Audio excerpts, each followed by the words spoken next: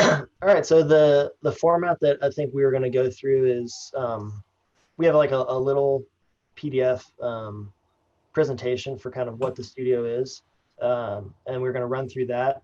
I think maybe before we launch into that, we were just going to ask Rasa and Corey if you guys, I think you've maybe both met all of these students before, or at least Corey has, but maybe just a quick for anybody that doesn't know you, just a brief introduction of who you are and maybe what your focus is at the school. And then we'll launch into a little presentation and then get underway with the 5 students we have for this session. Corey, do you want to go ahead and just a quick intro? Yep. Hi, everyone. I think I've taught most of you, maybe all of you. Yeah, all of you. Anyway, so yeah, Corey, I teach I'm the graduate advisor and architecture professor here at UT, and mostly digital technologies, digital fabrication work. And right now I'm only teaching my seminar. So next semester I'll be teaching VisCom again, and this summer a studio for the incoming grads. So good to see you all. Looking forward to the work. Cool. Okay, hi everyone. Very nice. Thank you very much for invitation. For me, everything is new at UT, but I'm new. I came from London, and before I was working and living in Austria, so several backgrounds before, but at the UT, I'm a lecturer. I have taught, I'm teaching now speculative design studio, and last semester I taught advanced design studio. So I'm really interested in digital design strategies, and very interested in your project for today. Really, thank you for invitation.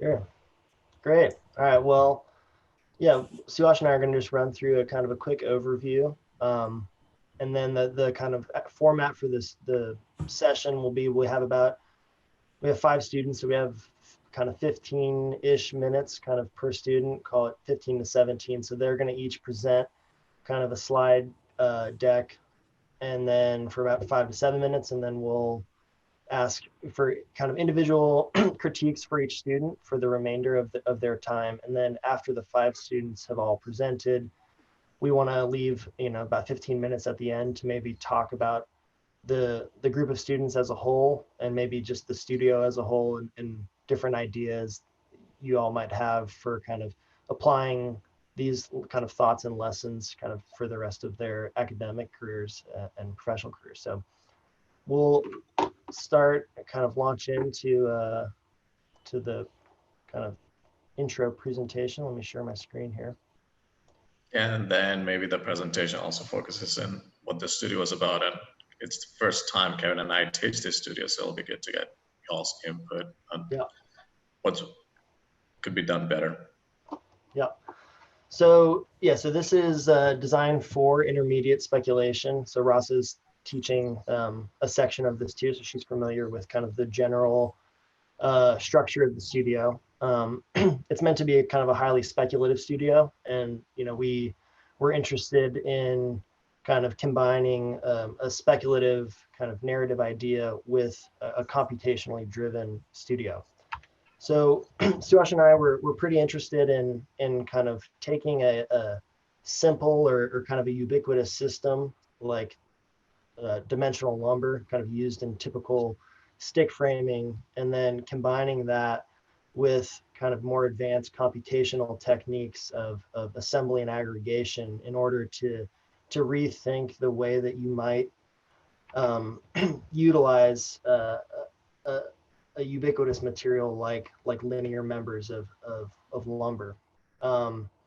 So we asked the students to kind of each create, or they all developed kind of a system, assembly system, and then at the same time we also asked them to create kind of an overall speculative narrative. And then we both studied their system and then also started to infer kind of architecture and program into the outputs of their system, and in the end we investigated kind of a singular unit to start to imagine kind of what the potential of their system could be in an architectural sense.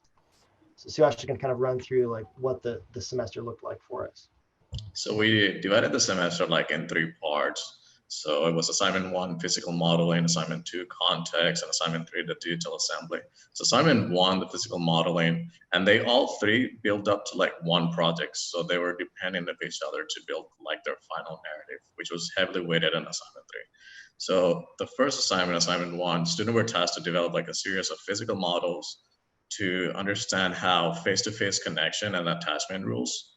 We did not went through the process of understanding wood joinery, but we wanted to see how this assembly system can create a bigger network of a global network. So rules should also, like when they're developing this, they need to understand like rules are flexible enough to create like a volume or an enclosure.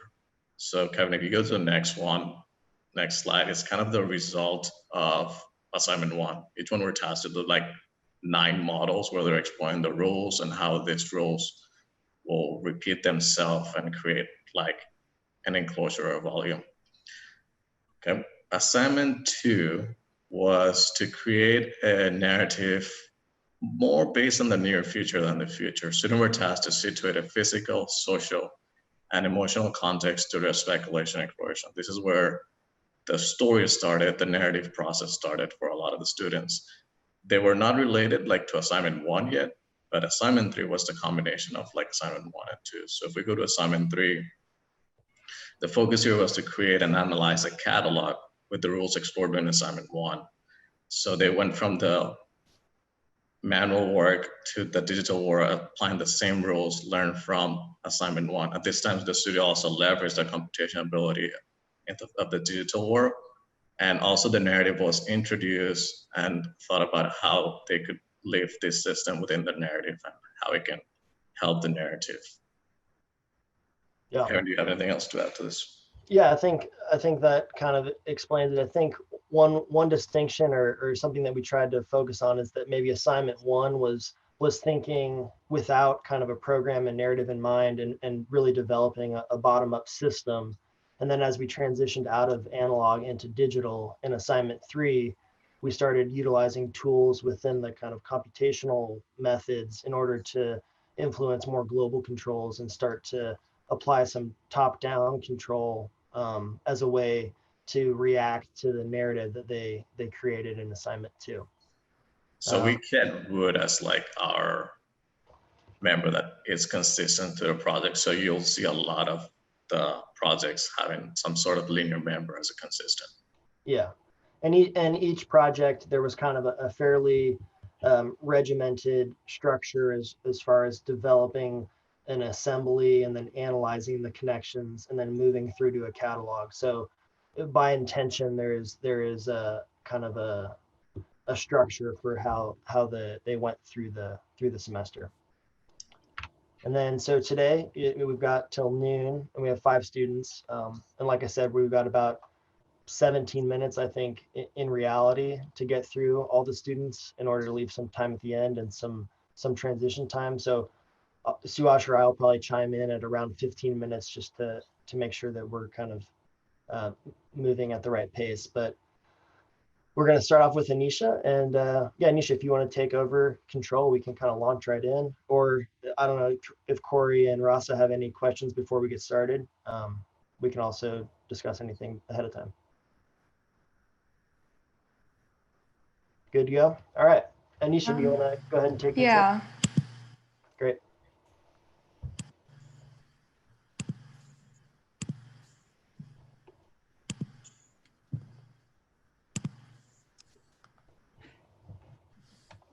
So hi, I'm Anisha Kamat, and I'll be presenting community centers. In the near future, small residential neighborhoods nearby big cities are facing a problem with abandoned housing, highlighted in the site plan. In order to revitalize the neighborhood and fix this issue, a community has decided to use 2x4 wood aggregation to create community centers that utilize the abandoned houses and the area surrounding them. These 2x4 aggregations are made from reclaimed wood and are meant to create spaces for young people to congregate and do various activities. These community centers adapt to the changing landscape of the neighborhood, providing safe spaces for youth and reinvigorating community spirits. The modules for my aggregation focus on the interconnections between a 2-pronged L shape, module 1, and an S shape, module 2. Both of the modules are made from 3-feet pieces of wood and are able to attach to each other and to themselves using a variety of rules. The L-shaped module connects using a sliding mechanism that interlocks the pieces to form larger modules. These pieces can be arrayed to form larger floor, aperture, and wall conditions. The S-shaped module connects using a sliding mechanism as well to create more porous frames and vertical structure. The S-shaped module and the L module can be combined to create volumetric spaces using rules for connection. Using different combination of rules for each of the modules, I experimented with the patterning of walkable surface areas, walls, and the porosity of vertical structure. When using these rules to form my catalog, I focused on how my aggregation adapted to the variety of site constraints within a neighborhood. I thought about how the aggregation might form at the back of the house, between two houses, and at the corner of two houses. I created the aggregations at the back of the house first, shown in row A, which led to the creation of free-flowing structures that could expand exponentially. The in-between house and the corner house conditions, shown in rows B and C, naturally created space constraints for my aggregation, which led to more volumetric spaces that could be inhabited. In addition to the site constraints of the house, I experimented with how the aggregation could encroach the inside of the abandoned house, seeing how it could engage the underused interior space. From my catalog, I selected B2, B3, B4, and C1 for further exploration. Between my selected aggregations, I was able to evaluate them based on a variety of criteria. I focused on the accessibility of the space, such as where a person would enter from, the numbers and levels it created, and the maximum occupancy of the space. Additionally, I calculated the linear feet of wood used and estimated that number as a ratio of the number of linear feet of wood used in a single family home. In particular, one thing I found successful about C1 was its ability to create multi-level spaces that took advantage of the corner condition.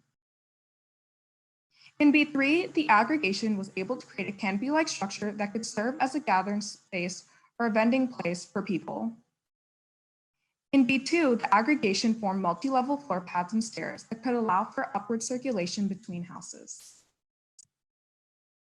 In the last aggregation, B4, I was able to utilize both the interior space and the surrounding areas, encouraging people to explore the full site. From my 4 selected aggregations, I chose B4 because it interacted with the existing house while still creating exterior spaces in the surrounding area that encouraged people to take advantage of the full site. After selecting my aggregation, I revisited the site and isolated one of the abandoned house conditions highlighted in the picture. From this, I adapted my aggregation to the unique site conditions. In the first section, you can see the entrance of the space consisting of a canopy with shelves. As you cut further into the building, the singular space opens up into 3 levels of reading and meeting rooms, providing different spatial qualities and levels of enclosure. The longitudinal section reveals the spatial qualities of the portion of the aggregation between the 2 houses. It forms a partial-like tube enclosure that allows for accessibility from both sides. The floor plan shows the organization of meeting and reading rooms on the first level. The first perspective is a view of a person as they would enter the reading and meeting room spaces. They would be met with shelves of books and would have the option of moving to the internal covered meeting space or moving to the upper levels. The upper floors provide open air spaces as well as covered area on the 3rd floor. People can lounge on the rooftops, providing a peaceful place for reading and congregating. In summary, the 2 modules were able to form a variety of aggregations that adapted to the ever-changing conditions of a neighborhood, such as the arrangement of houses. From my selected aggregation, I explored how the resulting form might bridge the outdoors with the interior, bringing life to the once deteriorating abandoned houses. My aggregation created a circulation path between these conditions and multi-levels that provided a place for people to read and to congregate.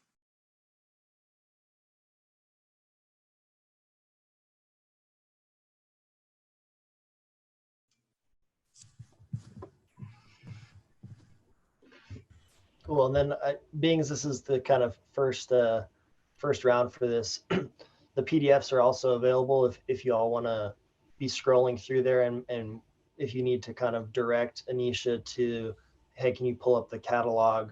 Maybe that's the best way. I think maybe her page numbers are slightly different just because she kind of built up some of them. So in terms of navigating through and kind of recollecting things, that might be the easiest way to get back to desired drawings.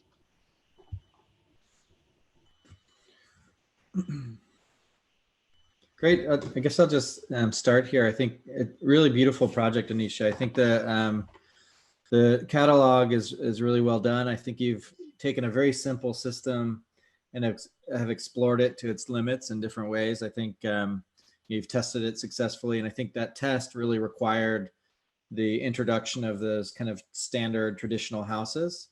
And I like that the aggregation starts to alter and vary based on how that traditional architecture is situated in relationship to those pieces. So if you have one house, it's very different. It's more of a growth. If you have two houses that are parallel to each other, it's kind of a transitional piece. And then if you have two houses that are in different orientations, it actually becomes a mixture of both growth and transition. So I think that was a good choice to choose, in particular, like B2 and C2, for example. I think they kind of create the most opportunity. The one thing I would say, I think with your module, I think it's not quite two modules. It's really one module. If you go back to your module page, I think it was maybe two or something. Yeah, keep going.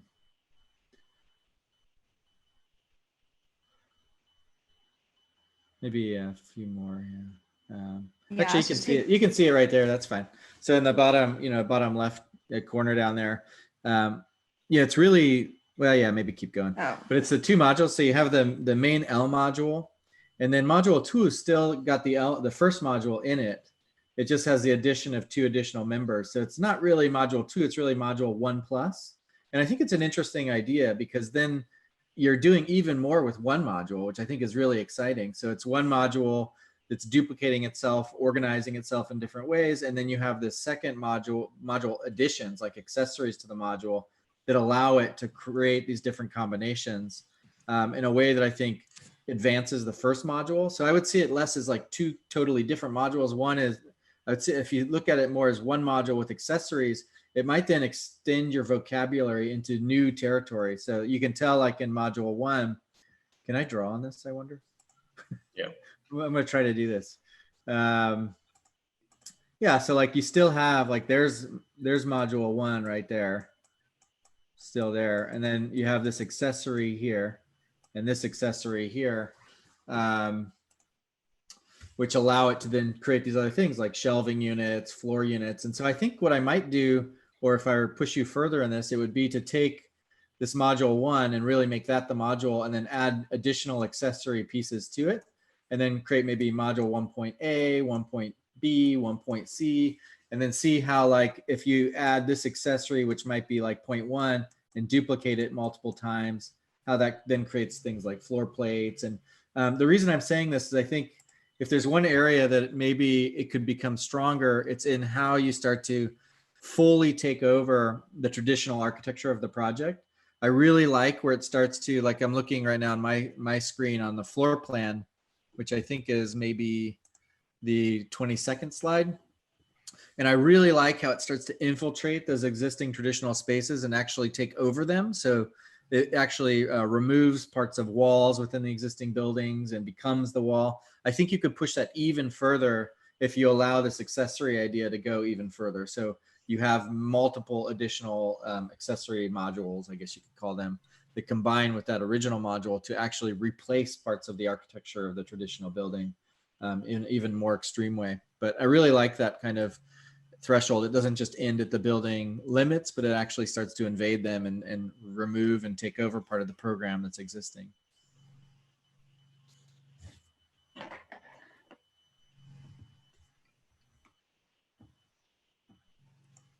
Corey, yeah, go ahead. please, Corey, finish. I didn't want I was just going to say, maybe click through the slides a little more. Anisha, maybe go back to the end slides a little bit. Okay. And Anisha, if you need to just exit the full screen to more quickly scroll through, that's fine. Yeah. Whatever is easiest to navigate. I'll do that. We're figuring it out. That was a nice slide. If you could a little bit go back to the slides you highlighted, yes, before when you show which slide? The one slide where you compare these different arrangements, transparencies, or different experiments. Could you go back into this one? Like, I think it's your matrix slide. yes. Yeah. So this one, Corey mentioned like a very nice comments to you. So after this all exploration and so many topics, like from your potential of the detailing, your potential of meaning to architecture, it's really deep, and variety of what you explore is very interesting. Very, very nice presentation, and I really enjoy seeing the freedom of the design you explore within the speculative design studio. And I will talk soon about this. What I like a lot about the projects when you show the variety of combinations from having the flat surfaces like in landscape conditions in the terms of interiority. I'm not talking like large urban landscapes, but I really like that in kind of small detail of interiority, you have so many freedom, playfully exploring the stairs and the ornaments together. It's really beautiful and amazing. And I think I really like these graphical experiments, even one rendering style. Here, when I see this two experiments made, you have a very spatial one and very much like this landscape condition for interior. Could you go please to your renderings, which you show the proposal or this kind of ambience of proposal when you have your renderings with the humans inside your system. Beautiful sections as well, but I would like to go to those interior situations. The ones, I think very nicely here, through this method of experimentation you do, or speculation you do through these arrangements, you very much, I enjoy to see your output opening up the scenarios. So we kind of like Corey mentioned the same, so I'm just adding one more compliment that it's kind of, might be, it doesn't seem so finished. We totally agree with that stage, because the speculative design started to open up the possibilities. I really enjoy seeing these also views after understanding your progress of the design method, where you see it as a bookshelf. Can you hear me? Yes. I really enjoy seeing to open up these scenarios like a bookshelf, something open for community. And this, I think that this graphical experiments seen in your variability, it turns into something open and live, like a community type of bookshop, or let's say a cafe, or little playgrounds like in an interior level. So this kind of landscapes, I really appreciate and want to give you a compliment that those kind of little interior landscapes brings you even in the tiny spaces to make more from something what was before.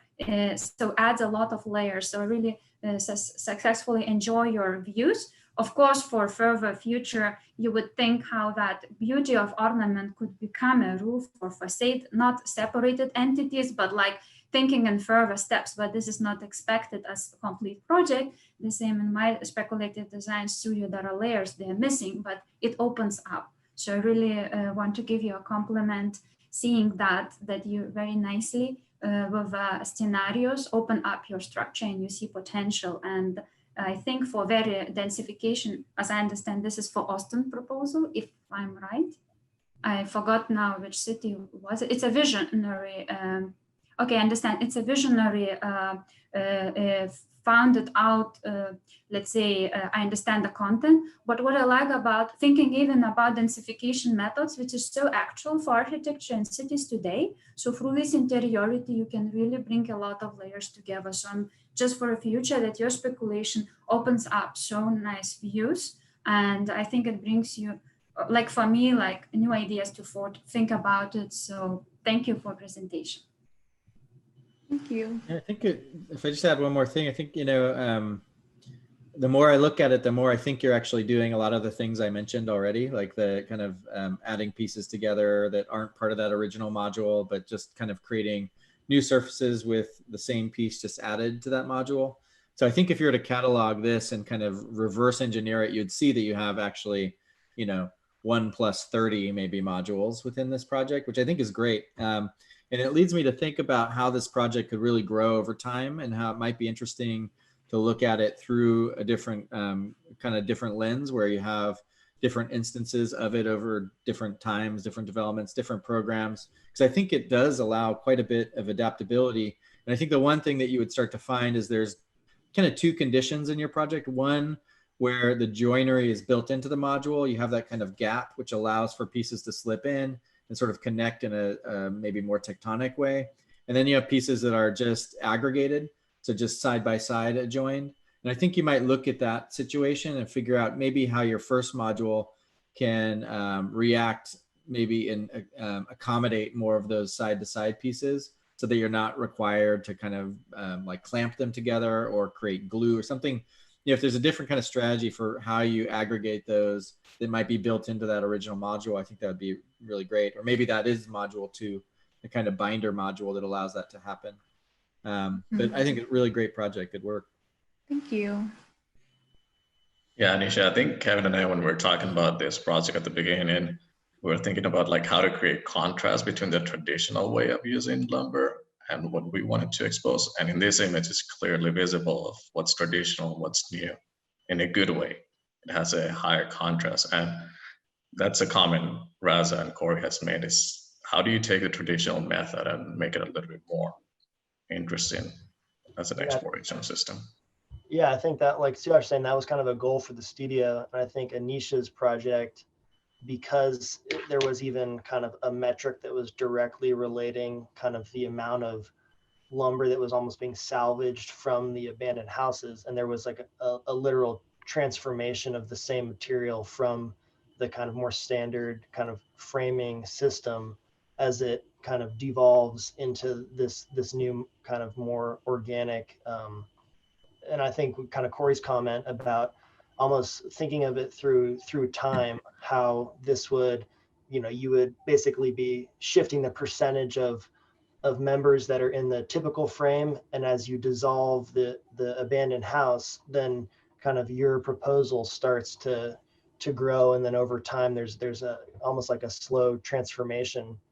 And it seemed like your kind of interest in this situation it definitely applies in Austin, but is in many cities where you have kind of underdeveloped pieces of kind of single family housing that are getting kind of quickly, just the buildings are being raised and then much more dense stuff is being introduced. It seemed like you were interested in, can those spaces, instead of being just erased and redeveloped, become kind of nodes of amenity for a community, in the kind of remnant of the existing structure, be put on stage for a little bit. So I think, to Suhash's comment, this project really kind of like highlights the contrast that was one of the interests of the studio.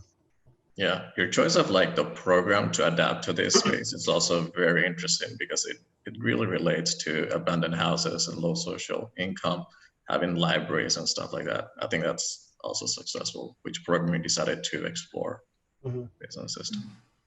Also very nice to mention the time that all of you mentioned, and students. So sometimes like small businesses, like it's very actual now for the future, they need a new startups or some kind of, let's say, like an artist have applies for little exhibition or selling the juveler and starting this again. And I think transforming or those temporary structures and being to keep it more structurally and some adaptable enclosures. I think it's a very, very nice idea for existing content. And especially I learned from Austin something new, but this is, I like as a visionary plan, it's more multiple. It happens in London, it happens in New York, it happens in these dead zones, or where let's see the liveness is already a way you can really with low budget to bring something communal, but also beneficial for, let's say, bringing back someone to an economy, or like a small economies or something, or like a But it's a really nice, and I really enjoy this vertical and horizontal being able to adapt.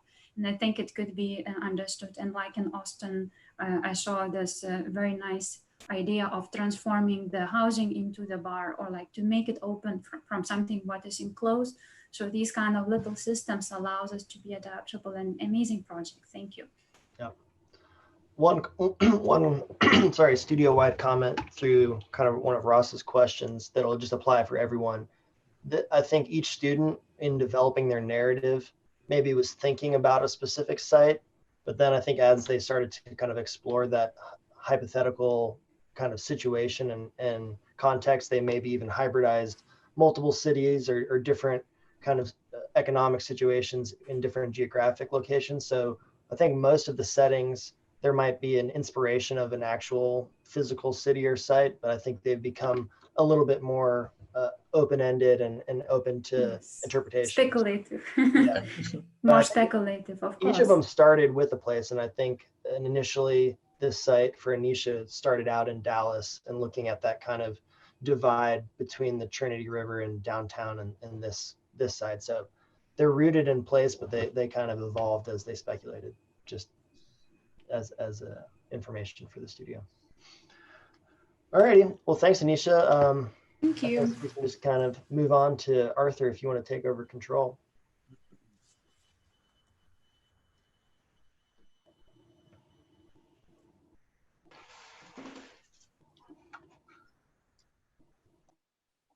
Okay. Hi, my name is Arthur Lamb, and my project's primary focus is directed towards the creation of spanning elements that act as bridging structures. Sorry, having a bit of trouble with moving the slide. Okay. So my project is set in a metropolitan environment where the urban and suburban contexts are divided by a stretch of land that is densely populated with trees and turbulent rivers, making it both hard to cross and build upon. But after an unexpected drought hits, this stretch of land breaks into a network of tame streams and pockets of trees. City officials recognize that the connection between the city and its neighboring suburbs are of great importance due to the vast opportunities that the city has to offer and the diverse market that the suburbs provide. So the city comes up with a proposal to construct a system of passages intended to bridge the gap between the two settings and act as a space of observation and exploration for members of both contexts. In this investigation, I relied on the use of 3 different modules that interact with one another to either react to the site in a particular way or create different spatial conditions. Due to the unevenness of the natural terrain, the first module that I used was an L-shaped member. I followed through with this particular geometry because it can connect in various different ways to allow for growth on steep and shallow surfaces. So having established this level mat condition, which the remainder of the structure can build off of, I then moved on to my second module, which was made up of 2 interlocked L's to create a rectangular member that connects to one another as shown. And it also connects to the previous module like this. And with this set of rules, this module was able to create platforms that perform the role of a floor plate. A square module was of similar construction, was then placed over this pass, and they connect to one another as shown. And they connect to the floor module with these sets of rules. And they create pockets of space inside of the floor with a less linear grain, suggesting something that's more static. So the program may be something more similar to resting or observation of nature. And then lastly, I reintroduced module B as a vertical member this time in order to create enclosure. So this is a collection of all of the different potential connections that I used in my system. And from these rules, I was able to create this catalog of outputs. And from these outputs, I ultimately decided to pursue the following aggregations due to the different ways that they interacted with the site and created enclosure. So my first output of aggregations is just only using the mat elements, and they were able to climb over 51 feet of terrain while still maintaining the flatness to reduce the amount of elements used. From there, I looked into how pathways could be achieved, and I used a 4th condition. I then looked into how these structures could create bridging connections over bodies of water, and this one in particular redirected the bridge in different directions. And this one investigated how a bridge could branch from a single node in between. I ultimately decided to follow through with this output because it showed direct bridging and fit better with my project's intent and also had a better sense of volume to it. So with regard to the buildup of this output in particular, it starts with the mat, and then the construction of the floor, the insertion of static pockets, and then the buildup of volume. One thing that this system allowed was the creation of threshold conditions, and it also shows how it can create structure on various elevations, as shown in the top right. It also creates shaded areas that allow light to pass through within the volume. And finally, it can also create truly enclosed spaces that also utilize neighboring trees as shade. In this elevation, I particularly want to show how this system could flow over fluid sites without terminating the aggregation. And this section shows a cut of the bridge and how the system moves over the site as well. I also want to look at how the overlying context could be observed from an interior condition, as well as how the context could be perceived from the outside as well. So in conclusion, this proposal looks at how linear members can be connected with a system to create bridging connections. Thank you for your time.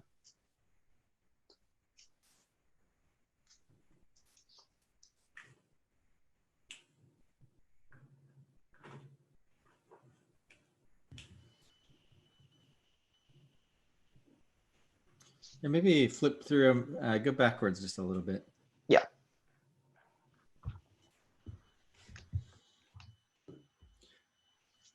Yeah, yeah, maybe stay on one of those. Okay. That's great, Arthur. I think another really good project. I think I particularly like your choice of site. I think it's pretty interesting to actually, you know, I'm glad to see like a range of different kind of site approaches in the studio, like the traditional house, now landscape. And I think what's really interesting about this is it actually engages still traditional architecture, and it does so through like foundation. And if you know, once you start practicing, you're going to realize like the more complex the site topography, the more expensive the project, the more difficult to build. And so when you start looking at city fabric, a lot of the fabric is developed around geography.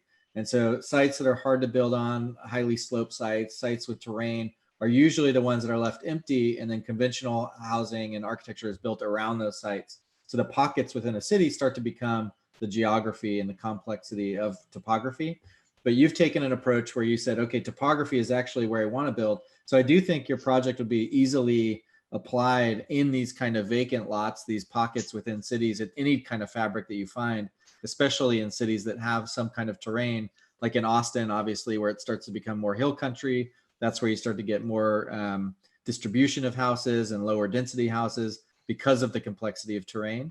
And I think, so in terms of like dealing with conventional architecture, and what I think you're dealing with is really like the foundation strategy, which I think is really interesting. Like typically you have two kind of foundation types. You have a pier and beam, which is a stick kind of strategy of creating foundations. The other one is a monolithic one, like concrete, where you pour these kind of large monolithic structures. You're kind of negotiating those two conditions. You're creating a density of frame pieces, which kind of approaches a monolithic type construction. And then you have the frame pieces, which approaches a more pier and beam type construction. But I think by using the kind of range that this module offers you, you actually negotiate both of those construction technologies within one system. And I think that's really where it starts to become interesting.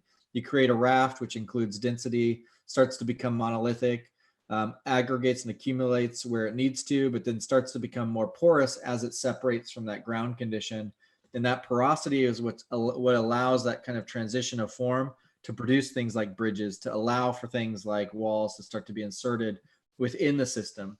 And so I just think it's a really interesting gradient project if you start to think about it as an oppositional strategy against these more conventional and less gradient type assembly conditions like concrete, for example. Yes, it's an amazing project. Very nice to see like a similar, a bit, how can I say, similar strategies of design, but very different proposals. Like now in this one, like in the structure and stability, amazing to see that coming up into the aesthetics, colorization a bit, like giving these different color tones, like a kind of stone formation, like in the geographical, it's synthetic geologies or something, excuse me for the expression, that amazing ornaments or having this depth of the layer. I really enjoy to see that flips of a vertical and horizontal dimensions you are using. It does both as graphically as structurally amazing, and also as Corey mentioned, this freedom of the design, turning livable bridges, but also having them as bridges relating to site as well, buildings as bridges. Like for a speculative aspect, if you go to a little bit through more views, the ones you produced, like as I see huge potential, like such views are amazing. So you can have a very open systems, what Corey mentioned, and I'm really amazed about that, from the landscape, from something like a communal shared max, accessible to everyone, to semi-shared, I think, and some other shared models of housing, which has low costs, or shared communities which could supply and add the layers which are missing in the city. So I'm really amazed by that freedom of the design, not to see it as single units, let's say, or to invert it into something opposite. So it amazed me in the speculation. What I think more potential could be, but I would not expect even for the design, just to give you as what vision comes to me looking to your project, could be really those bridges, and also some housing units or some areas as bridges, like a bit going to beyond. But I totally agree, this is beyond the studio task, because it's just 3 months speculation within the structure and so on, but I'm seeing even the potential from the project to become something more unique. It's already unique enough, but I'm saying could be even from landscape into the opposite bridging parts, using that for designing specific conditions like a vertical gardens or something within the interior spaces. But I really see that intention was felt like to be more sensitive to the landscape, so to not to overcome something very high structure. I'm just saying in terms of our content is really flexible and amazing from that aspect. I really like the shadows adding as a value, what you mentioned. So not to see it as just something unfinished, but intentionally mentioning them, because I think this ventilation effects, cold and warm areas, or like sun and shadow, is really like part of an important major of trying to make sustainable housing or sustainable areas for living or free time spaces, so that the public, it doesn't mean an empty plaza, it could be embracement with roofs and part of structures where we can also have in different temperatures, having it open and inviting. Thank you. Thank you. If I just add a little more to my comments, I was thinking a little more about it. I think what else is kind of interesting about the kind of replacement of a traditional construction strategy, especially with the monolithic like concrete, is typically when they pour those under the slab, they just like dump all the construction waste and then they cover it up with the slab. And I'm just thinking about like how much waste you might have in the cutting up of these members and these modules, and how many opportunities you have to plug in that waste. So by waste in this case, it's not really waste, it's really just the offcuts of the wood. Like if you cut a 2x8 down to 2x6, you have a 2-foot piece. And just thinking back to this monolithic strategy, you have so much potential to infill, where you have maybe the need for more of a slab, a less porous slab, for example, or for foundation, you need a thicker, more monolithic aggregation of the parts. You could fill that in with some of the waste. And I think it's just really interesting that the potential of integrating all of that offcutting into your project, which probably was not part of the original idea, but I think definitely a potential within this scheme. So I really appreciate that. In the reverse direction, if you add up these pieces, you might even create bigger members, like laminated kind of beams. So if you glue a bunch of 2x4s together, you can create a large member, like a large lumber post or beam, which will allow even more variation in the space, like larger scale spaces. And talking about bridges, like that's how you could start to create even longer span bridges. But all of that exists within your system as you have it. So I think that's a really great potential of it. Yeah, I think Corey's comment about kind of this kind of third approach to foundation, like between your typical kind of pier and beam or a slab, and then what you're kind of creating is this mat. And actually, it's funny when you think about how they address true erosion issues, like erosion mats is the technique from like an engineering standpoint of how you would deal with kind of really volatile earth. So it's interesting thinking of this almost kind of mat superstructure that you could make that gains its strength by being kind of a blanket over a pretty unstable earth. So yeah, I really appreciate, especially for Arthur's project, the kind of thinking systematically, also the sequencing of the construction, thinking about the units coming in a specific order to kind of establish the ground that you then build on, and then creating the pockets that then you begin to introduce the vertical members for more enclosure. And then actually Corey's comment about, the potential for the offcuts, Arthur, you can even probably elaborate a little bit, like your system wasn't perfect in creating kind of flat pathways. So like you started to even plug in some of those infill pieces here. So yeah, there is a really interesting kind of opportunity for beyond how you start to have this, like maybe this would be the fourth layer of really starting to plug in and kind of think about the occupation of the humans to really define specific walking surfaces, or if you need to create like true opacity somewhere, like the idea of additionally inputting these kind of plugs is a pretty interesting notion for you. And you already kind of started doing this with the walking path there. Mm-hmm. Yeah. To echo on those comments before, can you go to the last slide? Because I think you can quickly imagine what's the length of each piece, because you didn't mention the length. So basically you start understanding what's the cut down. Mm-hmm. And going back to even Corey's comment for Anish, is like those three modules are making like a square rectangle. Mm-hmm. I feel like it's the same, right? So it's the same process. So it's not like module 1, 2, 3, but it's like 1.1, 1.2, 1.3 is just a different length. And then you say your length vary because of how you're going to cut this one large piece of wood. It can be a little bit more intelligent. You can take it to a next level of your understanding of wood and how they really get cut down. And that will really help your process of thinking. And also like the different sizes, they fit well. Like Corey was saying, like even the output, even though it's a difficult landscape, the output looks still like it respects the landscape the way you respect the trees and all the stuff around the landscape. It doesn't look like a building just plopped in the landscape and forget the landscape, which is what we usually do as architects. It's a nice output that still preserves the landscape. And even your lab, go to the Pierce rendering, the way you decided to like still continue like a girl planting and stuff like that, still keep respecting the landscape. It's not like I'm just gonna overimpose the landscape. So it's a good strategy, I think. Yeah, I mean, it's an interesting way to think about perviousness, and it's almost like your entire proposal is kind of porous to the earth, and in terms of ventilation, I think Rasa mentioned that, like that's also an interesting way to imagine kind of how air and heat kind of moves through your system. I also was interested in Rasa's comment, like right now you've kind of stopped at this, like we'll call it the single level of enclosure, but I wonder if you started to explore using similar techniques of bridging, and you can kind of see a bit in this view that kind of one guy perched up on top over to the left. Like if you start imagining, can the system, just as it bridges over the streams, start to bridge between the kind of volumetric massings, and you start to have even pockets that are multi-level at time, and then other times it is much more of kind of a synthetic landscape. So I think there's some pretty interesting opportunities to look at densifying with height in moments too.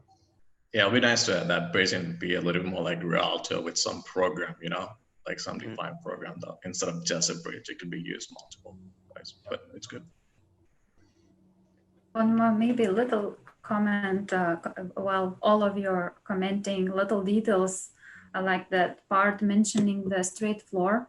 So having these areas, I think it's amazing to even to have as kind of the way we would walk and freedom of acting in the straight floor areas, and then having this becoming or zones of islands where you could plant or sit.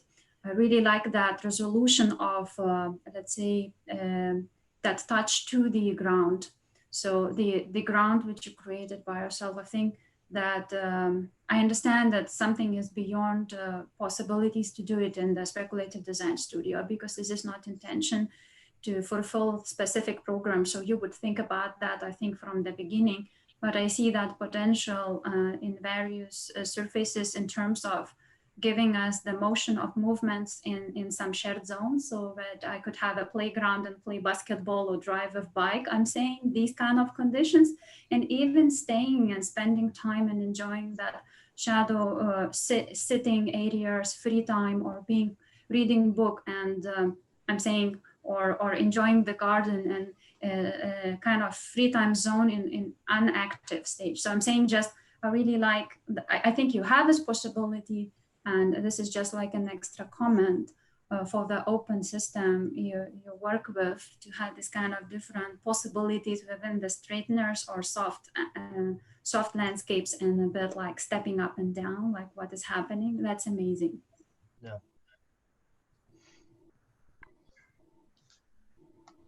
All right. Well, thank you. Any other final comments for Arthur, or if not, we'll kind of keep moving through to I believe Simeon's next. Simran. All right, Sim, you want to take control? Thank you so much. Thanks, Arthur. Thank you.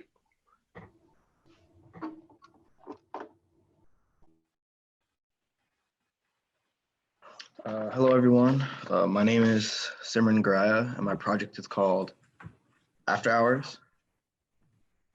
In the near future, cities are going through another urban boom, and in order to house all these new residents, all the green spaces and parks are destroyed to facilitate in the handling the new population growth. Looking for a short-term solution, this particular city decides on reusing and infilling parking garages in order to reacquire recreational areas that were lost. As the population grew, public transportation infrastructure was also overhauled to the point that most commuters use public transport rather than their own vehicles, and coupled with the new carbon tax on vehicle use, this caused parking garages to fall out of favor and be left mostly vacant. Wood was used to make these new areas because there was an abundance of it from all the deforested green spaces, as well as the knowledge that these parking garages would eventually at some point be destroyed to make new buildings. So whatever was used to infill would have to be temporary and lightweight. The parking garages also provided pre-existing coverage from the constant rain that poured onto the city, and with their close proximity to residents, these garages seemed to fit all the required needs. So I started with H-shaped units and try to find different unique ways to connect them, and tried to make sure that the long members intersected or joined each other at least one point. After that, I explored how these different modules connect around different bounding geometries. The rectangular prism on the left was the most successful because it naturally fit with the rectangular shape of the garage and the courts. Next, I created aggregations using different global geometries and separated each program with the bounding rectangular prism geometry from before. Each column represents a different global geometry, and as you go down the column, the number of programs increases. And I looked for ones that were the most successful in terms of density to what was being played in each program. From that, I found these 4 aggregations to be the most successful. Success was based on, in some cases, how the aggregations contain the programs. Other cases, it was a uniqueness of how they try to contain these spaces. Eventually, I chose this one to further explore because I found it to be the most successful. Then I broke the space down to see how the programs related to one another, as well as how they relate to the circulation of the aggregation and the garage as well. The porosity and density of the walls changed with what function they needed to achieve. So the porosity of the walls are set to where the balls can't come out, yet the people can still spectate through. And the density of the wall thickens at locations designated for seating. The aggregations take the circulation of the pre-existing parking garage and tries to blend it in with the new construction in order for it to be perceived as one structure instead of just an additive piece. Since the base units are easy to assemble, the use of heavy machinery and large groups of workers is not needed in order to expand these spaces. This is especially important because these spaces can't afford to close down for they're the only recreational spaces available in the area. This first person view helps understand the idea of density in relationship to the walls and the program. The walls at the bottom are denser so that the activity, in this case, table tennis, can be contained. Yet as you go up the wall, it becomes more porous to promote social activity. And in summary, I created different joining units, then explored different bounding and global geometries. Then through a series of experimentation, I chose the most successful model and explored those further. Thank you.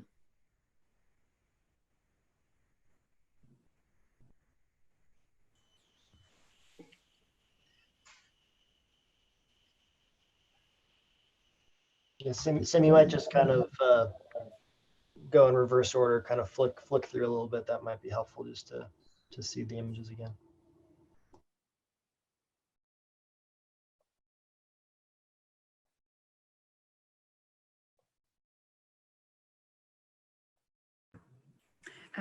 I really thank you for presentation. Amazing to see the variety of sites and different strategies you can do and you experiment with. Like amazing to see that you totally want something very open, like a low between the floors of open areas, especially we have some zones of inclined and parking spaces, and there is not really many ideas what to do in small scale, or do we need to remove or straighten that. So your system of turning benches from the wall is kind of becoming a division and producing several areas in this horizontal way of assembling.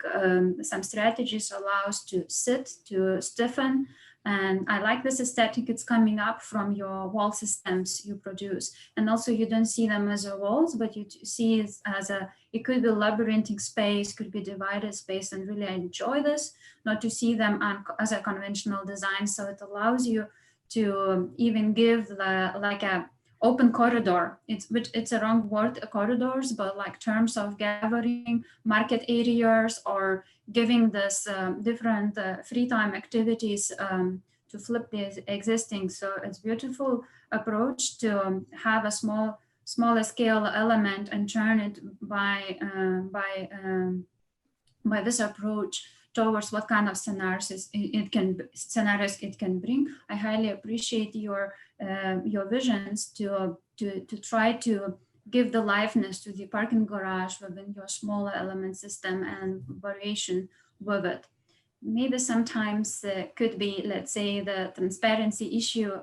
Just from my perspective, you could even go a bit more beyond. So give a differentiation of intentionally transparency we needed for invitation and for having these kind of areas of openness of public or sport activities that I understand. Sometimes it could be beyond and become less transparent and isolated, and maybe even going to different temperature or the interior of some other kind of, I think other entities could turn such usable spaces, which is beyond just public or other types of offices or something. I'm saying just this variety of densification could be more perhaps, or has potential from my side. Yes, but amazing approach. And thank you for presentation. I really enjoyed your proposal of that speculative moment from your design experiments.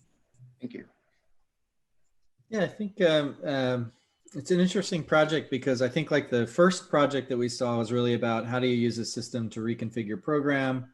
I think the second one was how to use a system to better integrate with site, maybe look at tectonic strategies in relationship to site.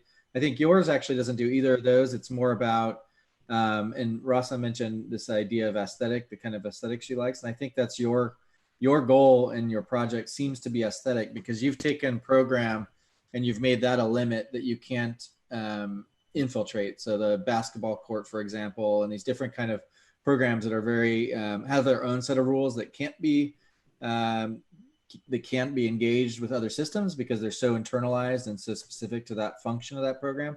And so yours in a way becomes an aesthetic system, which I think is totally a good way to go. The question I would have then within that is, how do you create variation within that aesthetic strategy? So if I look at this rendering, for example, everything is uniform. And so you've achieved kind of one aesthetic with the uniformity. I think though, what your program allows, which I think is really exciting, is that you have such a scale of space that you can also scale that aesthetic to that scale of space. So for example, in the much smaller areas, does it get more open to be the opposing aesthetic of that space? Or does it get dense and condensed down where you see the end grain of each of these pieces and they're really aggregated, almost like, you know, when you see logs stacked for fire, where you start to get a total density, it creates the wall. That's a very different aesthetic than one that's more like a large scale space of like the football stadium, or not, is it football? Or maybe basketball, dodgeball, where it's a large scale space where you might have a very different approach to what aesthetic and ornamentation means within that location. So I think I would maybe tune a little more the aesthetic to that scale of program, since you can't actually infiltrate the program with the piece itself. But I think it's a really interesting setup that you've created. The other thing I think there you do, all that said, I do think there are some opportunities where you do infiltrate. So for example, with the bench in this case, if you go back to some of your earlier iterations, there was one, which that's the one you chose, right? So I think maybe not this one, but maybe that one, where you do start to infiltrate a little more than the one you chose, where, you know, kind of like this zone, let me try to draw here. See if I can do this here. So like this zone where it's not so defined by the program, you do start to allow things to kind of combine, and it creates a more hybridized condition, opposed to this zone, which is like totally constrained by the limits of the program. So I think like in a way, this one maybe does it a little more for me, and that you do start to merge aesthetic with space and allow more variation within that. But I do think the system's really interesting. And a very different approach from the other two. And I think the choice of parking garage is really great. Yeah. Thank you. Yeah, Sam, I think those are great comments. And, you know, looking at this, I totally can agree that there's kind of a pretty exhaustive exploration of this one, call it semi-transparent screen. But I think starting to explore a much more variety of the density, I think could be interesting to really be, maybe there's apertures that are much more defined that kind of act as kind of like viewing windows into the spaces. And I also think we talked about a little bit just the idea that you have kind of like program and then another program, and then this kind of interstitial space between the programs is you know, that's the kind of circulation and gathering space. And I think if you start to treat kind of the surface on inwardly facing on the program uniquely, and maybe that's responding to not wanting the balls to bounce chaotically, you know, and then out here, you know, they start to really have a different texture that maybe starts to integrate with seating. I think then we would not only be able to read kind of intention between the sport programs, but also kind of like an aesthetic difference between the interstitial space and the kind of program space. And I think that would really kind of strengthen the sense of exiting the interstitial, and then you're like within the kind of play area if there was an aesthetic shift that occurred then too. I see.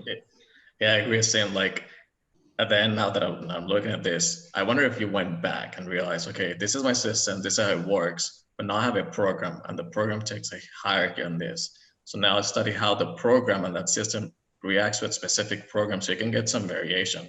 So for example, like dodgeball and futsal, it'll be nice to see more sitting, like bleacher time. But if you have a yoga, you don't need sitting. So you start creating this different type of porosity based on the program. That's the way you start creating differentiation. Because then when we were doing your renderings, we were like, hey, we need to write dodgeball. We need to like give it an idea of what that is. But I think if you can give us a better glimpse through the system by porosity, that'll be a lot nicer, a lot more integrated, because Okay. it feels like one thing, you know? Yeah, I see.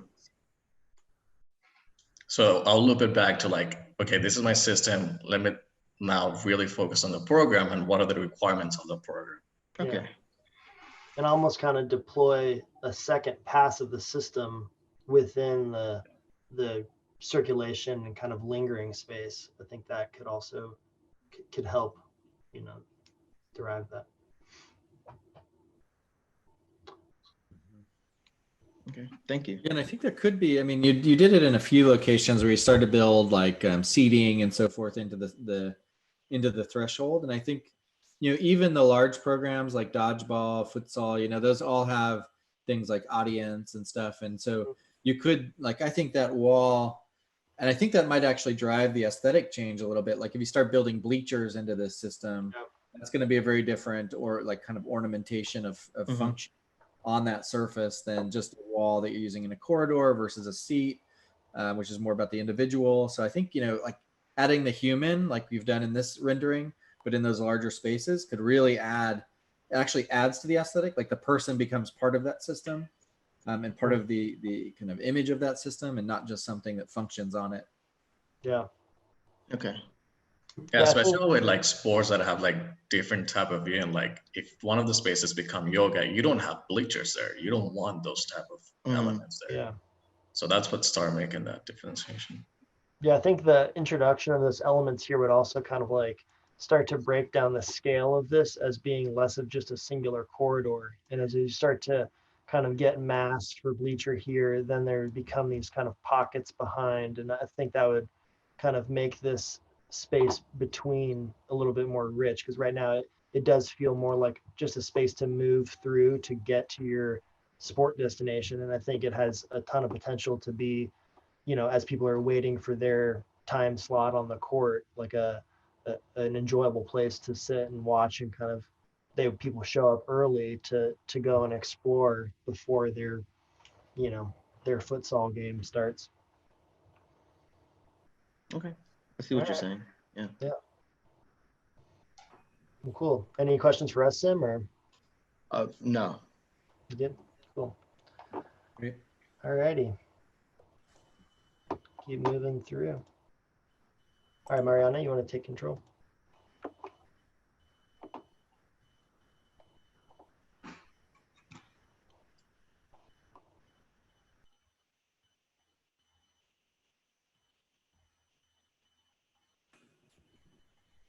Hi, I'm Mariana Vina. The name of my project is Alley Infills. Due to an increase in the pollution of traffic, noise, and other unwanted and unwelcoming characteristics in the near future, public streets have become dangerous and unhealthy environments, and this has forced people to turn inwards into the alleys as a kind of prized and safe oasis away from the chaos. So the back door of the city now becomes the front door. In these alleys, smaller residential buildings who don't have the amenities that the larger surrounding residential complexes have utilize the gathering spaces created and introduce wooden structures that create spaces they can use for some of the amenities that they lack. In this case, specifically study and social gathering areas. Additionally, linear wooden members are ideal in this situation because they are lightweight and simple enough to be moved, which when combined with the different connections also allow for quick assembly and disassembly when needed if the social spaces want to be moved when there needs to be access through the alleys, such as on service days. To create these spaces, I created this simple wooden unit that alternates between short and long members and use its different points to connect to each other and create different connections. The first row of rules shows different connections that I explored to create possible platform conditions. The second row shows connections that I tested that could help create a change in direction. And the third row shows connections I explored to possibly change levels within the outputs. From those sets of rules, I created several outputs and made up a catalog. The first 4 outputs I mainly created to explore possible platform conditions that could stack to create enclosures and bridging between the smaller residential buildings. The next 4 were created in a different site condition and explore more out of control outputs with fewer restraints and more connection rules added into the mix. And these last 4 are also in a different site condition and show more controlled and path direct outputs. From this catalog of 12, I reduced it to 5 outputs that I thought created interesting spatial and path qualities. The first one is A1. In this one, the output successfully created a more dynamic change of path as opposed to just a straight linear path that a lot of the other outputs have. In A3, the system more successfully links the buildings together and creates additional spaces that rest atop of them. The third one is A4, and here the rules used in the system successfully created enclosures and access to different levels. And in B3, I appreciated the success of the spaces that were created. Even though they're not super enclosed, they still create a sort of threshold condition, and I thought that was interesting. And the last one is C3, and while it's essentially some of the same threshold and spatial conditions as the previous output, I thought the output successfully connected the buildings in the site and created different levels throughout the system. Out of these, I decided to take A1 and A4 and kind of merge different aspects of them together and create an output that has multiple different levels for maximum space and the enclosures and paths created in both previous outputs, and further explore that within the site. And this output has 4 main levels. This is the first, which is essentially just a small gathering platform area in the middle. The next level is a smaller mid-level located on the right side of the output. The third level is the main level that contains several platforms put together to create one big gathering and study space for people.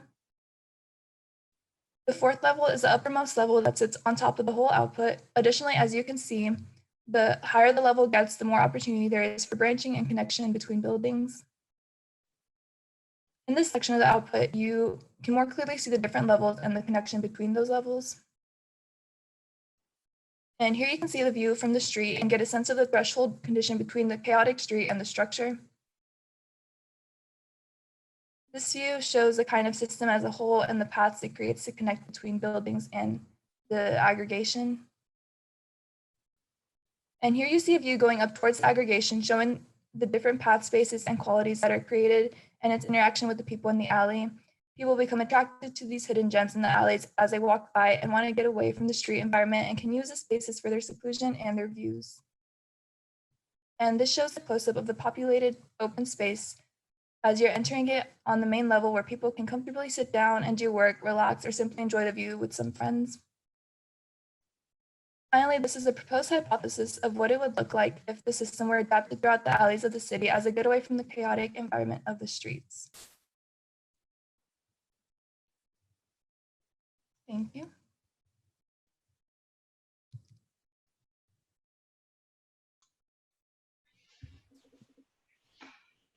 We go back a few slides to maybe it's like slide 15 or 16, the plan views.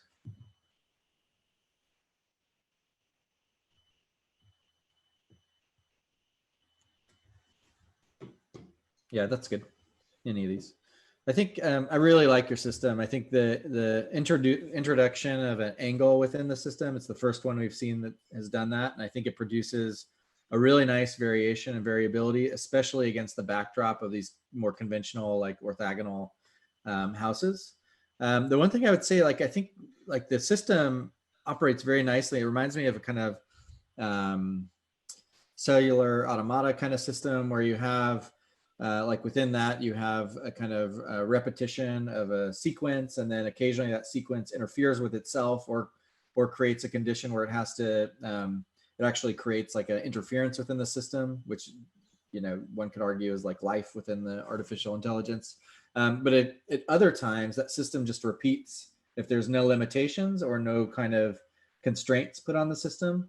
And so I think what's great, it's like you see a little bit like in this one, let me try this again, where you get like elements of interference, where you do get really unique opportunities and variations within that system, which produces a certain level of complexity. And then you have other areas that do produce that repetition where it just continues until it maybe hits a moment where it needs to add variation.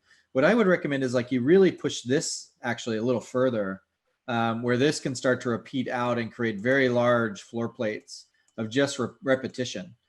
So you start to get more of an infiltration of your system into the existing context. Like right now, I think you're creating a really nice condition within that void space between buildings using your system, but your system could easily take over those buildings as well in a very homogeneous way, a very kind of conventional way, And I think that will connect it just even a little bit better to those buildings, and even maybe add to them. Like you could imagine as cities need to densify and grow, your system might allow for those more conventional plates to accumulate on top of the buildings and then be infilled with more traditional conventional kind of architecture, or, you know, like infill panels. So it would add density, but still feel integrated and synthetic within the system you've developed, which still allows for these very complex and more chaotic moments where people come together and accumulate. Because I do think it provides a kind of wayfinding within a city that otherwise is pretty banal. So I commend you on that.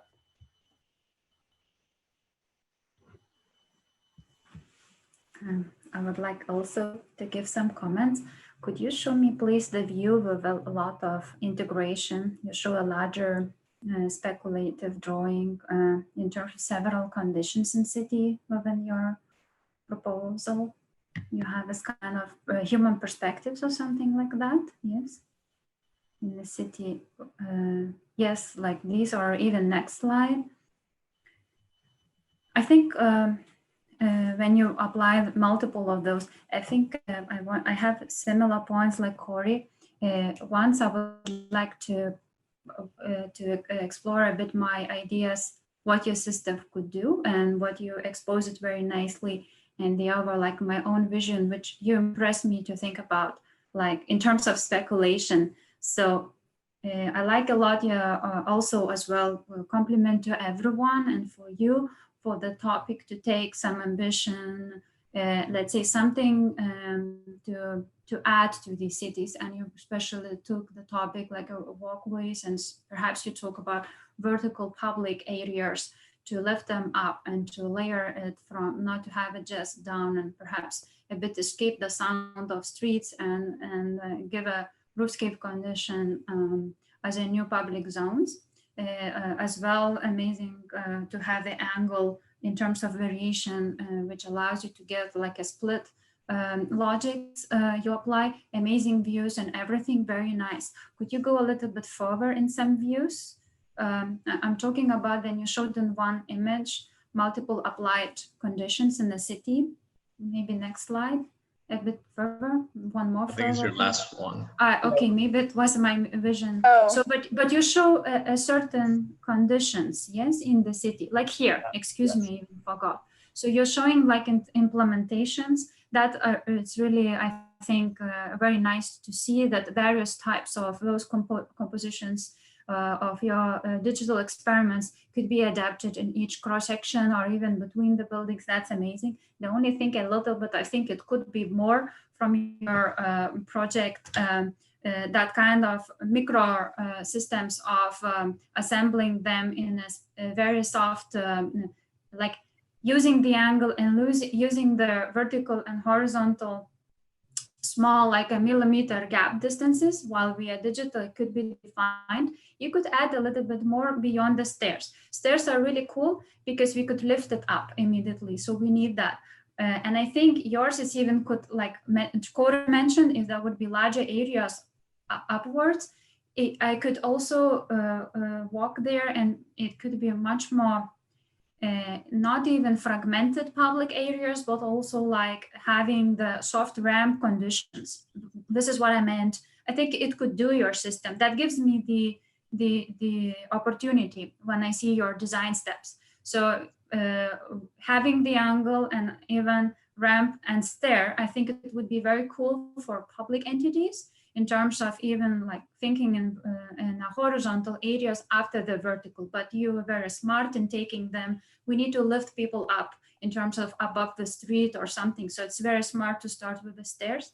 Another entity, I think, as possibility, one way could be if you involve the rotation, that this kind of, I liked and enjoy the straight entity you create through the repetition in one direction. But I think might be my opinion on that micro scale, statical elements like to flip them up and down in terms of more stability. So not to see from one way you speculate beautifully to put the vertical navigation or those pathways and walkways up, but from another, I think it could be more entities to start in terms of the stability, because for me, it became a little bit slightly as a fragments. So I'm not saying this as a specific like a comment, but I'm saying I see in your system more variability, and I really want to complement that in terms of the statistical and in navigation, that beauty of that spatial beauty of navigation through the navigation, that spatial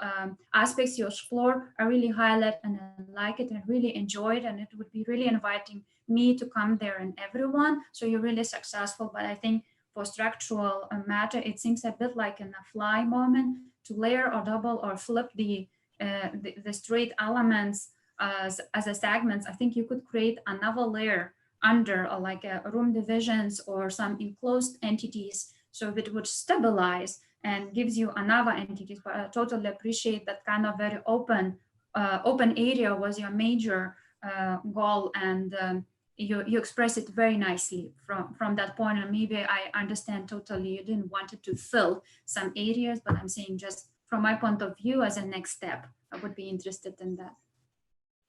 Yeah, I agree with those comments. I think, looking at this image, I think one thing that's great about your project is the urban strategies, the opportunities that are provided with the urban fabric. I think, in a typical city, like the one you're showing here, most of the private program is above the ground. Most of the public program is on the ground, which is the convention in most cities, at least in America.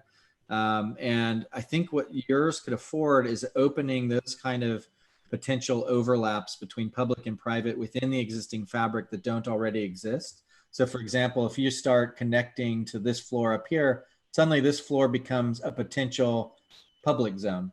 Or over here, maybe this whole floor starts to open up and you start to disperse and distribute the public-private relationships throughout the fabric because of your system. So I think it's really important to think, I mean, you're using, like Rasa mentioned, like you're down to a millimeter with the computation and the idea of aggregation, but you're also looking at the kilometer at the same time, which is like super exciting about this strategy and the proposal, is that you can negotiate those two extremes in scale and afford different opportunities at each scale in a really nice way.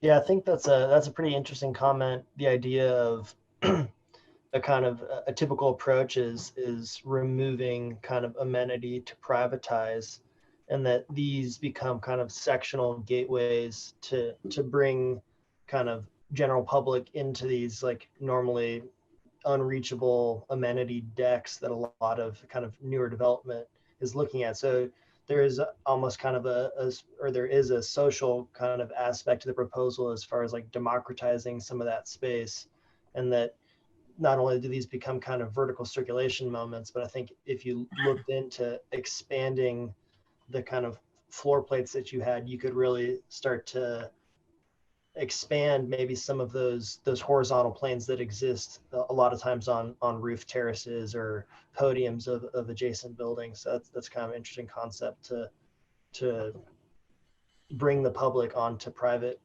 raised amenity. Yeah, I think if you define your matrix a little bit more will be nicer. For example, like this is one way alley secure, but then you have the open courtyard. So that's where you like start defining and giving platforms and stuff like that. It's echoing everyone's comment. It's the hardest thing we have to do is to students is like, no, we need more level changes. But for you, it's like, no, we need more platforms. We need more horizontals. So if your matrix can adjust a little bit to give it that differentiation of the configuration of the buildings in that alley will be nice. But it's a really good idea of how you went of busy streets which are flat, you're walking next to a car, so you're at the same level of the car, going to like stairs. Like that's a really good differentiation between being on that side with car and being at different elevations. But it does need a little bit of platforms, it does need a little bit of connection. So the way I see your project moving, it's more like the Ramblas, which is more linear and continuous, than little voxels, little Heatherwick's projects around these alleys, you know? Yeah, I think what's also interesting maybe about your system, I think one of the major fears sometimes when you start to raise the public realm and create kind of a second tier is then what happens to the street level experience in terms of being shaded out. And I think the kind of chaotic nature of how your system, especially, and I think due largely in part to the introduction of the angle, allows there to be a pretty dynamic in terms of light and kind of porosity underneath the structure too. So I think there can be moments, I think, where you maybe expand some of those linear arrays to get your more expansive kind of plates. But I think there still, I think what's successful in the project is the ability not to destroy kind of the experience underneath them as well. So.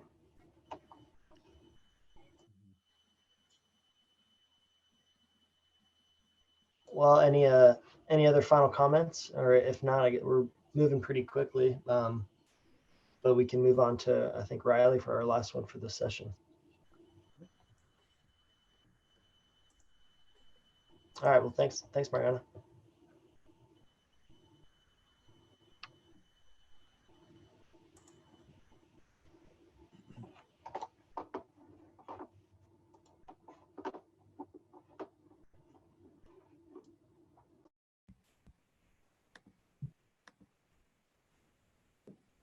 Hi, my name is Riley, and my project is called Sky Crossings. In the far future, as cities grow denser and more vertical, a singular level of circulation will no longer be proficient.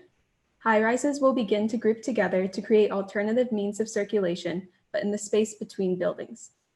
As shown in red, circulatory constructs comprised of aggregated, lightweight linear members will easily lift and install hundreds of feet in the air between pre-existing high-rises.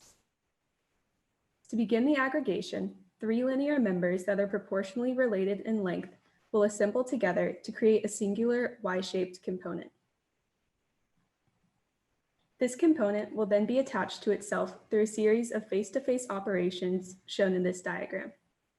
For example, if face J were to connect to face K, this assembly would result. The simplicity of the Y component offers hundreds of operational possibilities.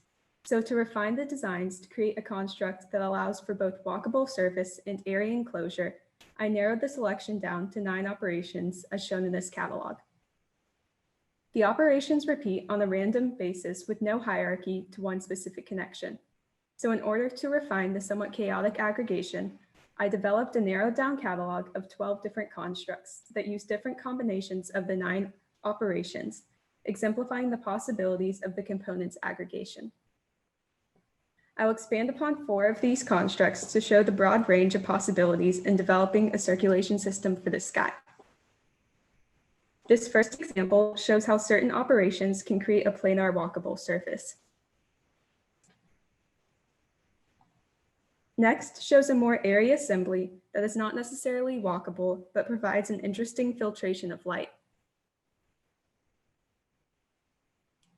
Combining the previous operations can begin to develop a sense of enclosure with a firm base and an airy porous top. This can be expanded to a multi-level system that connects more than just one floor to another. Upon further exploration of this particular output, I extended the system to continue its nesting between 2 buildings, so it now offers both building-to-building circulation and outdoor community space. The construct also grows into the buildings, intersecting the workplace and creating lobby spaces on more than just level 1.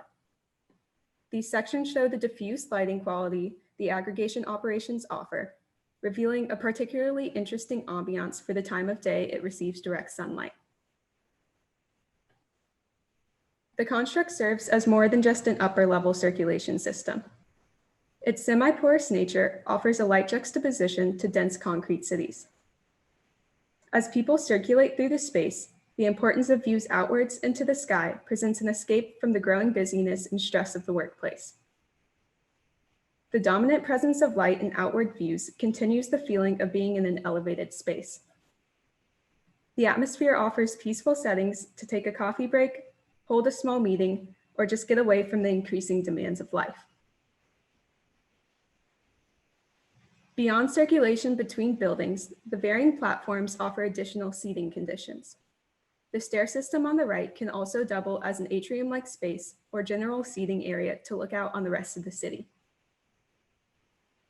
The system also allows for insertion of different program spaces, such as a coffee shop or a small bistro. Once again, the area operational aggregation on the enclosing structure manipulates the light for filtered patterns that provide both light and dark spaces to the community areas.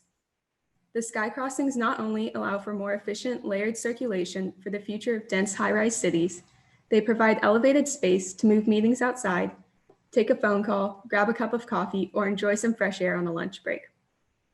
As the system aggregates across the city, it shows the future possibilities of enhancing pre-existing structures to capitalize off underused space, elevating everyday life. So, next time you need to cross the street, will you look to the sky? Thank you for your time, and I look forward to hearing your comments.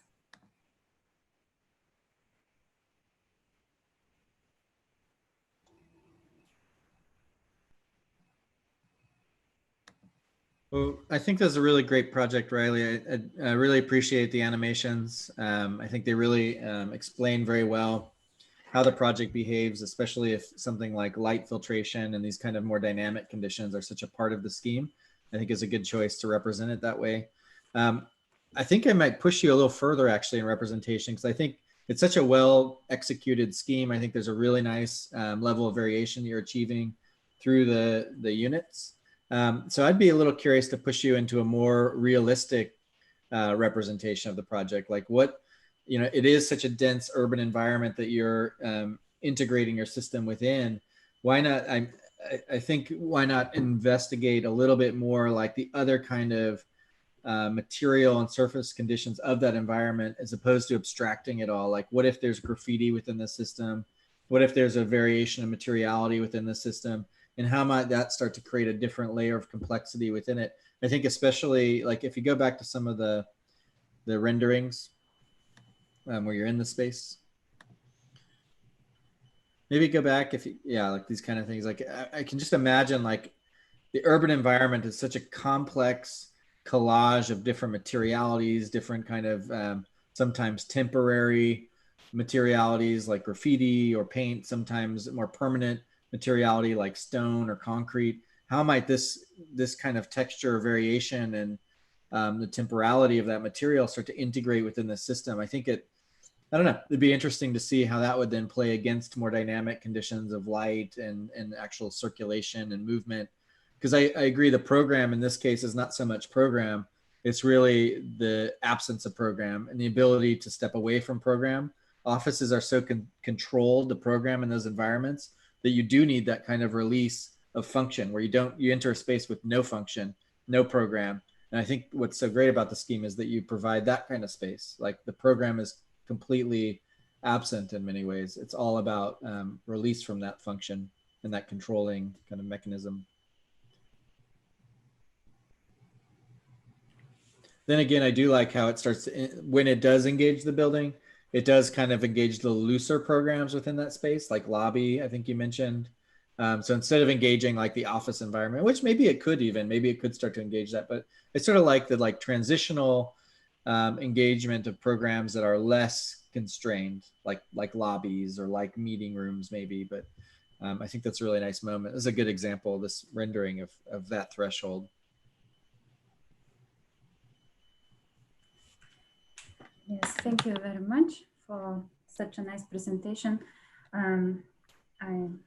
What Corey mentioned, a bit repeating, but from my own perspective, maybe the part of speculation for you became more stronger in your presentation, like showing this atmospheric new proposals to the existing very repetitive areas, like I'm talking buildings which are repetitive, equal, every floor is the same, large entities, and you're bringing this kind of openness and public entities which you observe from the street, looking to them and questioning this and showing a beautifully amazing presentation.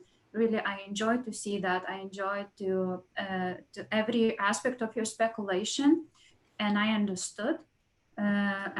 This is a huge compliment to you.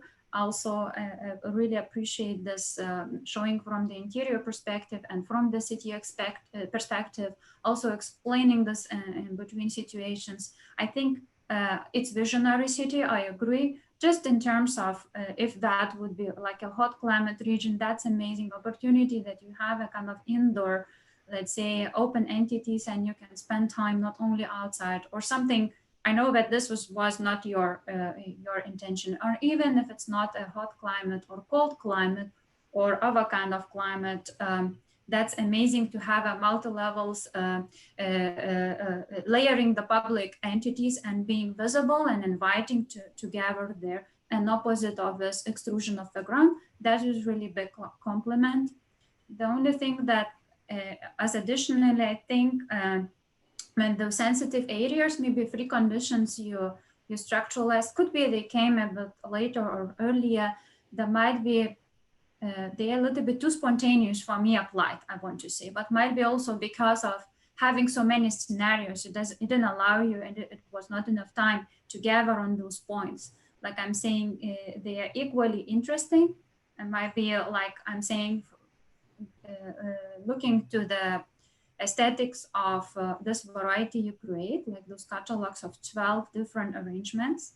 I would also be enjoyable seeing them as a 12 different types of this kind of urban labyrinths or something in a smaller scale, those kind of 12 spaces.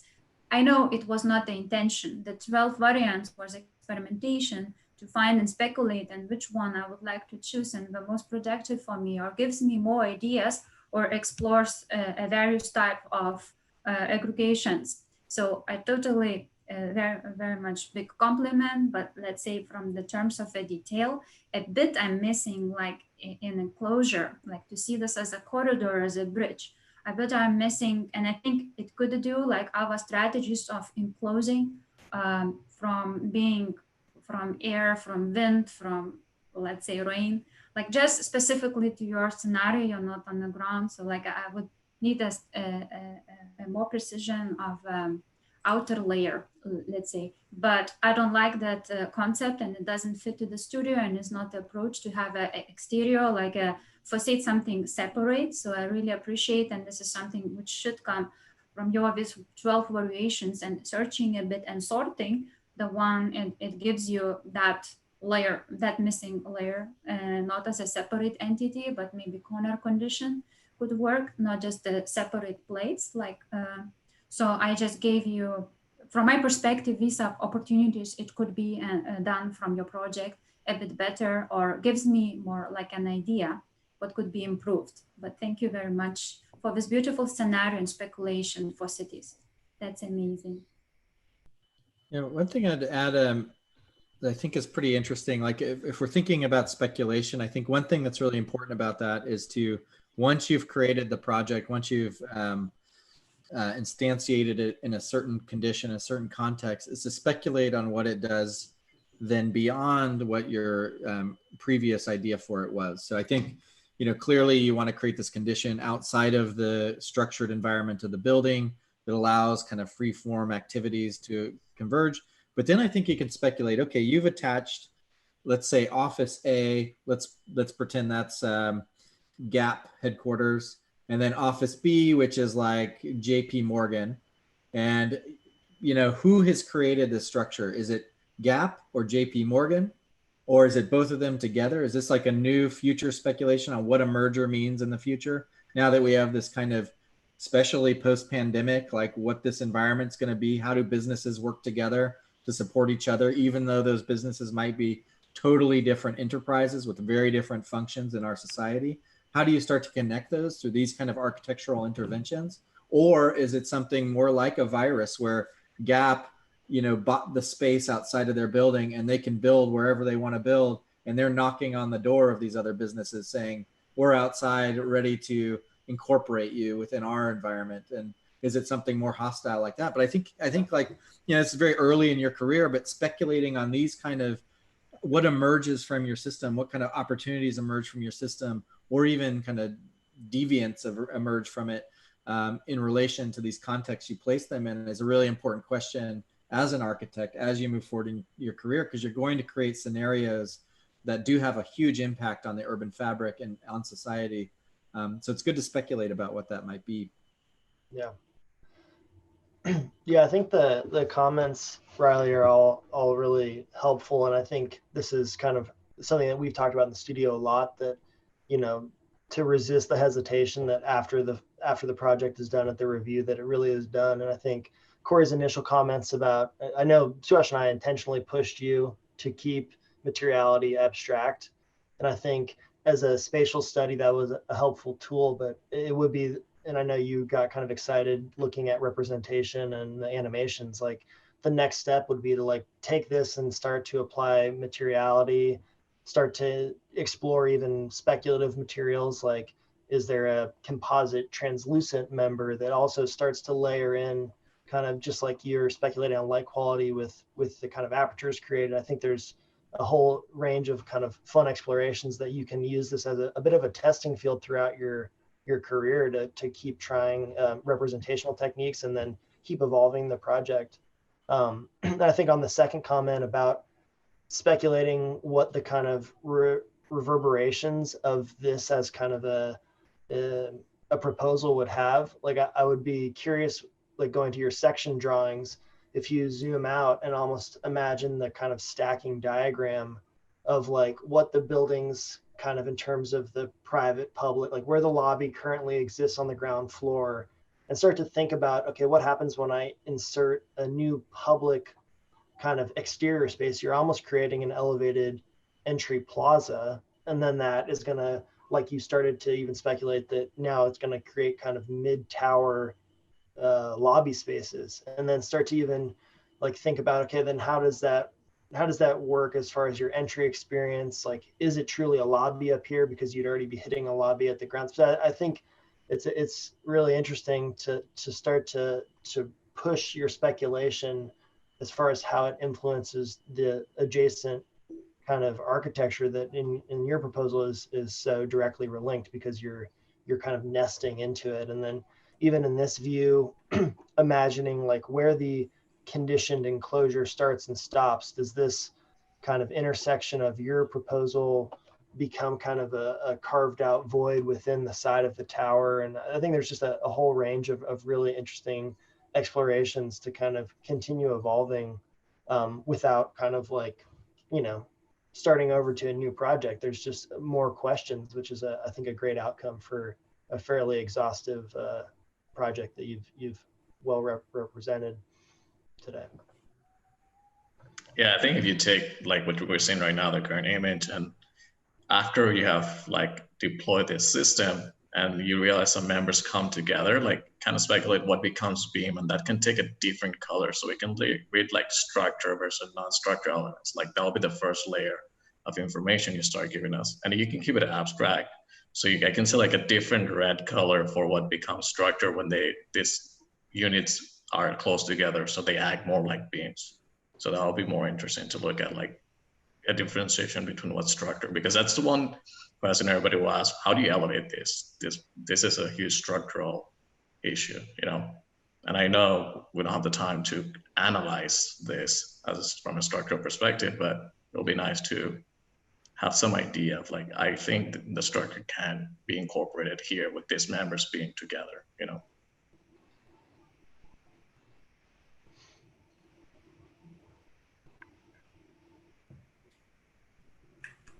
I guess a last comment I'd make with yours is, I think if you go back to your original assembly system in the catalog, I just want to commend you on like, you really did explore a wide range of variation and also in those images with a very simple system. And so I think it's really interesting to see how far you can take one element and push it into many different spatial configurations. So if you look at like, if you go back even to the, I don't know which one, yeah, that one, like being in the space M12 versus being in the space M06, the completely different architectures. So even though it's all the same material, I think the range that you get and achieve is like really interesting. And that's one reason I know, I totally understand why you wouldn't push materiality in this. It's already, you know, dealing with a lot of issues. It's very complex, but I think certainly like in this case, like because the spatial variations are so extreme between these two different, or all these different catalog options, like material is super interesting in these. Like a material within M06 is going to be a very different material than M12 which would be very different than MO4. So like Suhash was mentioning, like some aggregate more into planes, some aggregate more into spatial structures. So the material you can apply to MO4 that creates planes is going to be very different than the one that's MO6 where it's more fragmented. So that'll even introduce more variation into this catalog to separate these different conditions even more and allow them more opportunities within the field of the city. So I think really good opportunity there. Yeah, and they'll give it richness to these glass buildings that are built up these days, you know, this typical office glass building. Yeah.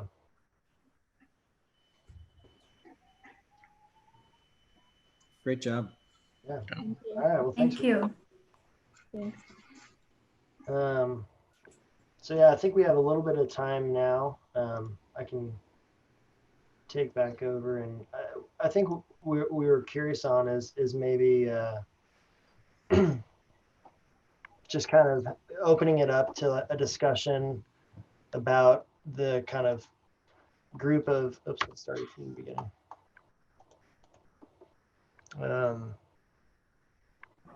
Let's see. I'm not a PowerPoint user. I don't know how to make this full screen. Anyways, yeah, so I'd be curious for Corey and Rasa to maybe give some comments on, you know, the studio at large, and then also maybe to kind of the group of 4 students, any recommendations. I know you kind of gave them each recommendations individually, but if there's any more kind of general comments or just discussion we want to have about kind of the topic as it applies to other kind of design methods. And then, yeah, I'd just be curious to have a little bit of an open discussion. And then to the students, feel free to, y'all can turn your cameras on and have your mics on too. And this can be kind of a full open discussion if you all have specific, more general questions for the critics. I think this would be a good time to just have a little bit of a discussion. Kevin, is that bottom at the, I'm trying to highlight it on the annotation for full screen. If you click that, you'll get it. Okay, got it.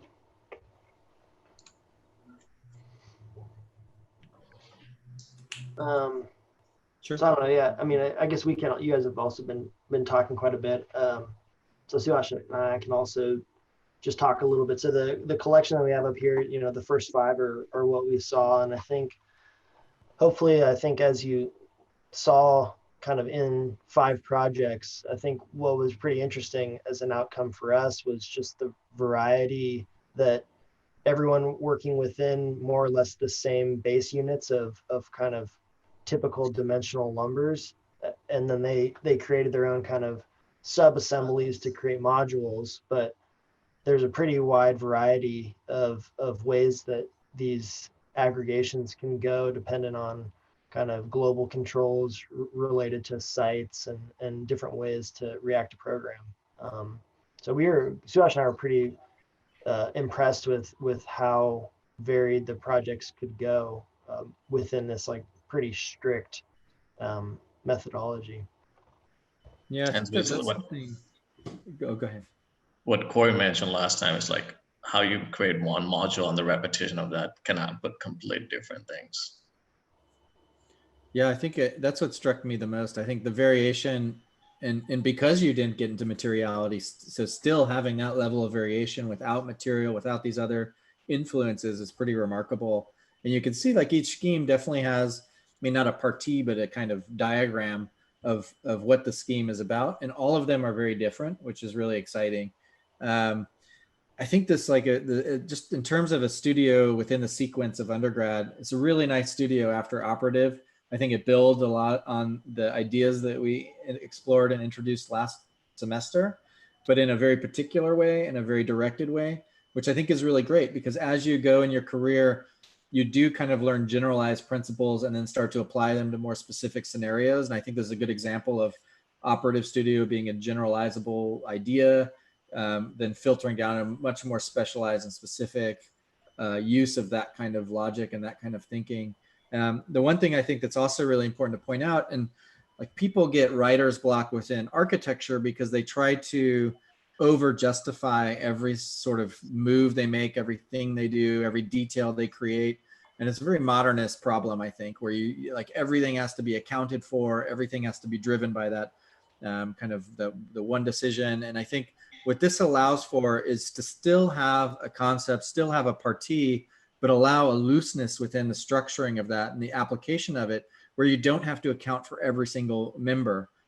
Just by accumulating them, they add up into that concept, but you're allowed some kind of freedom within that system where parts go askew, parts do whatever they do. And what's so important about that way of working is it allows for emergence within your project.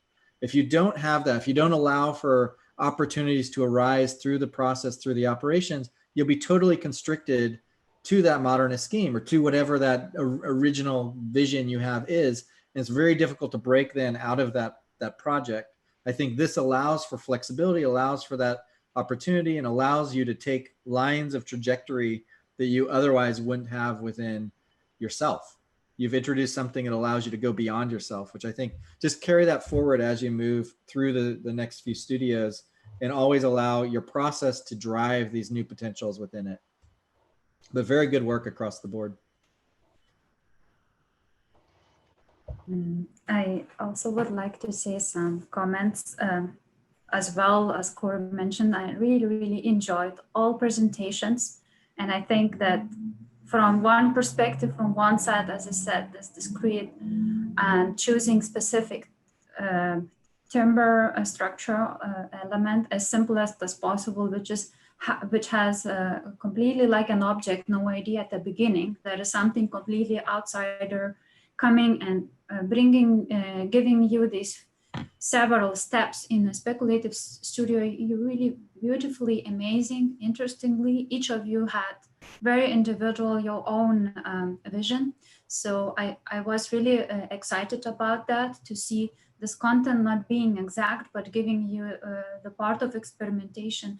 That I know that might be it's difficult when you get a huge level of freedom to find it out, but you made it very well. Really enjoyed every student presenting, so I think it's very well done in the program. And I think for the future, sometimes our situation in education gives us, sometimes we need as architects to bring the idea for no content, having something, like I'm saying, that the expectation not to execute the architecture, but to bring something new in content, which is, let's say, very blank, or in terms of no content at all. Some cities are beautiful and they have historical layers, but there are cities or areas they need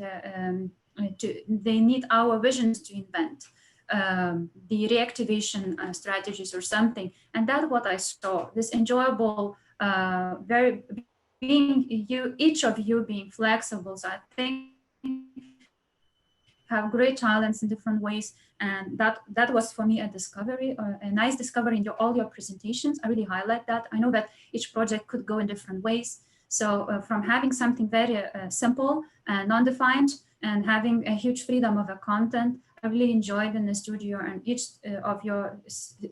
intention of you students to have your own proposals and speculation. That's why I know that some angles doesn't fit perfectly, but they are opening up to rethink it. And I really enjoyed the small detail, seeing that ability not to define architecture as a very conventional entities, what Corey mentioned as well, even having these catalogs of BIM systems as wall and door and roof. So architecture becomes like a dollhouse. You know what I mean? And we are struggled in digital, that having non-freedom at all, and having two-dimensional layout. So I see here in navigation a very spatial aspects, trying to support these issues and explore and open up from the conventional staircase, go to the beauty of the openness. I see the splits, I see the intersections of several spaces being open units, and also talking to the public entities, or talking to problematic areas, or something non-content having. So beautiful interior ideas, turning to larger entities, which can be various way of applied in the cities. So I was really amazed. So I want to compliment for very nice structuralized also presentations.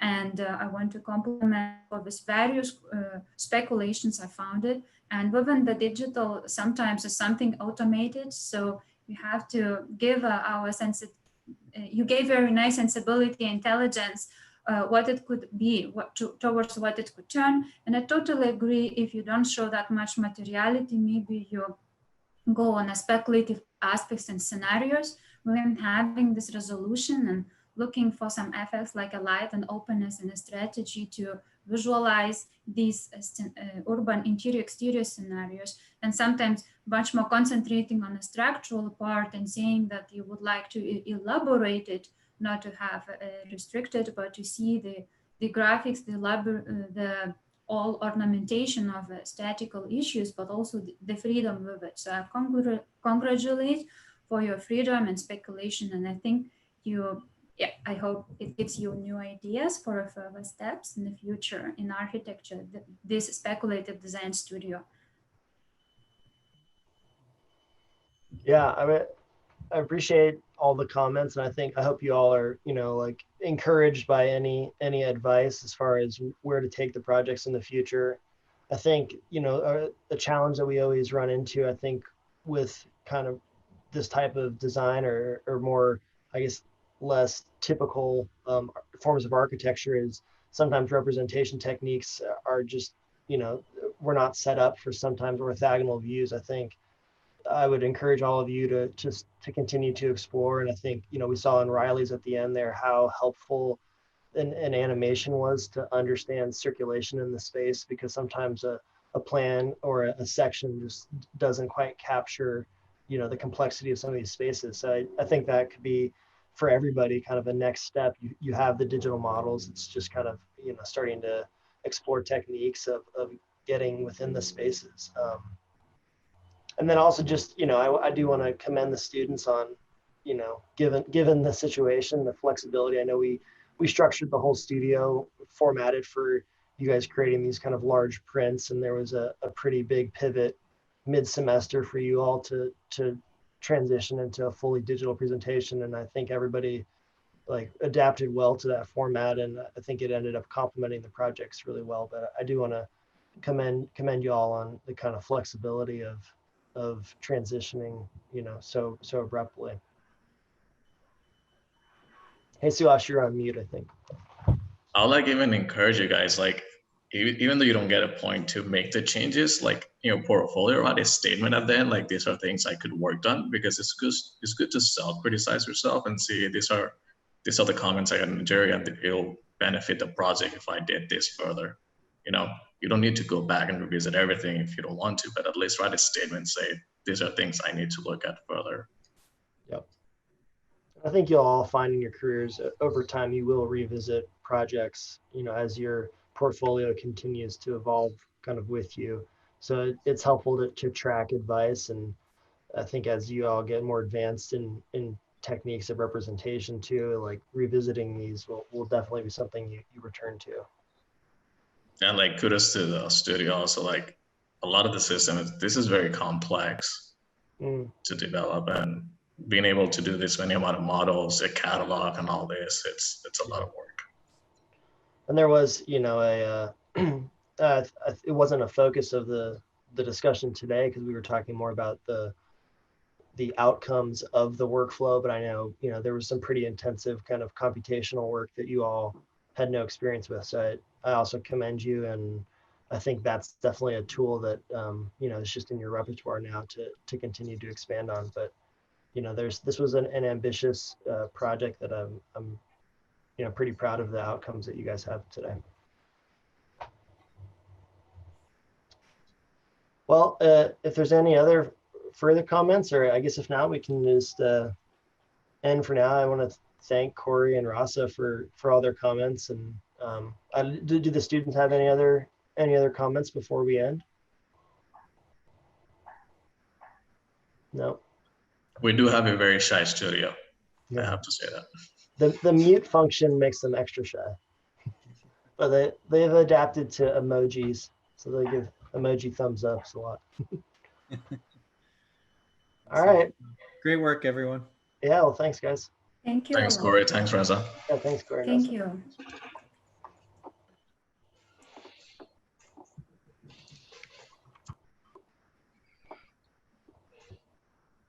I think we'll take a break. Yeah, maybe the students, why don't you guys hang out for just a sec. Let me just, yeah, so I think we will, we'll take a break and then you all can, I guess, leave the Zoom and then just go to the live stream itself. Yeah, this will keep running for the next group to join in. You can join in whenever, same process, open your PDFs, go through the deck so everything is loaded and be ready, whoever's first. Yeah. Great. Thank you guys. Appreciate it. Hello there. All right, well, welcome to the second session of the Design 4 Final Review. I think we've got all the students and the 2 reviewers in here, so I think we're pretty well set to go. We were thinking, you know, just as kind of an introduction before Suhash and I kind of launch into a little bit of background about the studio. We were wondering if our 2 reviewers, if you all could, all right, well, welcome to the second. I think we're getting a little. Maybe. I think we're getting a little bit of echo. Maybe the live stream was still open. There's some lag on it. Sorry about that. So yeah, we were hoping that maybe our 2 reviewers, Michael and Martin, if you guys could introduce yourselves. I don't know, you may not have met some of the students before. And then from there, Suhash and I are going to talk a little bit about kind of the setting and the idea of the studio, and then we'll move into kind of student presentations. So yeah, go for it. My name's Michael Benedict. I've been teaching here basically forever. I'm looking forward to reviewing the studio. I've heard good things about it. I am not a specialist in construction, but I do love beautiful construction, and in a very simple way, I try to teach the principles of beautiful construction. So I have a great deal of respect for that line of thinking. So I'm looking forward to this. Great. Hey, I'm Martin Hettersch. I am faculty at UT. I've been teaching here since I think 2015, which is actually also a little while already. I'm teaching usually one of the classes that I teach is in this undergraduate sequence is the integration studio, which is it used to be intermediate 3. Now I think it's back to design 5.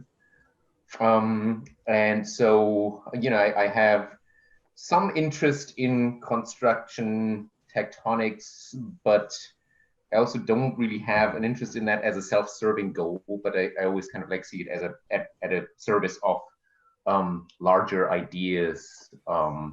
So yeah, I'm curious to see how that plays out in the context of this particular studio and speculating on things. Well, great. Yeah, it's we're really excited to have both of you in for this session. We have 4 students. I'm going to go ahead and share my screen, and Suhash, who's also co-teaching the studio with me, and we're going to kind of go through a little bit about the studio. So let me go ahead and share my screen here. All right. So as we said, this is designed for in the intermediate sequence speculation. So, you know, among the other speculative studios, there's some freedom, but in general, this was a studio that we really wanted to challenge the students, both from a kind of design approach in terms of the speculation, but then also we gave them a lot of freedom in terms of creating their own kind of narrative to help guide their projects. So from the onset, kind of what we were interested in this studio was turning to kind of a very ubiquitous building material, in this case, kind of nominal lumber, and its application and kind of typical stick building construction, and combining that with kind of advanced computational techniques as a way to kind of challenge the way we think about this material. So we called the studio Discrete Lumber Futures, and in that we're trying to take, you know, what is a simple material that we kind of locked as a constant for all the students, and challenge them to think about creating kind of assemblies and connections that you could form between these linear members as a way to create a system that then would be kind of advanced with a computational modeling techniques as a way to create more kind of generative architectures and more emergent architectures. In tandem with this, we also challenge the students to create a narrative and construct an environment in the future potentially that was maybe more extreme, that they would then situate their system within and really start to develop a proposal for kind of the potential of their system in this invented future. So I think Suhash is going to run through a little bit of the sequence of the studio. Yeah, so we divided the studio like in 3 sequence or 3 assignment. Assignment 1 was like a physical modeling exploration. Assignment 2 was the context and the narrative. And assignment 3 was like the buildup of assignment 1 and 2 put together to do the final project, which we are calling like a digital assembly output. So assignment 1 focused on, students were tasked to like create series of physical models exploring face-to-face attachment of lumbers. We didn't explore wood joinery. We were interested in of how this face-to-face will create and aggregate to a global enclosure to create a volumetric space. Assignment 2 is where they, oh, sorry, this is the output of assignment 1 from all the students. So each student had like 9 models that they were exploring how this will aggregate in an assembly system. And assignment 2, it's where they started creating the narrative. The narrative was also a construct in the near future rather than the very future that we don't know. A student was tasked to situate a physical, social, and emotional context for their speculative narrative. And assignment 3 was basically the buildup of assignment 1 and 2, where they were tasked to create a catalog, explain the rules that they got from assignment 1. And also during this time, they were leveraging the compute abilities of the digital world when they're outputting this final models for their catalogs. It also, the narrative was introduced, and that was like the evaluating criteria when they're doing this task. And also program was unveiled during this assignment. There's no set program in the whole studio. How about structural integrity? Not truly an analysis of structure integrity. What we got was from assignment 1 when they're doing the physical modeling. That's where they're kind of seeing of how this system will be composed. Yeah, so the initial explorations kind of in analog, they were all directed to use kind of a scaled set of wood stick modeling techniques as a little bit of a proxy towards kind of structural stability. So I think the extent of kind of structural rigor that was investigated was in the front end and kind of embedded into their systems a bit because their initial models, Okay. you know, needed to have it. But yeah, that was kind of the limit of the structural investigation. Yeah, and we do know that's like a comment throughout the studio. There was no really post-structural analysis of these models. Yeah, because a lot of these things, I can see them piling up, which would put a lot of stress on the lower levels. Yeah. Yeah.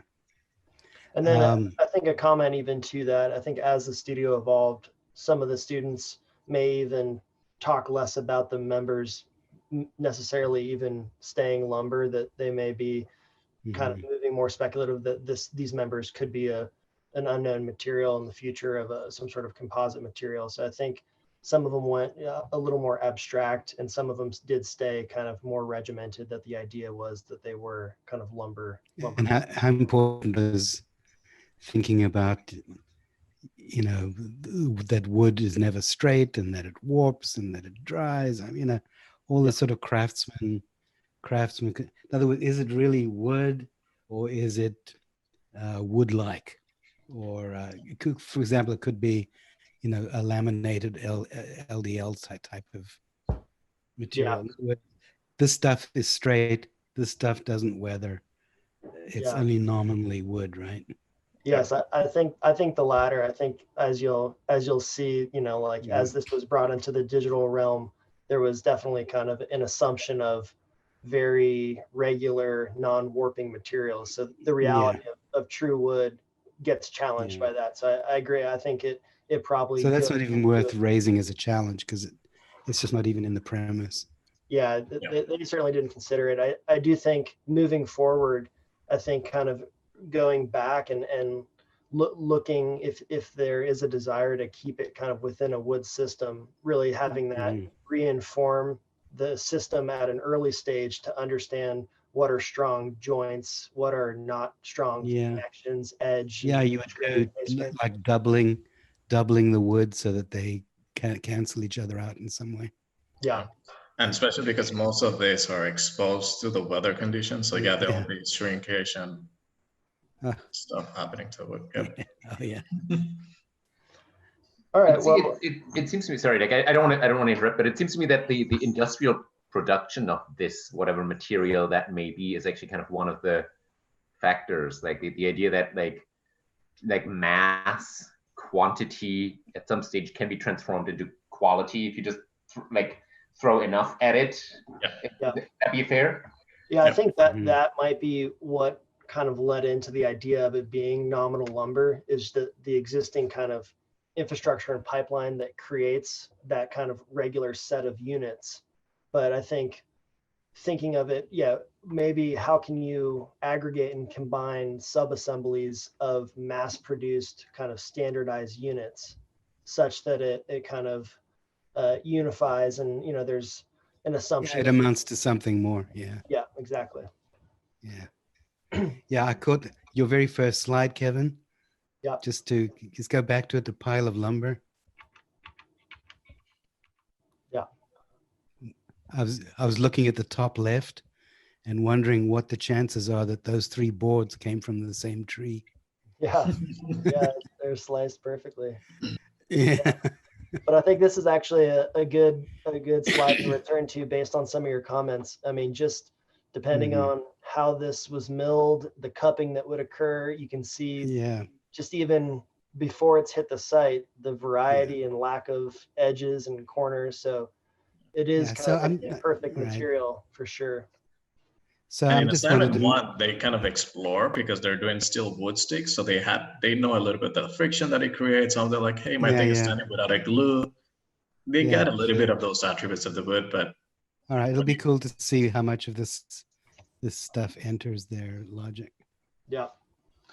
So in terms of kind of format for the discussion, we've got 4 students, and we're going to give kind of roughly 20-ish minutes per student. They've each got like about a 25 slide deck that they're going to run through, and then you all have access to those PDFs if you want to open them in tandem, or if what we've been doing in the previous session is just kind of, hey, can you go back to your kind of overall plan section? And then after we have the discussion of the 4 individual students, we're curious to kind of open it up to kind of a group discussion to the selection of students as a whole, and then the studio, and maybe recommendations for kind of moving forward and how this could be applied kind of further in their careers, this way of thinking. So with that, I'll go ahead and stop sharing my screen, and then kick it off to Osvaldo, our first student, to go ahead and take over. Hello, my name is Osvaldo, and I will be speaking today about resilient structures. Facing the more dangerous levels of global warming, coastal residential communities are struggling to recover quickly before the next catastrophe. Our proposal to encounter this challenge is to create a global module that is rapidly assembled at a cost-effective price. This module will be a resilient temporary solution made of linear wooden members that embrace destruction as much as construction.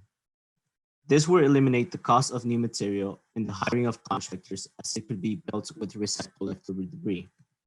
The construction of the module is simple, by only using a total of 9 linear elements per module. 3 of these elements are used to create 1 unit, then 3 of these units create 1 module, where the center unit is offset to create a potential area of connections. I then began to explore different rules of connections, under which I selected 3. In the first rule, the modules are connected perpendicular to each other from base to head. On the rule 2, the modules would come in connection as they are upside down. And on rule 3, the modules would come in connection by intersecting each other. After setting these rules, I then furthered their exploration of volume and space by using these connections in the number range of modules. I first began by limiting the number of modules to 19, where there was a noticeable difference on these connections. I then increased the number to the limit of 99, where it was clear that the first rule explored vertical space, the second rule explored horizontal space, and the third rule explored volumetric space. This became more clear as I kept increasing the number of units I used for modules. Through the success of these rules, I was able to render a large number of outputs, some which I found more interesting than others. Of those, I selected 6, from which I wanted to continue exploring and examining the rules used.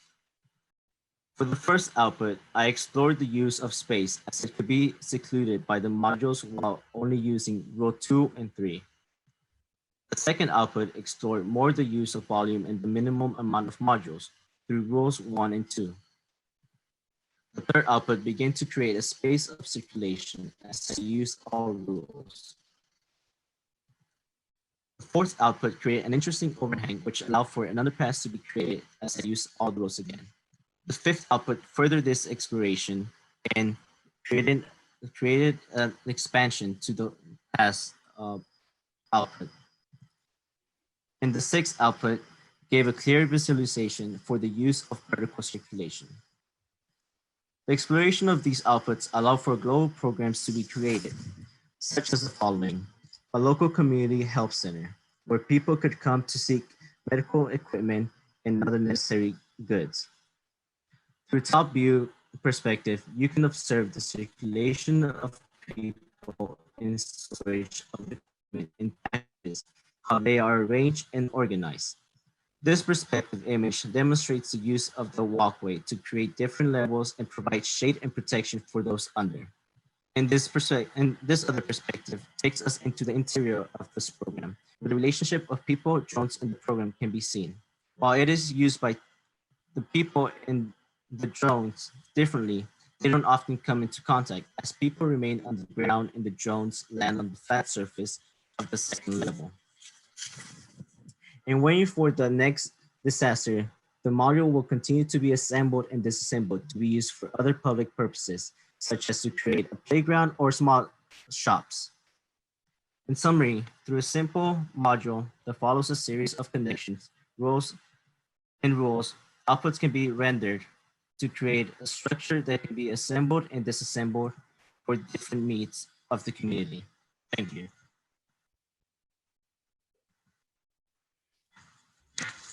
When I look at rule 2, I wonder why, I guess I'm just trying to, if I did a column guy with the triple, let me just call that head and shoulders at the top. Why would the 2 cross pieces not fit neatly on the head and shoulders? I don't quite get what's missing, what I'm not getting there. Right. Well, I selected rule number 2 in that aspect because it could create a bigger shift between the 2 modules, as opposed to if I was to overlap them more. So that's because then they would just go round and round, and you couldn't. Yes. You couldn't like get to the next module, right? Mm-hmm. Are you saying why isn't that piece nested right into there? Yeah. Because it would seem like the down, up, down, and the up, down, up, like the fact that they reverse top and bottom, like that's really clever as for joint making.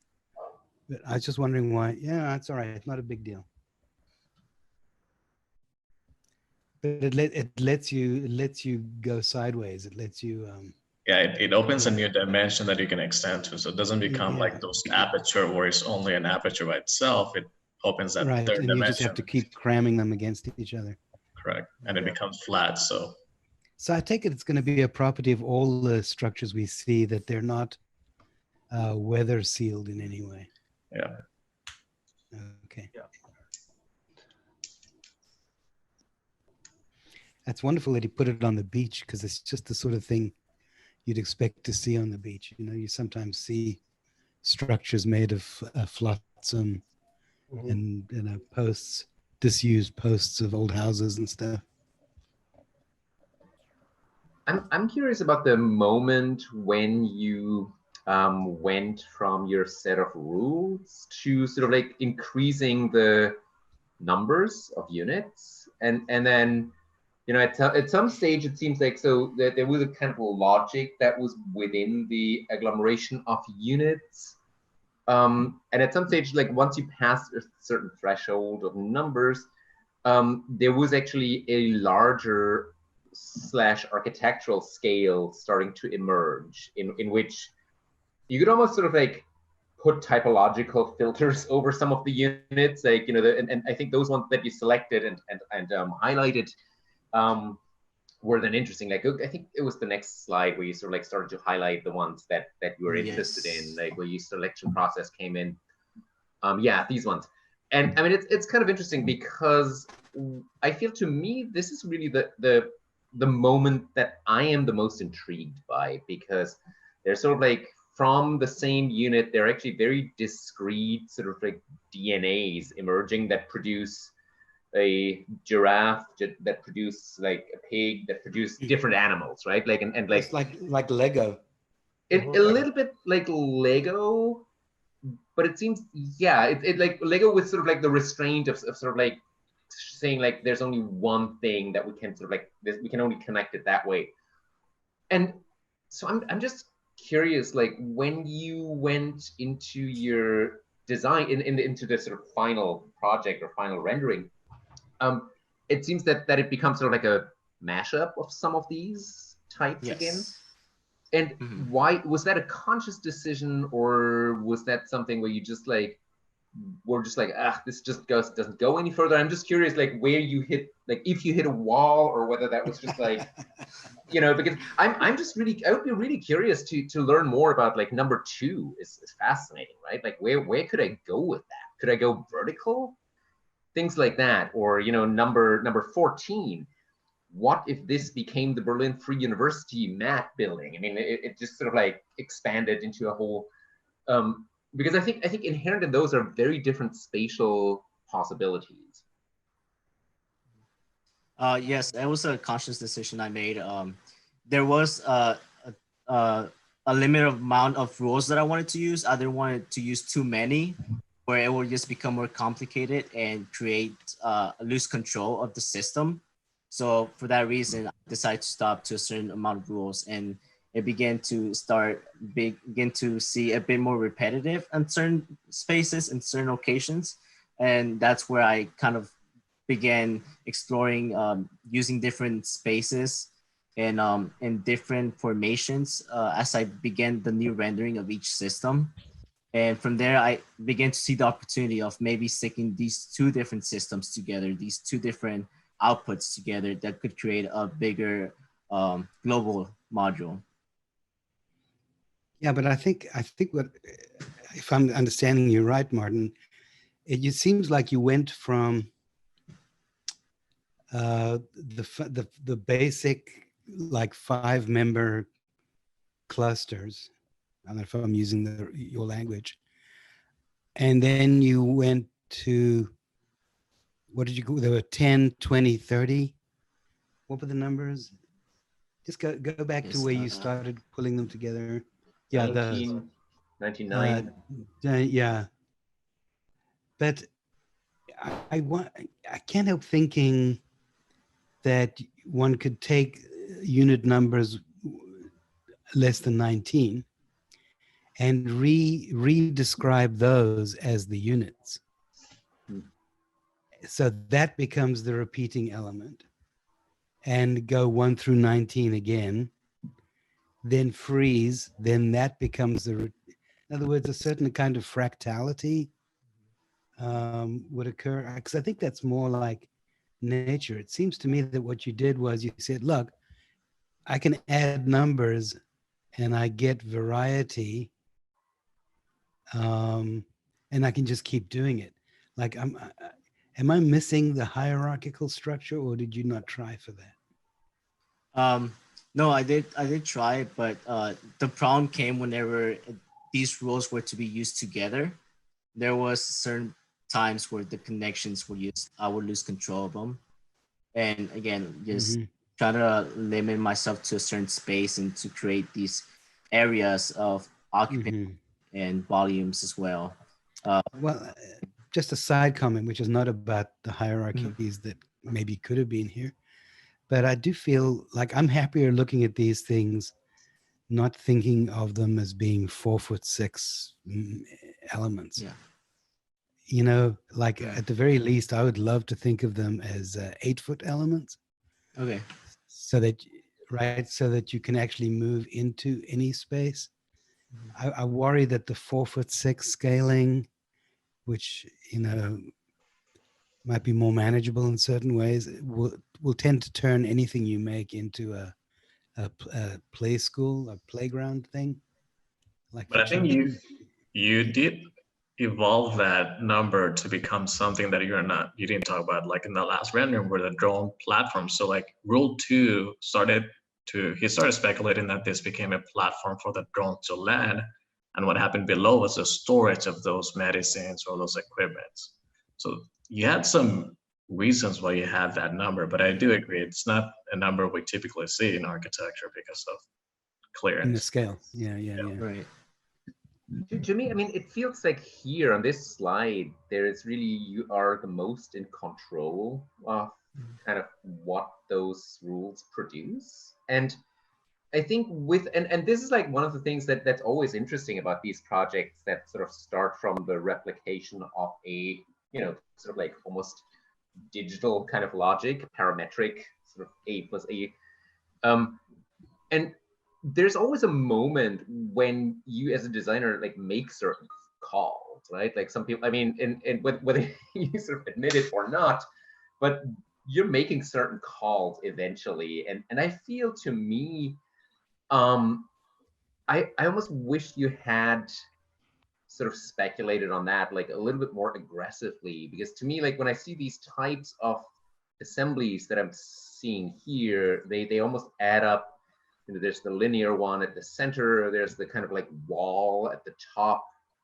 And what happens when you actually make a project out of 5 linear ones, or that's why I like the previous one where the linear sort of starts to loop back onto itself.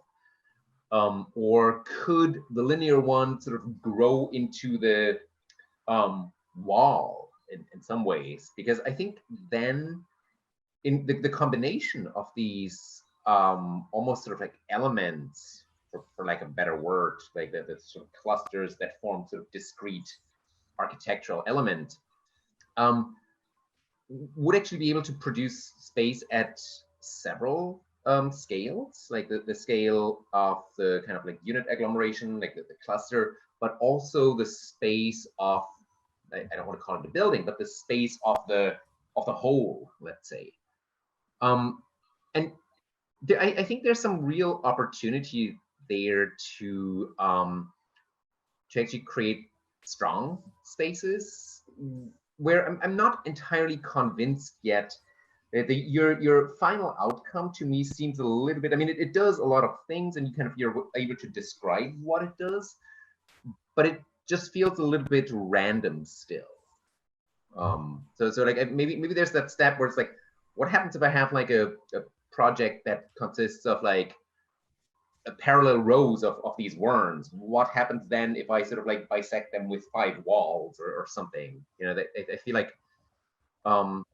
that's what I would be kind of interested in, to kind of like accept these as modules, but not necessarily like actually have the friction between the different things that they produce, that the unit produces, actually kind of be leveraged towards the kind of spaces in the end.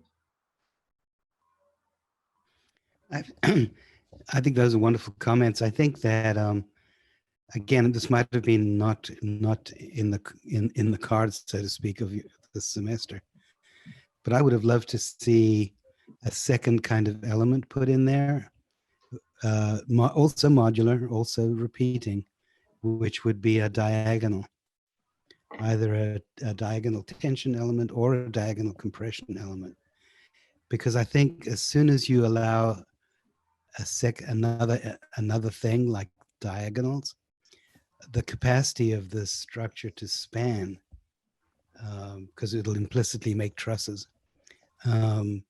becomes significant. And I think spanning is always the real problem in architecture. I mean, making walls is hardly a problem, but making roofs and ceilings and jumping over spaces and clearing volume, protecting it from weather and so forth, that really is the first real architecture to my mind. So I think so far you've made something that could never shelter and never span, and it's only for the lack of a diagonal element. As soon as you put that in, everything follows.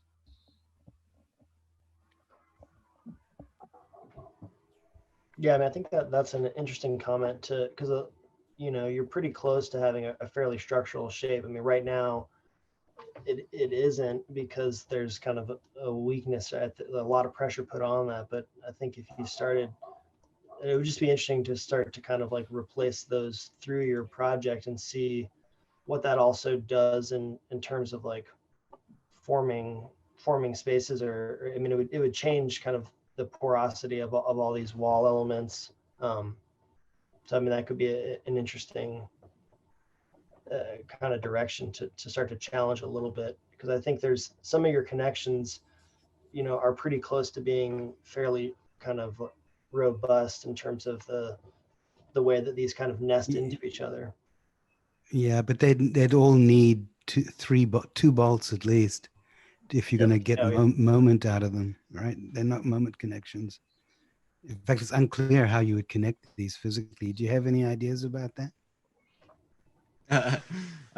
Not too sure. I'm sure, maybe single bolt, someday long. Yes. I'm not sure if your peers did any study of actual connections, but I mean, they connect spatially. I mean, I do love the nesting and the touching, but I'd want to know what exactly kind of, it's almost like in furniture making, the mortise and tenon, or the finger joint. Yep. Yeah. I think I'm going to say something that actually contradicts exactly what I said before. It's another way of looking at the project, and I think in my previous comments I sort of talked about like how I would want more use of the sort of like discrete typologies that you're creating on this page, which I think is one way forward. I do think there's another way possibly, which is just add more. I mean, don't limit it to 300, but like take 3,000, because I think there is a moment when, and because like the first comment that I made is very much like rooted in a sort of like, let's say, compositional thinking about space and architecture. Like there is another way that if you look at architectures by, let's say, Su Fujimoto or other contemporary practices, then there's a moment when you actually have enough stuff that it sort of like defies the logics of composition, and it becomes sort of cloud structure. And I think in some ways, like that would be another thought experiment with the agglomeration of something like this. Like, where does this go once it becomes huge? Once it becomes really sort of like not this thing that has to form spaces, but really a thing that is an object in its own right, but it's really sort of like complex. It's a kind of like physical blur building as a whole thing. And then of course there's a lot more, and maybe then the suggestion that actually kind of the module is a little bit bigger, so itself it becomes occupiable. But then the form of the whole doesn't actually matter at all. It's just a cloud of stuff. But what matters then is actually much more how on the interior these different modules kind of add up and how you move through this general mass. So I think that would be another speculative way, I think, forward with this. Like, and then in that case, like my comment would be like, well, you haven't actually like 300. Haha, you need 5,000 of those at least.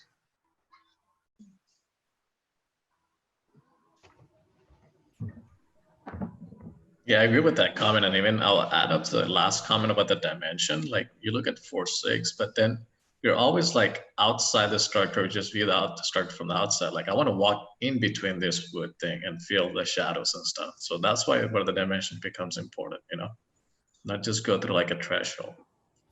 Yeah, I think like in this one too, like it's about imagining that dimension increasing just a bit, like the shifting that starts to occur and the ability to kind of like slip through that wall. I mean, the kind of linear nature has a lot of potential, but I think in your perspectives, you know, it's being limited to just being kind of like a dock platform that isn't kind of a wall that you can kind of move in and out, weave in and out of.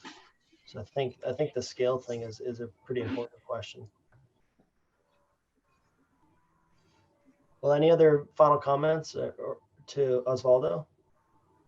Well, you know, I can't believe you did that all digital. I mean, I can actually see in a physical studio making these sticks till you were blind and there was blood coming out of your hands. But even moving them around in Rhino must have been, excuse the word, a bitch. You know, it's like, how did you park them? I guess you use snap a lot. I'm just interested in technique. Yeah, we used a kind of as a whole as a studio some scripting tools that helped automate the movement a bit for us. So cool. So it's almost like they defined a set of, and Osvaldo could expand on this, but this was for everybody, a set of rules, and then used a type of aggregation that essentially selects one of those, and they can determine how many of those rules are in play at once, and then it creates an aggregation series, and then they kind of iterate through them. So one never had to actually carry these things across the screen, so forth, so to speak. Not too much initially. I think once the output, none of the outputs were finished after one click. So I think there was always kind of manual manipulation. But yeah, some of the heavy lifting was done computationally. Yeah, we kind of force them like, yeah, you'll never get architecture in one click. That's just a theory that everybody wants to believe, but it's not true. You have to do your design intervention at some point. It's just the beginning of something. And to kind of to Martin's comment, just even if it is very computational, there's always authorship. You're always making decisions, even when you're evaluating which of the many iterations is possible, you're deeming as kind of being shortlisted for the catalog. That's a decision right there. Yeah, I guess there wouldn't be how many projects in your studio if it was all automatic. All right, well, thanks, Osvaldo. Appreciate it. All right, thank you. Thank you. All right. Let's go ahead and continue on.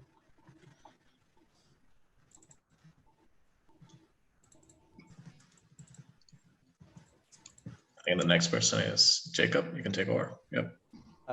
I'm Jacob, and my project is gas station reclamation. In the near future, all vehicles are now electric, and gas vehicles have been outlawed due to environmental concerns. Because of this, gas stations sit empty and abandoned and no longer serve any purpose. Because of the gas infrastructure underground, these sites can't be developed by using normal construction methods. My proposal is to reclaim these sites and utilize the existing gas station overhang while adding an aggregation of units to create and bring new space and program to an otherwise abandoned site. This is my unit. It is made up of 8 8-inch by 8-inch by 8-foot members, which are paired together and stacked on top of each other, and offset by 8 inches in both directions. Because almost every dimension is 8 inches, these units can fit together in so many different ways. There are 5 main groups of connection types. There are end-to-end connections, front-face connections, top-face connections, horizontal corner connections, and vertical corner connections. Within these 5 main groups, There are a handful of subrules as well. Using all of these rules and subrules, I can create a catalog of outputs like these. All of these outputs share the same gas station overhang, as well as virtually all of the same rules. The difference between each one is the geometric constraints that shape the formal and spatial qualities of the output. From this catalog, I want to talk about these 6 in a little more detail. The first one is an arch opening. It is a standalone architectural feature that by itself isn't very interesting, but it can be used in combination with many other parts to create an interesting space. This one is a floor exploration. You can kind of see hints of the arch, but rather than just creating walls on a roof, I wanted to explore creating a floor condition as well. This was one of the first outputs that were a little more organic. I sort of let the aggregation take over the gas station and grow in not such a defined way. This is the first one that starts to introduce somewhat of an actual program. It has the arch entrance from before, but in the back, it has 4 private rooms. I developed this idea a little further and made this version, which only has 3 rooms. However, I imagined this one to be sort of a tea house and bakery. Rather than an arch opening, this one has an implied arch opening with parts that come out and highlight the entrance. This last one, again, draws on the arch opening, and it features a public stage and other programmatic areas.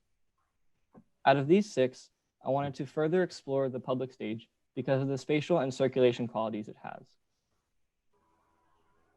This output creates a stage and an encapsulating shell over top as a venue for concerts or other events that require a stage. The output also creates a space for concessions, as well as controls the circulation of people through the aggregation. People enter through the arch opening and arrive at a decision point in the main area under the gas station overhang. Here, there is a framed opening that allows a view through the back of the stage out towards the audience. At this decision point, people can get in line for concessions to enjoy while watching the show.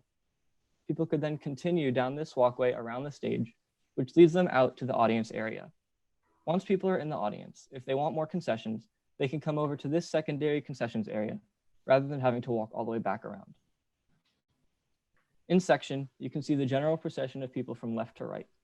Another aspect of this output is how someone experiences it. When you are coming into the space, you are focused on it and where you are going. When you're inside, well, you're inside. And when you are outside again and in the audience, your attention is focused inwards on the concert.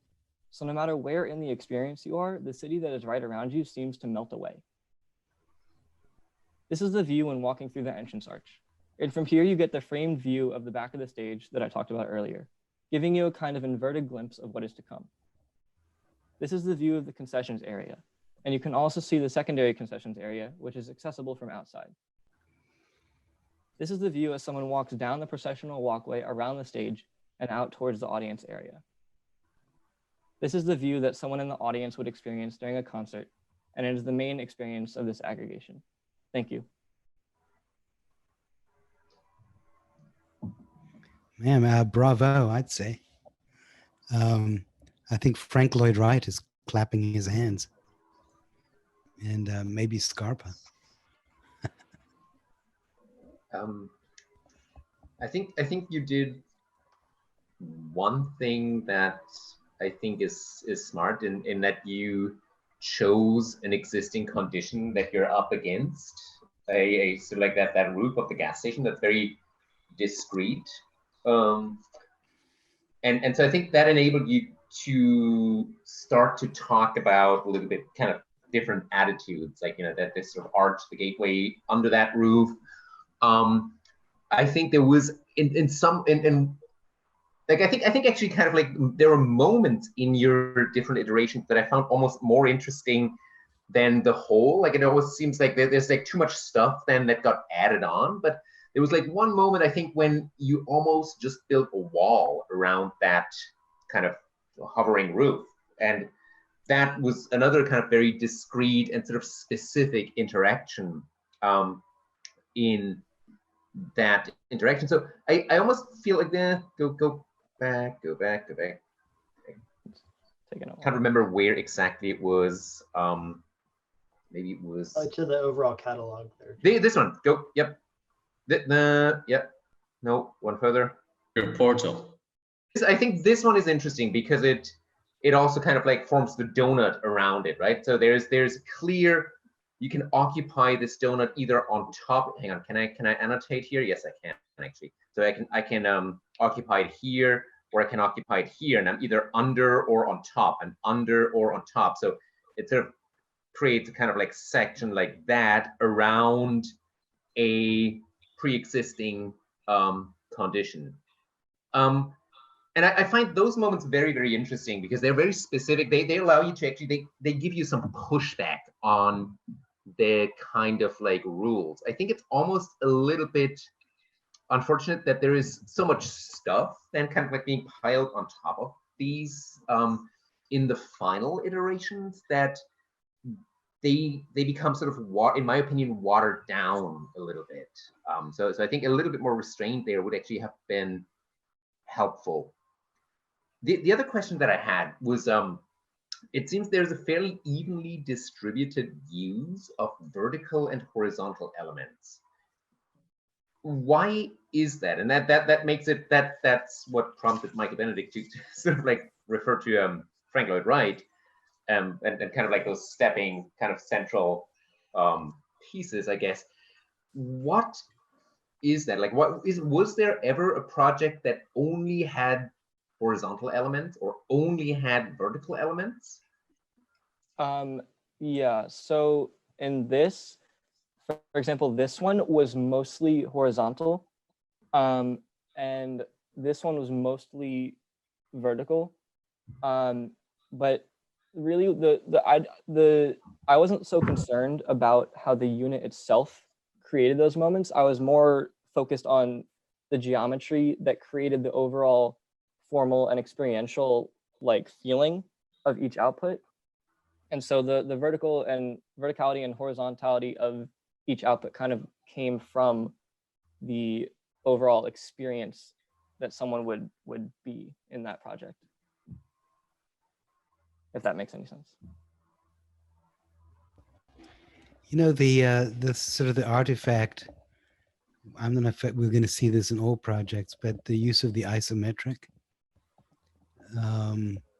it sort of, especially this one for some reason, really reminds me of, I forget what video game it is, that, you know, I kind of expect little people to be running up and down these little steps everywhere. So for me, which doesn't interest me that much, for me was the idea that the final couple of slides where you really attempt a generous span, and even the perspective that, yeah, I just love, even that section I think was just marvelous, because when you take an 8-foot log like this, the scale of it, like when the overall structure is the size it is, this size of log, it starts hovering between human scale and building scale, furniture scale, and you know what I'm saying? It's kind of, it's almost decorative in that Frank Lloyd Wright sort of sense. Like one could imagine that interior shell is applied and there's a very rational steel structure that's actually doing the work of spanning and weatherproofing and so forth. But this is really sort of like deep decoration, or deep, it's deep structure. And I love that sunlight will crack in between there. I'm not sure your rendering is doing the best job of showing light during the day leaking in. Yeah, these are meant to be kind of at night, so it probably would have yeah, been better. But you know, I think you need to render, if you render these through V-Ray, you're going to see, and that night shot is just great. But you know, part of me is going, yeah, this is great for a video game world, or you know, Second Life environment. Because honestly, if you took 8 by 8 inch by 8 foot long logs and try to put it together like this, it would just collapse. Yeah. You know, these have to be 8 by 8 by 8 foam boxes, maybe. And even then I worry about it standing up. But it's really, really beautiful. And it sort of exists in a world in which gravity is not a problem. And that's probably a virtual world. I mean, this is a great architecture for a gravity-free, weather-free universe, which, by the way, we're all living in now. It's a little bit you know, it could the way I look at this rendering, it could be concrete. You know, in some ways you could sort of see it as like a very highly textured concrete building, which would be sort of like, because there's sort of massiveness to this. Yeah, it's amazing. That actually is like, you know, where that makes me want to interpret this as structural depth, this whole thing, and yes, then yes. it would become something completely different. I mean, in my mind, there is actually sort of like a perceptive quality of this kind of as a surface condition that's almost more interesting, or has become more interesting than the actual tectonic quality of it. Because to me, actually, the sort of like gravity defying aspect of this is a problem, and it is something like that really impacts the credibility of this project in a most fundamental way, where and I think that may be a question of the narrative. You know, I think the narrative that starts with sort of like unit agglomeration and literally building up, maybe that shouldn't be the narrative. Maybe it's a narrative about cladding, or it's a narrative about surface patterns, and you actually, as Michael said, like, you don't care what holds it up underneath, right? I think there is a really beautiful quality when you went to that section that you showed. Yeah, that one. I sort of had to, like, I was like, wow, am I getting so old? Like, this is all blurry. My eyes can't really handle like all the screen anymore, which I think is fantastic. Like the little sort of like serrated edges, like the sort of like bad pixelization, right, which I think is a fantastic quality of a project at possibly at different scales. You could say like, well, it's stairs, it is just a kind of roof condition, a skylight condition. It is it could happen at many different scales in section. So in some ways, I realize that that's probably beyond the scope of the studio, or what you're doing in the studio, or what you're able to do in the studio. But I think the things that this project suggests beyond the kind of 8 by 8 by 8 foot sticks is to me actually much more intriguing to kind of like explore in a completely different context. I hear you, but you know, I have to say the particular form that you've chosen here, it convinces me. I mean, for your use as a music stage, because it is like theater. It's like the Hollywood Bowl. It's like the Hollywood Bowl done by Frank Lloyd Wright and Scarpa. It's like the Goetheanum in Switzerland. Yeah, the Goetheanum. Yeah. It's got a lot going for it. I think it's you've made a beautiful thing, but you've heard our doubts about where it lives, or maybe when it lives. When, yeah. I mean, because I think Suhash and I think as the studio evolved, you know, we started, you know, even recommending to the students kind of forego representing kind of everything as though it was wood, because I mean, I could see a future where these are all linear members made of composite recycled plastic that is, you know, chemically welded, and it could fuse. I mean, I feel like I know what you mean. Yeah, there's a way that I think this could exist, and I think we're kind of interested in the kind of quality and potential of it. And I think you'll see throughout the day different proposals are set maybe further out, or kind of with a little bit more ambiguity as far as the actual construction method. Mm-hmm. But it's a good critique to, like, once you're done, like, the work is, do you question it? Does it need to be wood?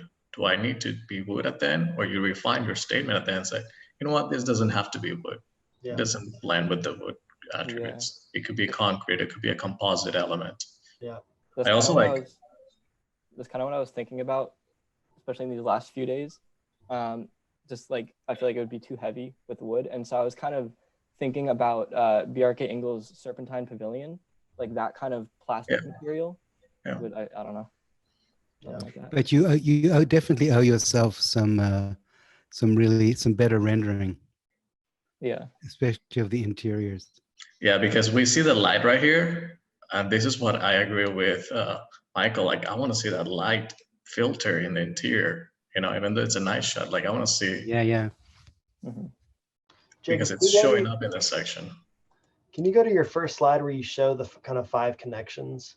Because I also do remember, and this is the unfortunate part of our digital reality right now. I'd love for you guys to hold the physical studies that he did initially, because I remember yours more so than others. I mean, they were so substantial in terms of how solid they were, because I think it's a little hard to read in the isometric, but I mean, this connection is obviously, that's the most problematic, but all these other ones, the kind of stair-stepping kind of dovetailing you get, you're actually getting a ton of face-to-face connection, that these actually became like pretty rigid the rest of these.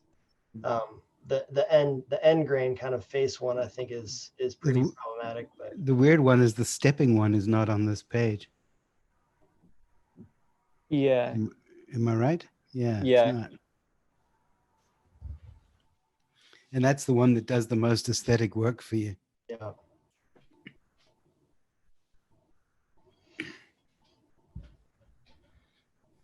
Well, any other kind of comments for Jacob before we move on? It's good work, Jacob. Very, very memorable. Thank you. All right, great. Okay, Annie, you want to take over control? All right.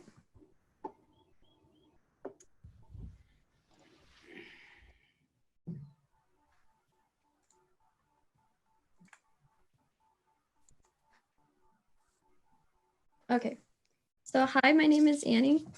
Okay, so a suburban area is struck by an earthquake of unprecedented strength. Because the construction of the area was not designed to withstand these intense seismic forces, almost all the homes are destroyed. Adjacent to the neighborhood worst hit is an abandoned construction site. Reusing the wood from the destroyed homes, the community uses the warehouse of the construction site as the setting for a temporary shelter. For my base unit, I wanted to create surface that could quickly generate space both horizontally and vertically. The unit is composed of 3 10-foot 2x4s that connect to make an equilateral triangle and meet 2.5 feet away from the ends, creating extensions. These extensions are given a 30-degree angle to make unit-to-unit and unit-to-ground connections more stable. Using 3 orientations of this unit, I created these 8 connections. Some connections were employed to generate flats and increase stability, while some were employed to promote growth out and up. Although some connections would be weak from a wood joinery standpoint, the nature of the aggregation of these units would give the system as a whole strength. So these were my first 8 outputs. The first output I made was very porous and thin and did not contain any truly occupiable space. To improve on that, I added a surface-to-surface connection that when repeated would generate flat occupiable space. I generated 3 outputs adding in this connection type. Next, I decided to explore the idea of pathway connections between what I was thinking could be the hubs for groups of people to live in. I pursued this idea through some outputs. Through all of these outputs, though, I realized that in order to accomplish my programmatic goal of shelter, I needed to introduce some sort of a constant. Using my surface-to-surface connection, I created this sleeping module. This module provides for about 70 square feet of space and even a built-in backrest for an occupant. Additionally, the triangular prism volume generated by the repetition of the connection provides a space for occupants to store personal belongings and other items retrieved from the rubble of their destroyed homes. These sleeping modules are plugged into an aggregated skeleton by attaching the triangular faces to the other ones that match. Modules can be grouped together for housing families or more isolated for individuals who want more space. I made a few more outputs using this sort of a system. The first was a continued exploration of a path system, but that did not feel successful because it would be an inefficient use of limited resources. I decided instead to focus on generating hubs that could be repeated inside of the warehouse structure. My chosen output contains an outer structure that provides for 40 sleeping modules and also has a solar shading structure. Circulation runs up the middle, allowing for occupants to peel off this public space into their private modules. The idea. What happens to the triangular pieces that go with that's pointy at the bottom? Did you say something about that? At the bottom, like where they meet. Let me just annotate. Sorry to interrupt your flow, but I just got to know. Like these guys. Basically, you just have this aggregated sort of like facade, and the side of the sleeping module just connects with the outermost one. So yeah, but can people walk down these? No, those are just for storage. Belongings. Oh, so you, like if you're in the A-frame next to it, you just open a door, reach your hand in there somehow. Right, okay. Yeah, it's not occupiable space. Okay. So the idea is that the system as a whole could be deployed in multiple places throughout the warehouse, being added over time as needed. This project would be continually added to. Occupants could individualize their sleeping modules, but also connect with the rest of their community by spending time outside these modules. The system generates a temporary shelter network made from reusing timber from destroyed homes after a major natural disaster. Thanks for listening. I'm sorry I interrupted you so close to the end. You're good. I didn't know.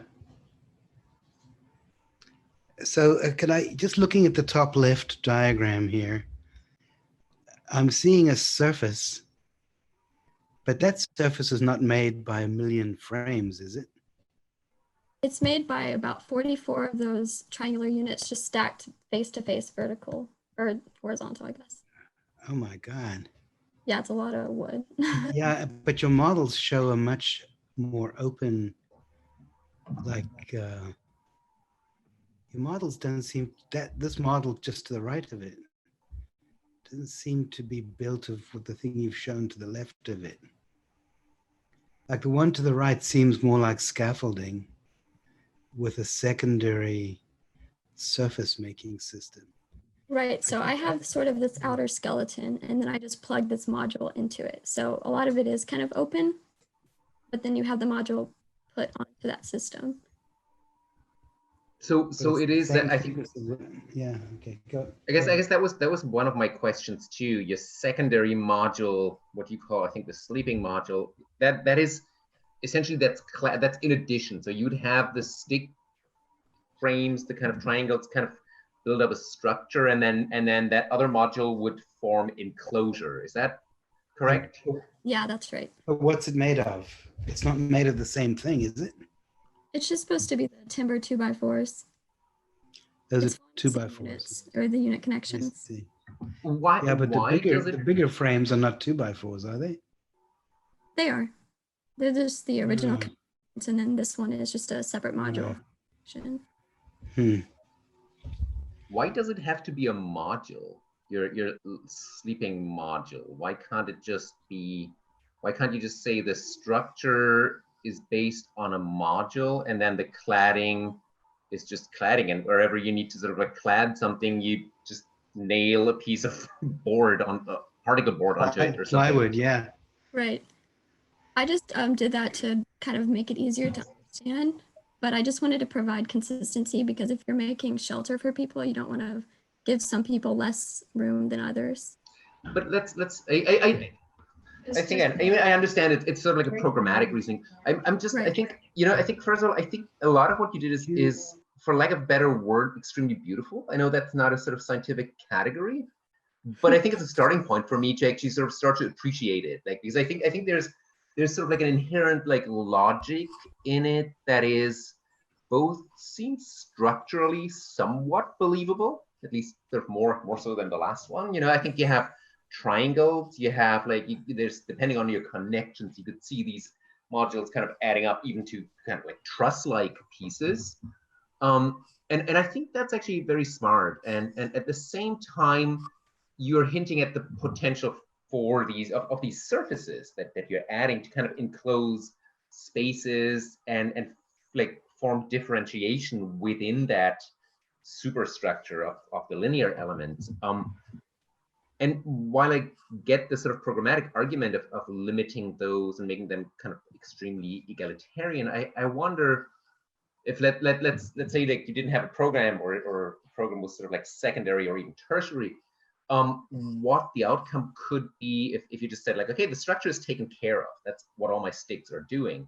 And now the cladding is actually something that can do whatever it wants, whatever I want to do in terms of space. And then in that way, it would actually be a very sort of like straightforward architectural principle, right? Like you sort of like have a structure and then you clad it, and like your space is something that may not necessarily be kind of the same as the structure, but there's sort of like a tension in that relationship.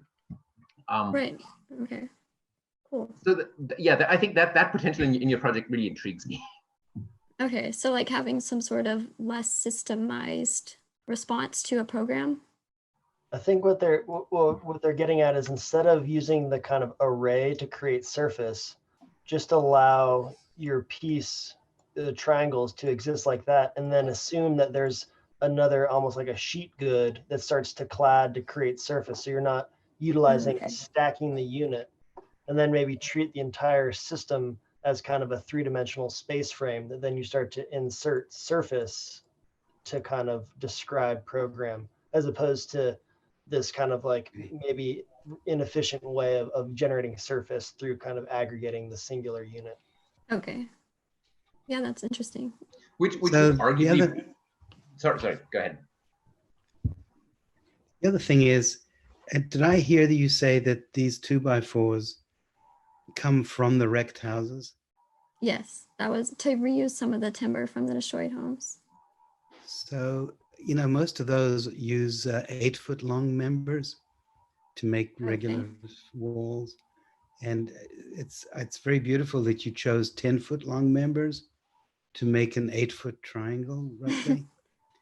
But I'm thinking that these would have to be roof rafters, because I think those are the only ones that are typically, you know, that could be 10 feet and longer. Okay. Yeah. Does that make sense?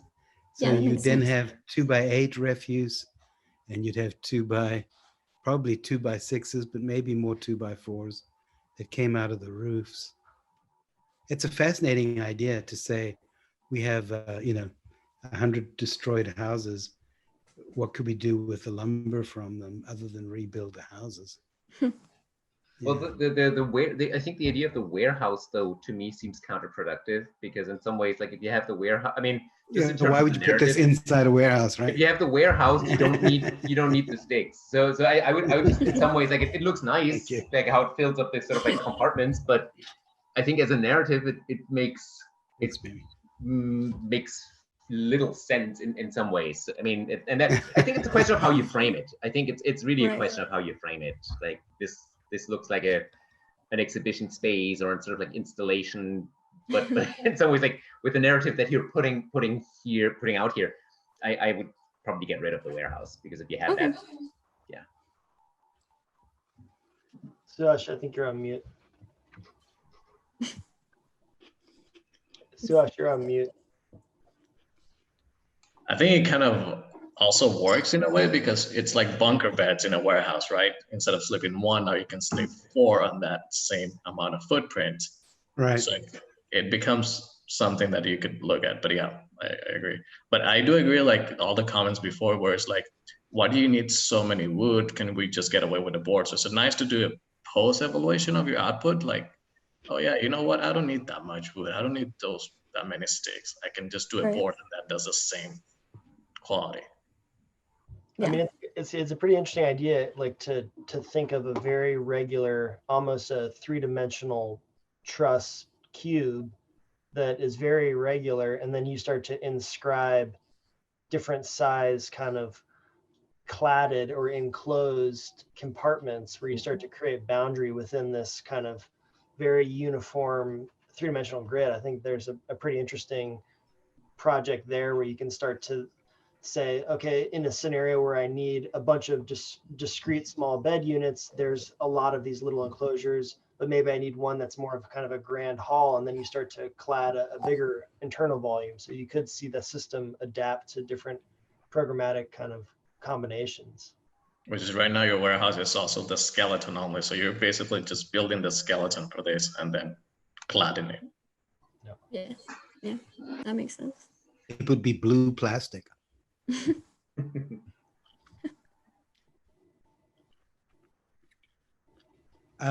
You didn't really propose how these technically join together, right? No, I'm not very familiar with like wood joinery techniques.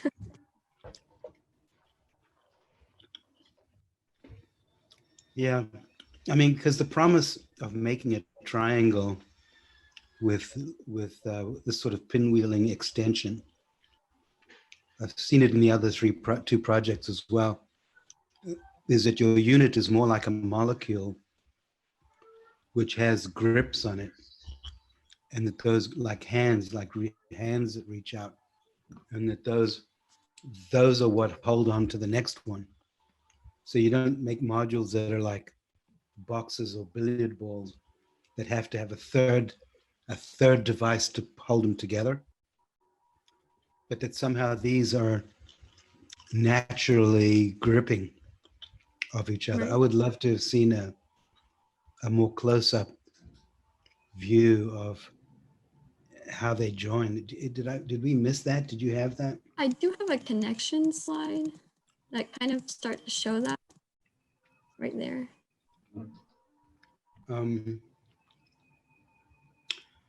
Which one should I be looking at?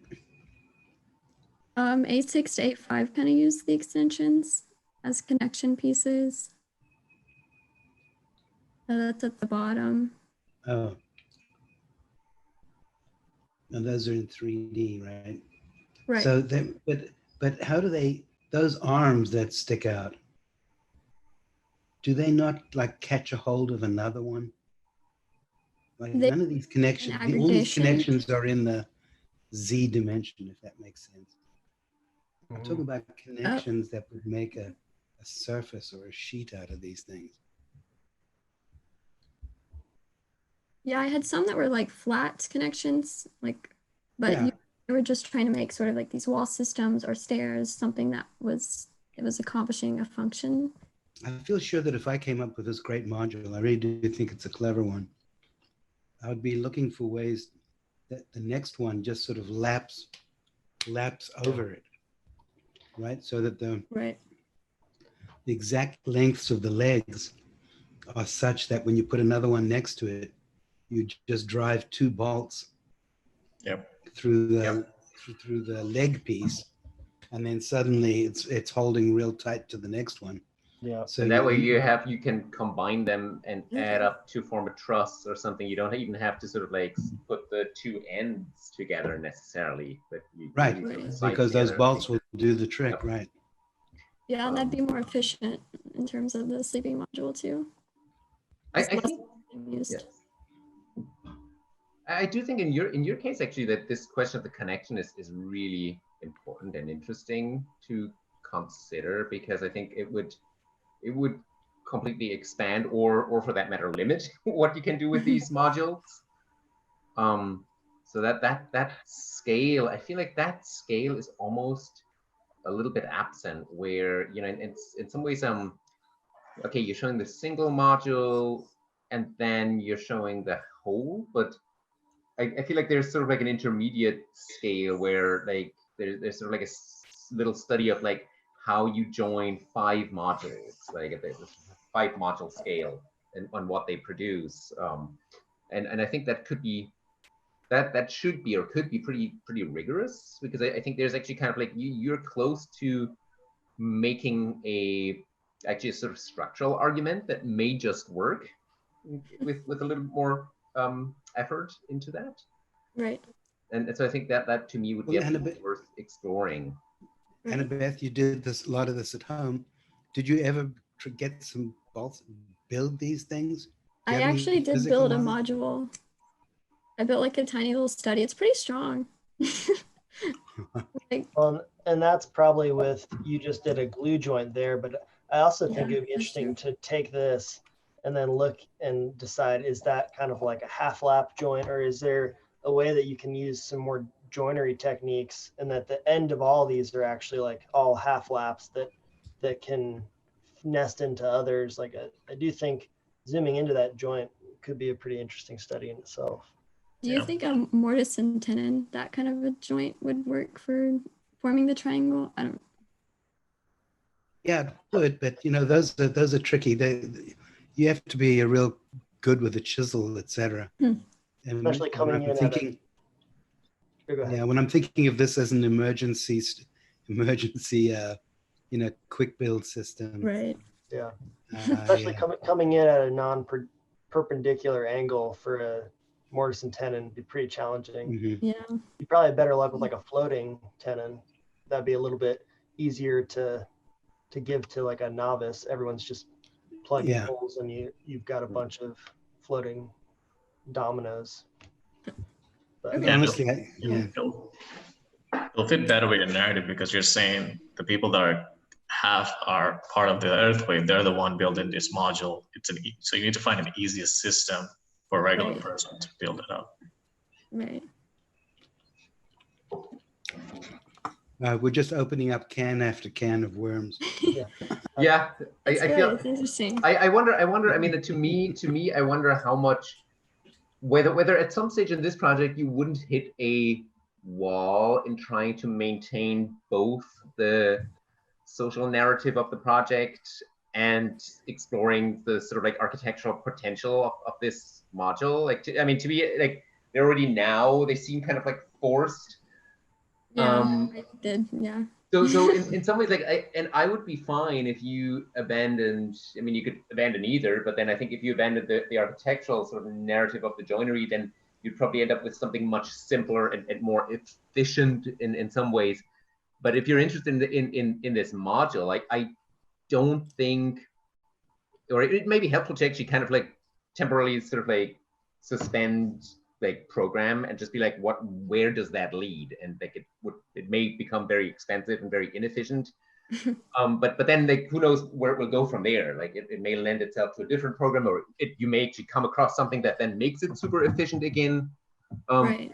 But to me, it seems you could run this a little bit further without necessarily always having to sort of like fit that kind of narrative that you set up at the beginning. Right. Yeah, that's an interesting point.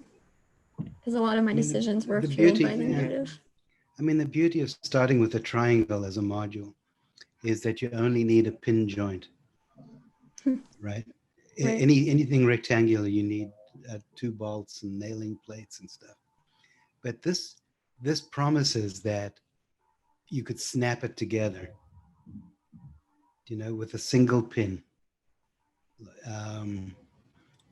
So every one of these joints, even in the prime one, there's probably a way to put a bolt hole. Let me just try to draw here. I'm going to try to be very precise, like right through there.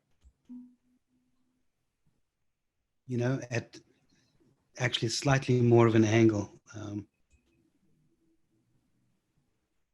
So you just drill that, put one single bolt in there, and that would be immensely strong.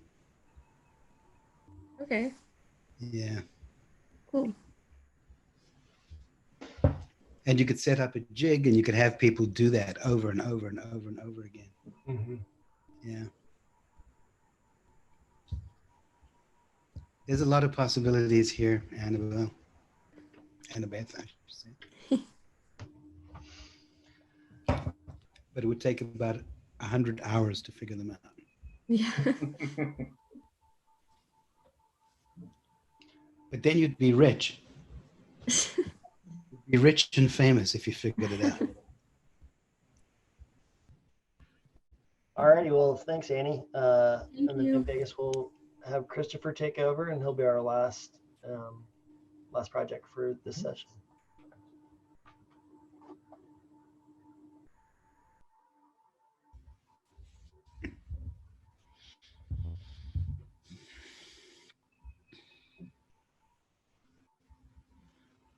Christopher, could I ask for a 3-minute break? Sure. Yep. Yeah, we'll reconvene. We'll say at we're running a little bit ahead, so maybe we'll break until 55. If that works. Okay. Sounds good. Sounds good. See you here in a couple of minutes. Alrighty. Christopher, Okay. Are you back? Ready to go? Yep. I'm here. All right. Go ahead, Chris. All right. This is my project field condition. In many dried up plains, oil fields sprawl across the landscape, interrupting the vegetation with their complex road systems and vast paths that service oil wells that are no longer used. However, in the near future, oil reserves are drying up, causing the desperate industry to return to older wells to get what they can. Because of the trace amounts of oil and faster pumping technology, each operation is finished over the course of a few weeks as the workers carefully monitor the drills. My module allows for highly adaptable housing that can be easily moved and set up by the operators themselves, matching the fast pace of the industry while still providing a comfortable reprieve from the burning heat. So each unit in my system is made up of two main parts, the central core and then the side pieces that create clips on both the front and the back of each module. The proportions of this unit allow it to either clip onto itself or to nest within the indent created by the side pieces. Chris, what are the sizes? Like the proportions? No, the sizes, the actual size of these things. Oh, the total length of the module is 6 feet, so it's 6 feet long or tall. And then the clips on the side are, I believe, 1.5. Yeah. Okay. So in my system, I explored 3 main types of connections. This is the first, nesting, which focuses on connections between the sides of the pieces where one fits into another. Yeah, just nesting. So there's the nesting connections. And then generally, these connections let themselves to flatter, like planar aggregations, although you could still get some height variation. The next type of connection is sliding, which is basically just a more open-ended version of nesting. It's just any connections where the sides or like the surfaces of the unit touch each other. So these could be used to create flatter and volumetric aggregations, although it was really dense when it was volumetric. And then the final connection type that I used is clipping, which is basically just whenever the clip hooks onto the core or the side of another unit. These were best for creating volumetric aggregations because they were more spread out than the sliding connections. They actually created spaces that were more in the scale of humans. So using all 3 types of connections together, I created a system where I first generated a walkable surface with the nesting connections. And then using both clipping and sliding, I created volumetric enclosure and space itself. With this system, I explored various layouts and methods. These 12 aggregations give a good overview.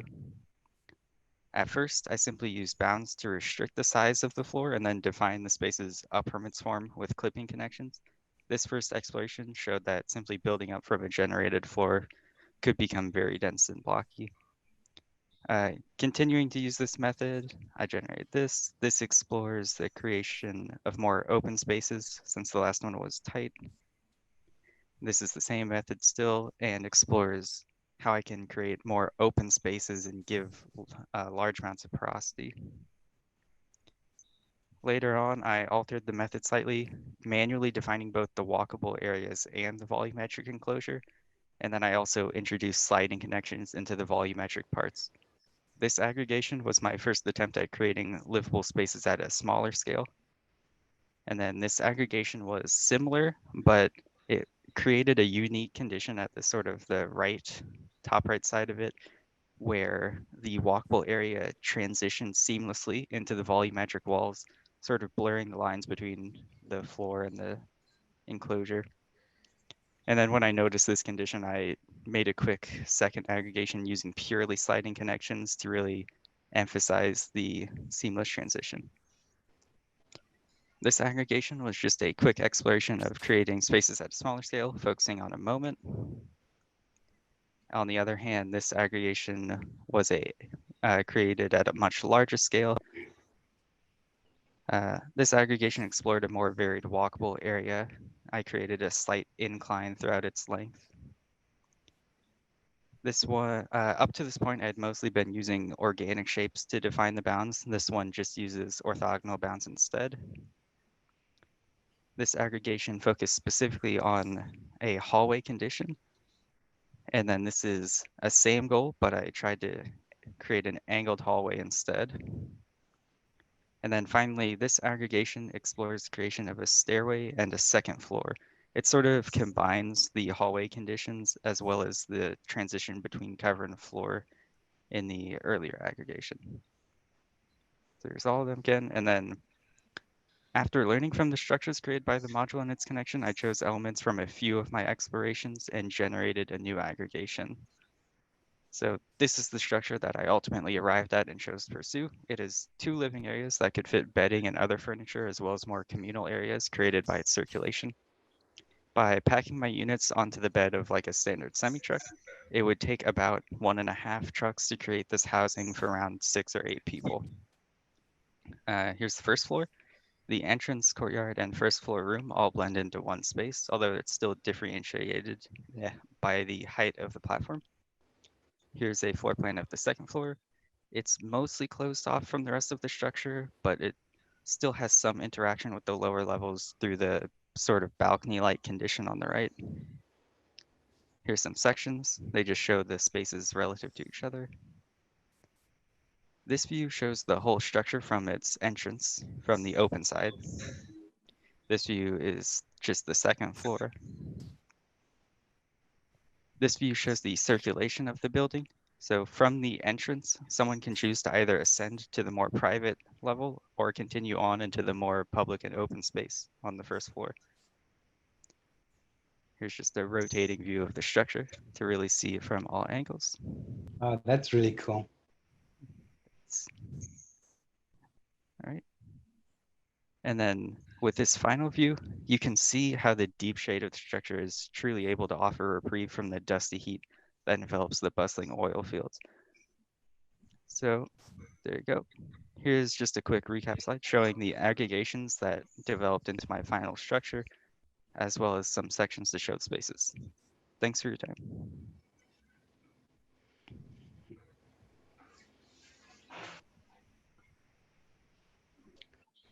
I don't know where to start on this one. It's attractive. It has a lot of the same qualities that we've seen in previous projects of sort of creating this strange sort of animal, really, which is full of visual interest, full of sort of intermediate organization. So it's and your unit is quite cleverly made of a dominant piece and a joint piece, which makes it functional, but aesthetically it gives us two scales to look at right away, the 1 foot scale and the 6 foot scale. And these, you know, in terms of mass and shadow and so forth. So I think this composition has really pleasing clustering characteristics. Here you seem to have like, sorry? I was going to ask him to go to the perspective just to eliminate vertigo for a second. Yeah, I was beginning to starting to. Yeah, that's okay. Sorry to cut you off, Michael. That's all right. So I need 2 things I'd want to say in addition to that. Number one is, for some reason, the scale of this thing is very disturbing to me.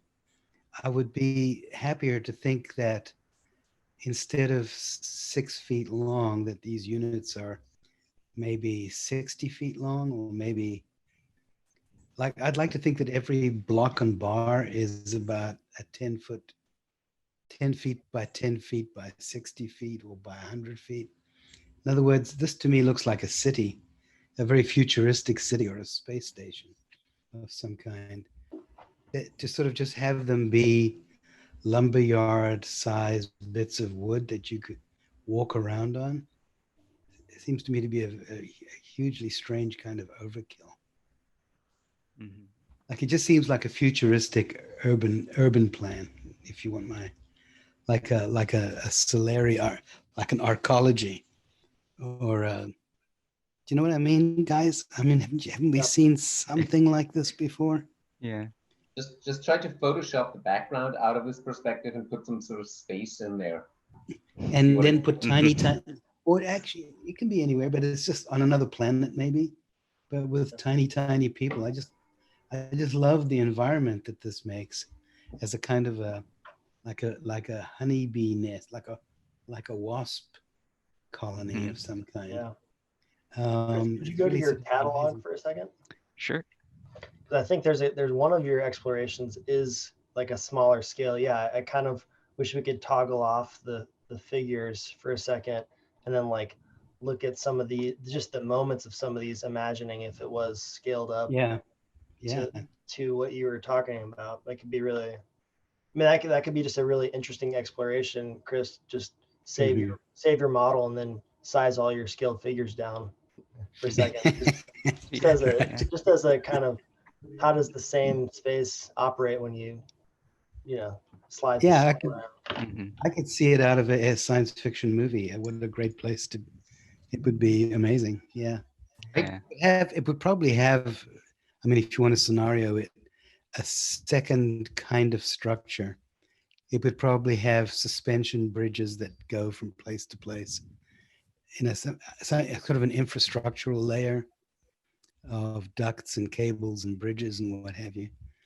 Like I doubt if you try to scenario this for its livability, this is like Habitat 67, Moshe Safdie's thing.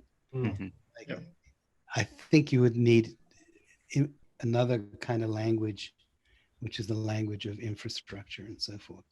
But it would be very, very strong. It's very beautiful. I feel like I see this. Where do I start this? There's so many like loose ends in my head that I have about this project. I think with regards to the scale question, if you go back to the perspective, sorry to make you flip back and forth, like that you had, where you saw the oil fields in the background. This one, yeah. What I find interesting, like, I think there is a scale here that is somewhere in between what you have right now and this being an entire city. Like if I imagine this scaled up maybe 4 times, maybe 5 times, there's actually kind of like a spatial quality to this, which I think in this perspective comes out very nicely. Like when you have sort of like this, almost sort of like a column-like structure that you could sort of like imagine like forming a kind of like layer of space that you kind of like walk under. So it forms this canopy space that doesn't replicate necessarily kind of walls and slabs, which I think some of your explorations do to a certain extent, where really sort of like what you're doing is just you're forming modular walls and you're forming modular, well, my gestures don't fit what I'm saying, modular walls and modular floor slabs. And I think to me, spatially, this is actually kind of interesting with regards to both the kind of like solidity and massivity of the structure, where this, like, I don't know how the connections are, but like, you know, there's this load coming down here, it's a column, and then there's also light kind of filtering through, and it provides, and in that way, I think the climate is actually sort of probably appropriate to kind of like have this in, but it's much less of a, well, it's a shelter, but it's much less of a sort of private cell for living or sort of like housing, but it's much more of a collective space, like a market or something that you kind of like filter in and filter out, that light filters in. So I think there's an inherently public potential in this. Yeah. To me, It'd be great to do several scale and scale studies with it. that's the first the first observation. The other observation that I had was actually that in some way I feel like I would have probably chosen like from the catalog that you created. I noticed that like the ones that you chose, I was like, oh, I would have chosen completely different ones. And I was very much interested in the beginning, and probably like that would have produced a completely different result. I was very interested in moments. You had one, who was this? Well, it may not even be in here, where all the pieces basically followed one direction. Yeah, I know the one. There we go. Yeah, this one. So like there's something about this which to me seems kind of curious, and I still don't know what becomes of it. But because there is a sort of like constraint at the same time, but on the other hand, it seems that that constraint also actually prevents you in this case from reproducing elements like floors and walls. So I'm really curious what this could become as a sort of constraint. The other constraint that I actually kind of liked in a quirky way was the first one, the box, where you just like this guy here. Sorry, yeah, this one, where it's just like it's just filled up, and there's a constraint from that comes from a sort of like outside kind of parameter, and then there are different degrees of sort of intrusion that you can have, different degrees of density within a very simple volume. And this, of course, this is subjective to a certain extent, but I'm just like, if I were to formulate this as a question to you, I would be like, what made you actually choose the ones that you chose in the end, and what did you see were the sort of like parameters that you found promising about those? Well, I guess to answer that question, a lot of the ones that I chose focused more on, I guess, creating like appropriately livable spaces, I guess, like things that I felt would fit the program better.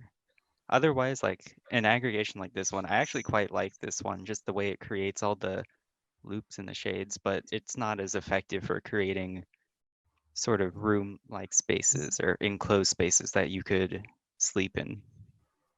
But I mean, for me, maybe this transitions to the more general discussion, but because it is something, there's one like specific thing I wanted to go back to, but from here it makes me think, when Zaha Hadid makes a shape, it clearly, this is since her Hong Kong days, like the octopus phase, those buildings come from gigantic gestures at the scale of the site, right? You decide where the major spaces are going to be, and then you sweep and scoop and stir them together into this like Mobius strip, right? And then the question becomes, okay, that's beautiful. It's like whipped cream or something. How are we going to build it? Well, you call in the engineers, and behind those flush skins, there's a tangle of steel, no two pieces of which are like the same size pretty much. And it all adds up to this incredibly simple, deceptively simple, continuous surface, right? So here we are working at like molecular scale with standard size pieces, but in a certain way, you're creating these gigantic gestures, but you're just using this kind of Lego system to make them. And it seems to me that that's counter to the spirit of the exercise, which is not, I don't think, how can I make housing or how can I make rooms out of this material with its strange, bigger than a brick sort of scale? But rather, what would these things do by themselves if I just like let them find each other? I mean, very little of it would be architecture, but it would be more true to nature, no? Yeah, just to go back. That'd be all these sorts of things. So yeah. Yeah. I know that doesn't, I think the moment you say, oh, look at this construction system. Now I'm going to conceive of a lecture room, a hall, a house, a church, or whatever. Now I'm going to build it out of this. That's it. I don't know. Is that the spirit of it, guys, teachers?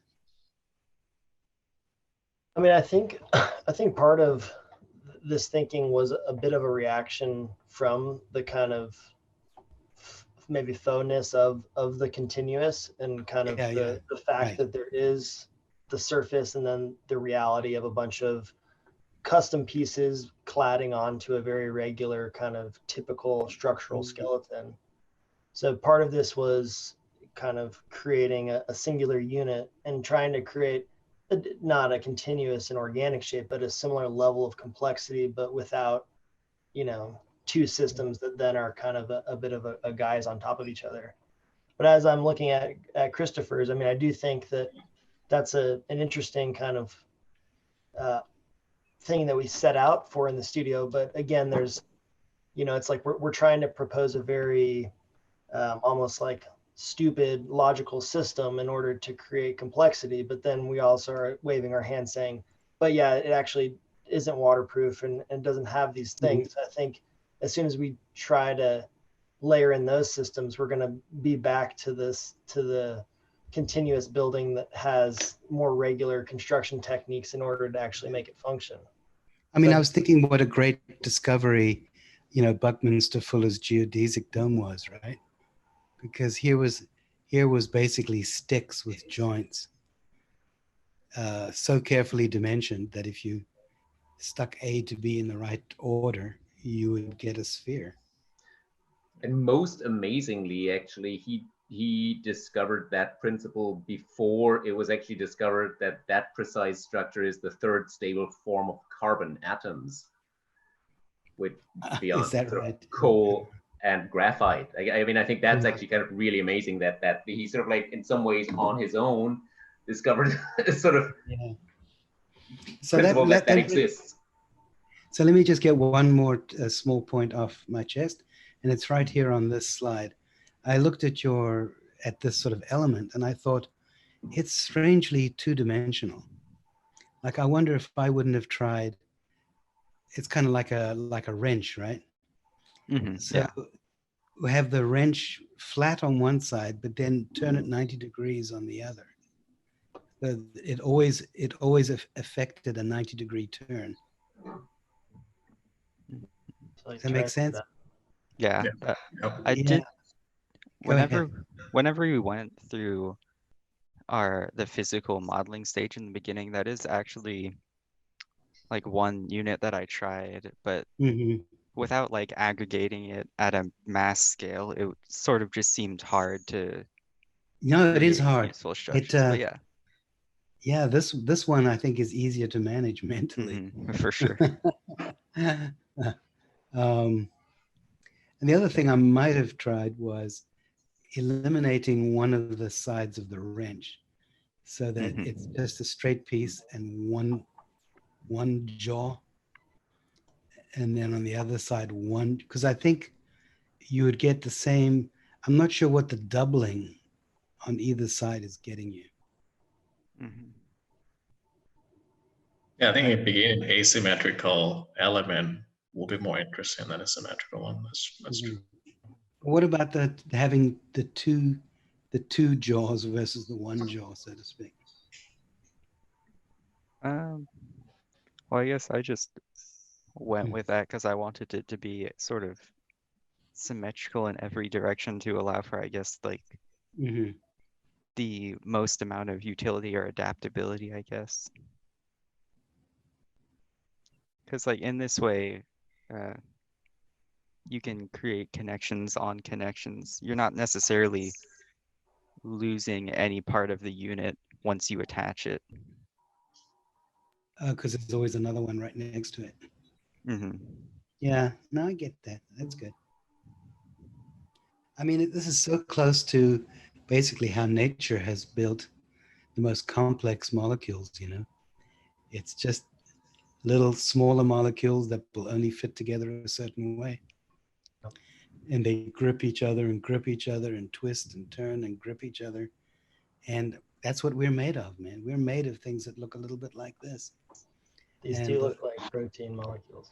yeah, and the forces that keep them together are pretty stupid. They're not much more complicated than nuts and bolts, really. They just sort of glue to each other.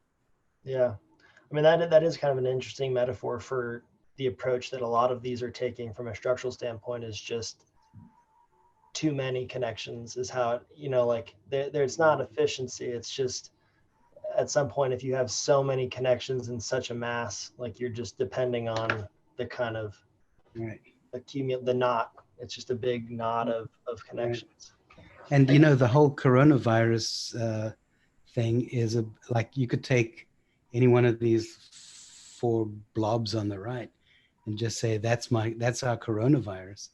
And the trouble is, it sticks to things that it shouldn't stick to. And you've got to basically put it in a bag of things that close up all the little wrench ends, so that the thing won't grip things in the way it does, you know? Mm-hmm. I mean, it's not unlike that at all. Kevin, you just said something that I thought was really interesting. You were sort of like explicit in saying like, this is not about efficiency. I mean, I think that's quite important to note. And like, I don't know if this is the time for sort of like general comments already, or yeah, we can do that. Is that fine? Because I have a sort of like general comment where, you know, in some way it goes back to this like comment that I had earlier, where it's like, oh well, maybe you just don't have enough. Maybe there needs to be more stuff, and it just needs to sort of like supersede every kind of idea of sort of like traditional compositional space that we know, and form clouds of elements that kind of like form different porosities and different densities, and potentially actually also kind of like different structural capacities. And I do think that in some ways, like I felt that some of the projects had narratives that were very much about efficiencies, especially with regards to sort of like disaster relief and housing and things like that. And to me, it actually seemed that like some of these narratives actually became shackles more than propelling narratives, in that they were trying to bring two things together that in my mind don't really fit together. It's not about efficiency. And like, I mean, I think the sad state of affairs is that like housing in this country is actually probably at it's almost close to its maximum efficiency and cheapness, right? Like, I mean, you can't strip away much more from my sort of like house that's built out of sticks. Yep. Like, you know, if I take away the sort of like roof, then the particle board that sits on my roof gets wet and like water comes in. So like, there's really not much more. Like, I could probably strip away the brick veneer and use some sort of like simpler stuff, but like, there's not much that I can strip away here. So we're at a maximum efficiency, for better or worse. So I think to me that I'd say we're at the bottom of a well. and so in some ways, it's really the question, like, well, okay, if these things, if you were sort of to run a cost calculation, would probably end up being like by multiple times more expensive in terms of construction cost for providing much less than your typical 2x4 shelter, house, hut, whatever would provide, because they're not even waterproof. So I think in my mind, that can't be the argument. That's not to say there isn't a different argument that I think you're making, but it's not about efficiency. And that's really, I think, about sort of like space making and the kind of like relationships between part and whole. Like how do sort of like very simple elements kind of like agglomerate and then sort of like form potential for kind of different spaces, structural capacities. And I think for now, it's not about immediate efficiency of program or anything. It may be down the road, right? Like, because all of these are based on, basically they can be easily produced. So there is essentially sort of some kind of efficiency built into the mass production of these. Yeah, and I think that's a little bit what the efficiency would require is. Yeah. But yeah, I mean, so just let me finish the thought. I feel like a lot of the projects, I think could have been like almost freer if like you had sort of let yourselves go, and I'm talking to the students now, of sort of the immediate constraints, but it has to contain shelter for these people and they have to sleep there. And to sort of like ask more open-ended questions, like what if I just employed this element like that? What kind of space would that produce, and what could I potentially use that for? And you may have come up with maybe a beautiful museum and not a shelter, but that would have been fine too, maybe. Yeah, no, I think that's a good point, because I think part of what and it could come down to kind of the sequence of how we set up the studio is that, you know, they created their narrative almost in a vacuum. It was after they had done some of the kind of model explorations, but then they, you know, through our guidance, were kind of pursuing narratives that were more extreme, as far as like trying to create a scenario where the typical building kind of methodology would be challenged. Mhm. But and then so they had this narrative, and then they returned back to their system. But I do wonder if, like you're saying, then they were trying to marry two things that maybe were at odds from the get-go. And I wonder if instead you really let the kind of generative nature of it, you know, like develop, and then really read the program into the outcome, as opposed to trying to let the narrative inform which of the catalog you think is successful. So it could be a little bit of a sequence on our end for how we set it up for them. Well, you know, the architect that historically was very, very interested in this kind of thing was Aldo van Eyck and Piet Blom. Those two names familiar to you? Mm-mm. Yep. Aldo van Eyck and Piet Blom. And they in fact started, they were active at the time of the Free University of Berlin, Candilis Josik Woods. And the idea and the inspiration was the Middle Eastern Casbah, you know, or the town, the cellular town, just made of a gigantic pileup of almost identical elements, or hillside towns of the same sort of thing. And he actually proposed many, many schemes that were highly repetitive, cellular, with sort of courtyards and things like that, basically a fabric. And I think a handful of buildings were built along those lines, including the Free University of Berlin. That actually went across to England. It was very much a part of Christopher Alexander's heritage, Lionel March, Philip Stedman, and to this day it sort of survives at UCL at the Bartlett. This sort of interest in mass repetition of elements like this. So as an idea, it's super, super powerful.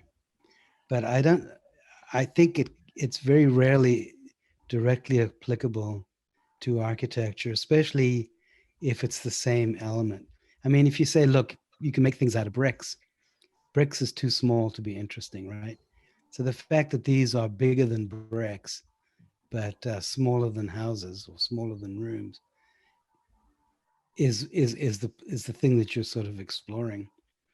But like this, the one that's in the middle right here, at this scale, I mean, really, you could, that's a village. It could easily be urban scale structure. But I think it's a very, very, it's an idea with some history, and it's very, very strong. And if I were pursuing this more academically, I would definitely look back to that generation of architects and see what became of that stream of thought. I really like. I think it's really great that you bring that up. That the context. I think that's actually important. And I think a really important observation. And to sort of like follow up on that like a little bit. I think one of the things that, like, at least this may be a personal observation. that I think also in that context of the kind of 60s architecture of sort of like map buildings and, you know, sort of like scale, like scales ranging from room to city that are continuous in terms of scale. I sometimes feel that the more successful projects in that way are actually the projects that either through sort of coincidence or sight or something are up against something, against a sort of like pressure, like the Giancarlo Di Carlo's hillside university. Like there's a river or a mountain or there's a mountain, right? There's rocks. There's sort of like a hillside of an existing town. So I think that's one of the examples. Whereas the ones that I think are basically sitting in the without context and basically like claim to sort of replace the city are actually the ones that are a little bit less successful because there's the constraints. And the real Casbahs were of course on real terrain. And they were based on terrain. They were based on sort of like geographical features and Right. They would have rivers running through them and what have you. Yeah. So that maybe also explains why I felt drawn a little bit more towards the ones that had certain either internal or external constraints. Like the garage guy. Yeah. The garage, the just box. Let's just make it a box. But I think that's an interesting observation to me, where I feel like we can almost like learn from that history. I just wanted to follow up because I think it's a really good point that you made there. Yeah. Yeah, definitely scale is the biggest component here. That's basically what filtered out what this is, because is it at a city scale where it becomes a city, or is it a building scale, or is it a one housing scale? Scale is a big conversation out of this one. Yeah, but you know, nature deals with it in a certain way, which is due to the is it the bending moment that goes up as the fourth power of the span? You know, I mean, there's a reason an ant can do what it does, and an elephant can't do what an ant does. I mean, I have a beautiful slide somewhere, which it would take me an hour to find, of a bridge, an ant bridge made by ants. Right. So what they get to a cliff, and they form a bridge made of ants, and then then the other ants run on their backs. So you know, it's a bridge made of the things that are going over the bridge. So I think structural feats are possible like that at micro scales, at the scales of insects and moths, and God knows what can be done at the scale of molecules. But as things get bigger, it's not a linear law, it's an exponential law. And a 6 foot or 8 foot or 10 foot long stick is not a model. It's a thing, man. It has problems already. And if we think of them as 100 feet long, it's another whole world of structural problems. So the scalability, and I'm afraid a little bit that working on computers makes us somewhat insensitive to scale, because computers, there's no gravity in them. And I really do look forward to the day when CAD programs are smart enough to actually fall down in front of you like a physical model does. Yeah. You start. It'll be nice if they collapse and fail.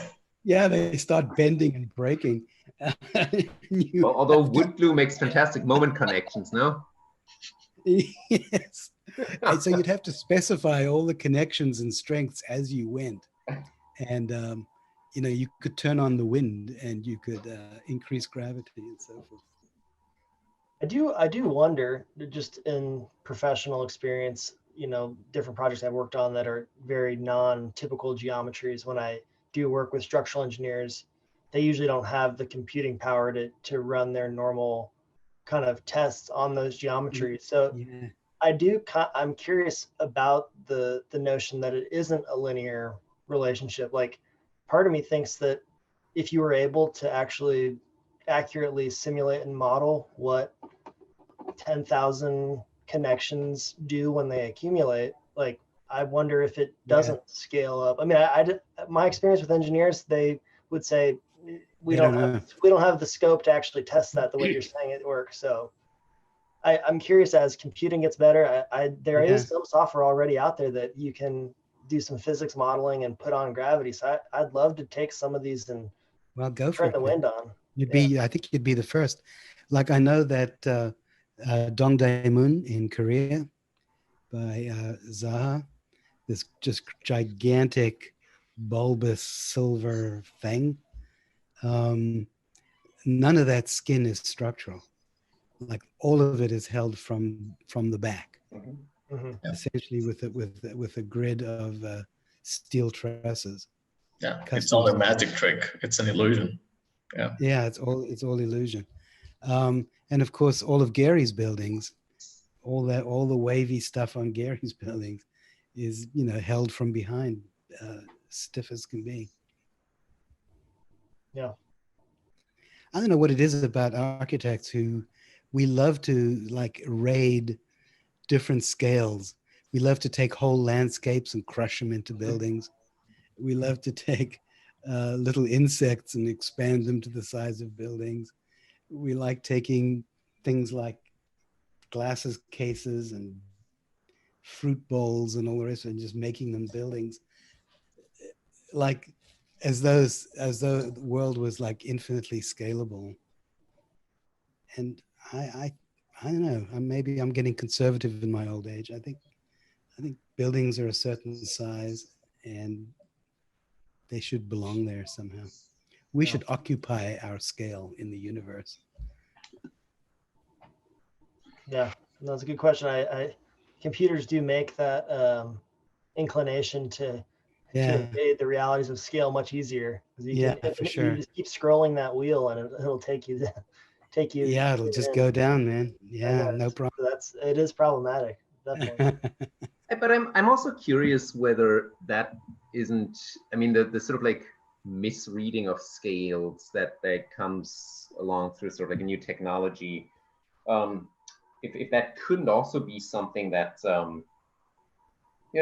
there's a potential in that. And I don't know what that would be yet necessarily, but, I'm thinking of the aerial view or something that sort of like defined then so much of like modern architecture and urbanism of sort of like, this view of this sort of composition of objects.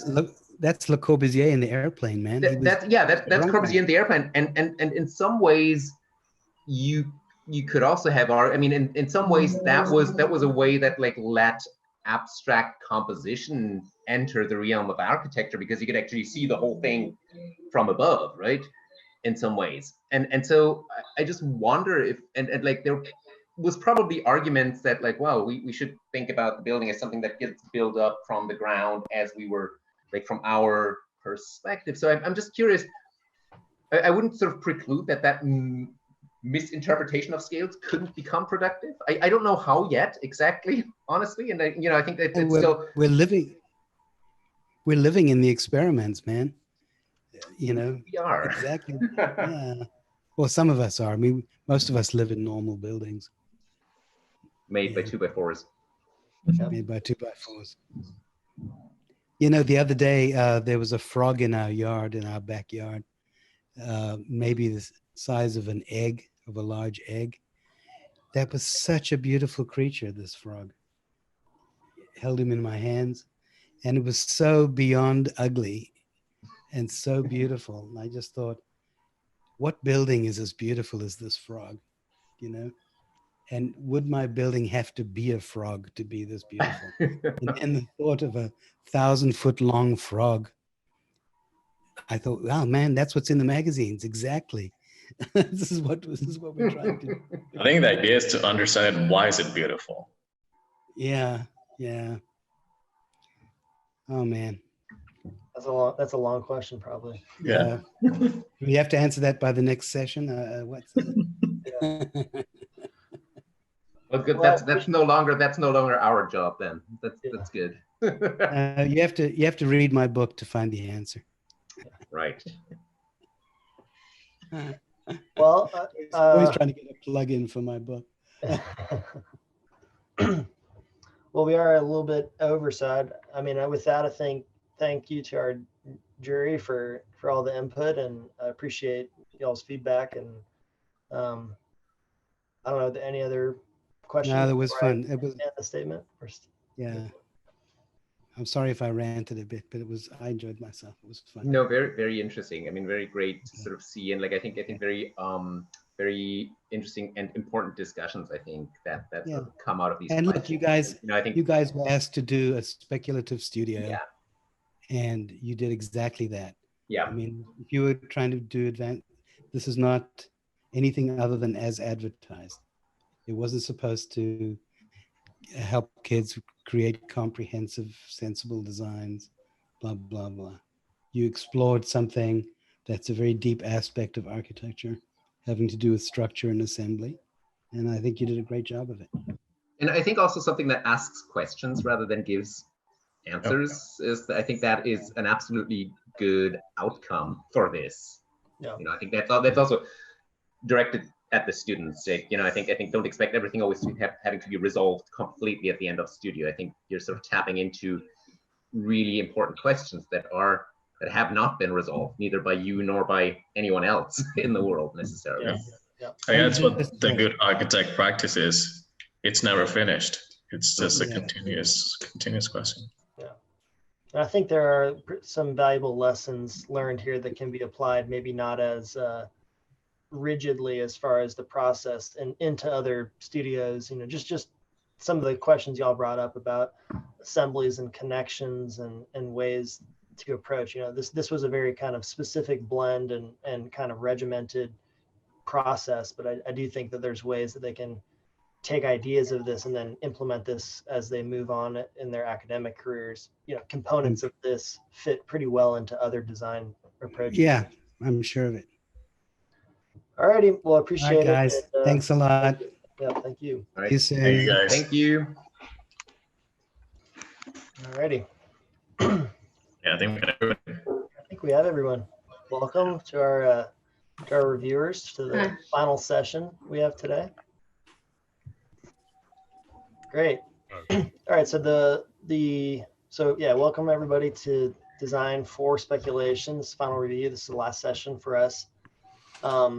The way we've been kind of structuring it so far is just having kind of the reviewers just do a quick introduction in case some of the students haven't met you, but I think most of them have either had you, or I think both Travis and Daniel were on the mid-review for this too. So, but either way, if you guys could do just kind of a quick intro, and then Suhash and I are going to run through a little bit of a presentation just to let you know kind of the intent of the studio, and then we'll go into the 4 student presentations we have after that. Hi, Kevin. Just want to, all of them had me, so maybe you don't need that introduction from me, or if you want to just go ahead. Okay. Yeah. I mean, we can skip over it.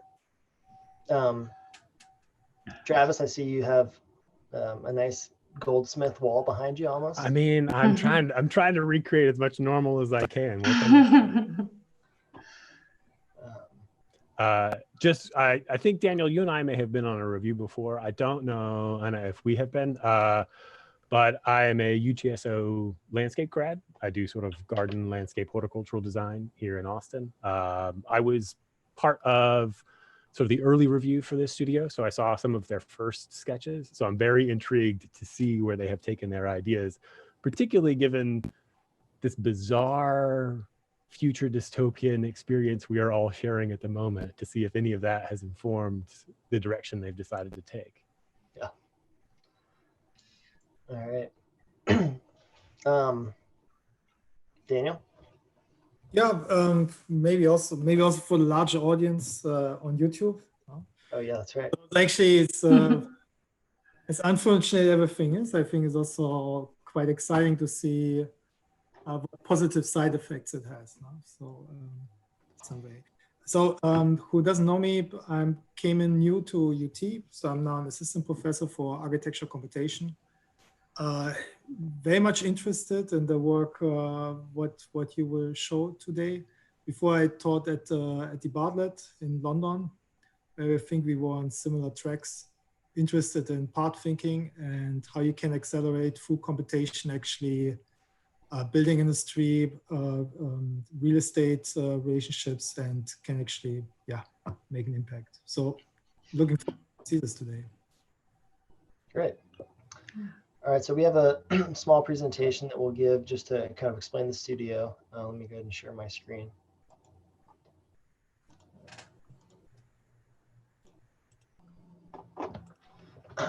Alrighty, so yeah, as we're saying, this is designed for in the intermediate sequence speculation. So the intent of this studio within the kind of larger sequence is definitely one that encourages speculative thought, both in terms of maybe approaches to the design and building, but also of particular interest to us in this was pairing that with kind of developing a speculative narrative that helped kind of inform each of the students' projects.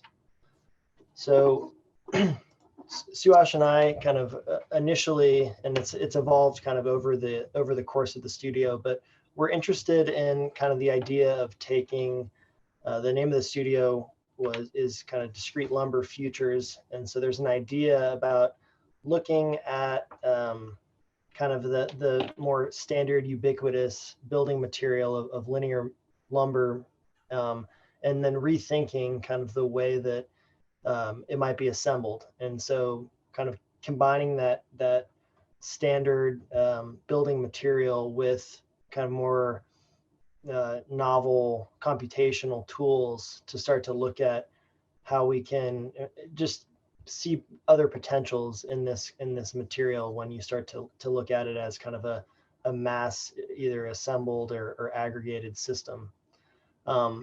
So we challenge the students to kind of develop a system, and then, you know, it started out in analog and then moved into a digital platform to where we were able to kind of create large scale geometric constructs that then they started to read into potential architectures within them. So Suhash is going to kind of walk through a little bit of the schedule of the semester for us. So we divided the semester like in 3 parts or 3 assignments. Assignment 1 was the physical model and exploration, which I think Daniel was part of. Assignment 2 was the context narrative setting, which I think Travis was part of.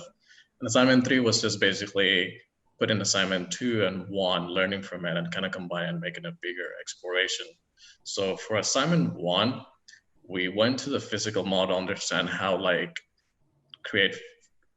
The intent was to explore face-to-face attachment rules. So with that, allow flexibility for growth by serial repetition or language pattern assignment. And I think the next image is actually the output of what they did for assignment 1. They each had to do like 9 models where they're exploring some rules of assembly patterns and which phase connected to which phase. So in this image, you can even see kind of the idea of developing kind of a unit and then looking at kind of in aggregation, how that can start to assemble a larger construct. The idea is to learn the rule and then keep like having the imagination, like it could keep building up on that rule without like a loop system. It could be more of an infinite loop.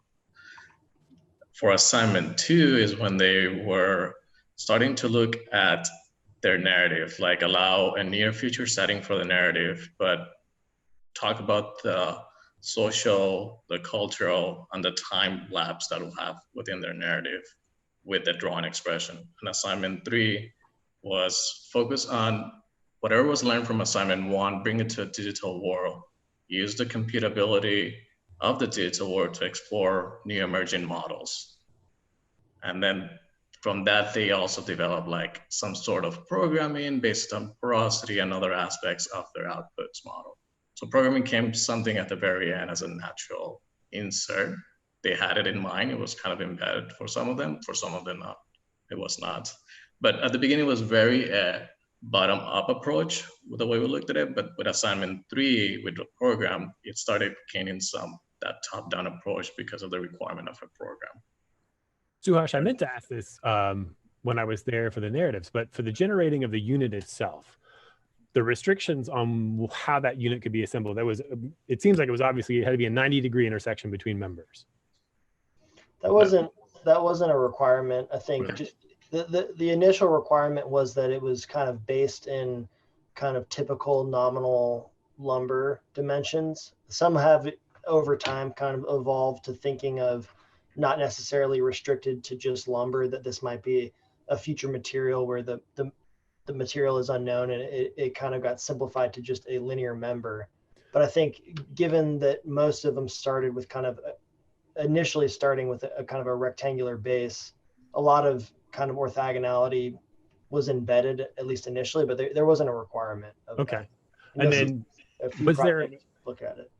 Was there an overall linear feet limitation to how big the unit itself could be? So it was really just like they came up with all of those dimensions themselves. Yeah. Okay. I have a question. So lumber as a material, not because of its natural properties, right? Just as a material. Yeah, exactly. Just more linear members, I think, was the interest of aggregating a kind of a simple stick initially, and then some have kind of evolved and kind of pulled the dimension of that, a little bit outside of the more typical dimension. Yeah, but I think so a lot of them went to the attribute where it's like easy to assemble, easy to disassemble. So those type of attributes instead of like the but not thinking exactly, not thinking about all those things that can be seen as a problem, but most of the times and the current agenda they are seeing as a plus, right? So not in that level. Yeah. Okay, good, thanks. And there was not a ton of study or focus on the specific kind of joint construction and really even down to kind of like what are the strongest joints. I think the level of kind of structural thinking was a little bit embedded from the first assignment, because they did generate all of those models physically, but once they moved kind of into the digital realm, there wasn't a lot of investigation of kind of the strength of this. So it became much more spatial exercise. Good. All right, so for today, we have 4 more that we're going to look at. So I think the kind of time allotment that we have is basically around 20 minutes per student. And so they have about a 5 to 7 minute kind of slide deck they're going to go through. You all have access to those PDFs too, if you want to be looking in tandem, or what we've done in the past sessions is after they kind of go through their deck, there's just a fair amount of, hey, can you go back to your plan view or whatnot. And then after we finish with the 4 students, each having their own kind of feedback session, we've been opening it up to kind of a group discussion just about the studio as a whole and the selection of students' work, and then kind of any feedback as a group could be reserved for some time at the end. So with that, I think we'll launch into the first project. I think Taryn's up first. If you want to go ahead and take control, Taryn.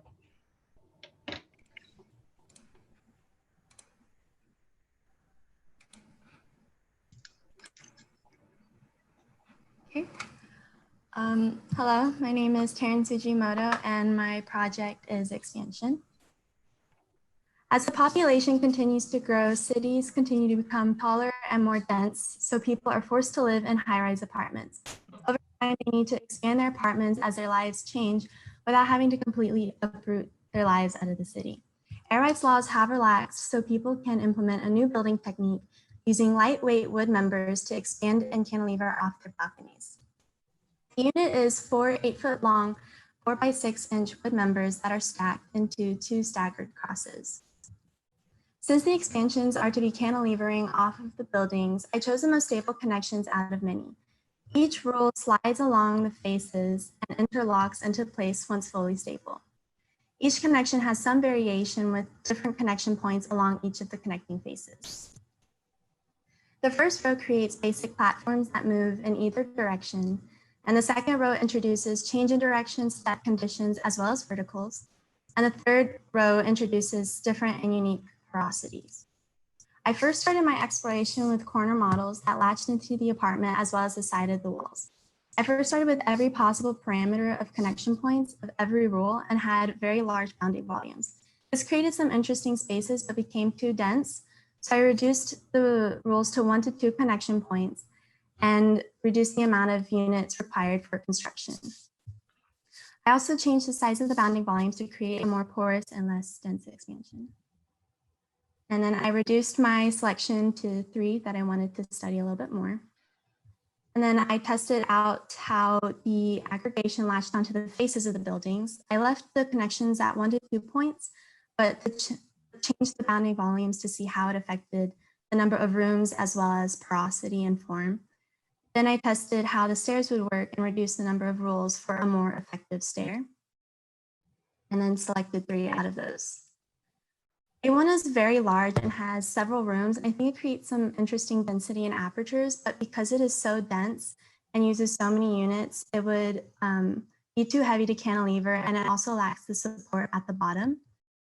A5 is small enough for only a 1-room expansion, and it creates privacy for the user, so it can be used as a bedroom. The last corner expansion, A9, has a dynamic shape that latches well into the apartment and has a lot of support while not being too heavy and has enough privacy while also letting in light. B2 is a small expansion on the face of the building. I found it has an interesting form on how it grows onto the building, and I like the apertures creating privacy as well as views. This one spans over several floors, so those levels can utilize the expansion with the 4 to 5 large rooms that it contains.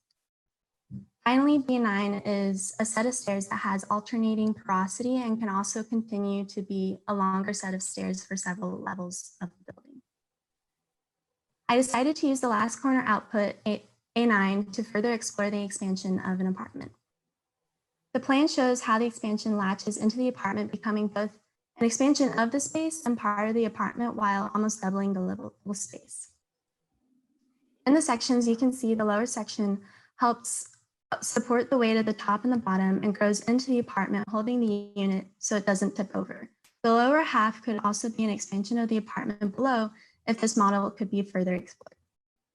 From inside, you can see how the wood grows into the apartment and becomes a part of the inner living space and how the family interacts with both spaces. This is a view from one side of the expansion that shows the family using their space as an outdoor area. From this view, you can see more of the spatial conditions of the expansion and the family living in it. So now the families can live the suburban lifestyle inside the city. As you can see, the aggregation units are implemented throughout the city and breaks up the monotony of the repetitive buildings, showing how the expansions react with their apartments and vary to suit their changing lifestyles. Thank you.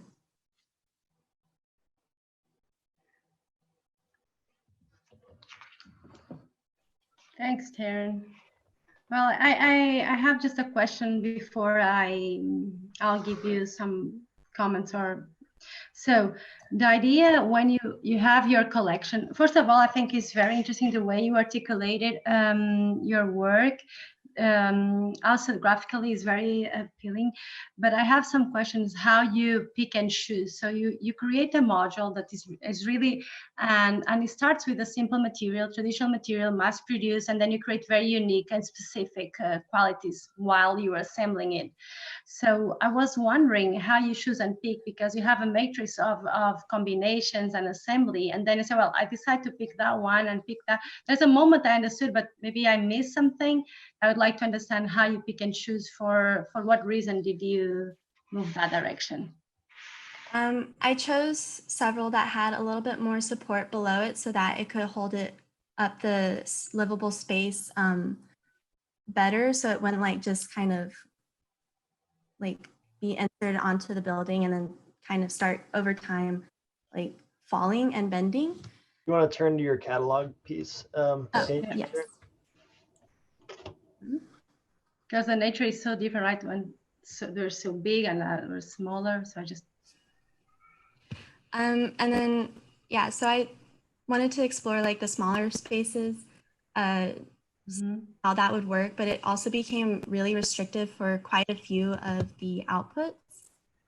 So I expanded the bounding volume a little bit more to see how that would affect, and I kind of liked how that was bigger, but also because I reduced the amount of connection points along the faces, that it also was, I think, more successful than the earlier versions because it had more of the porosity.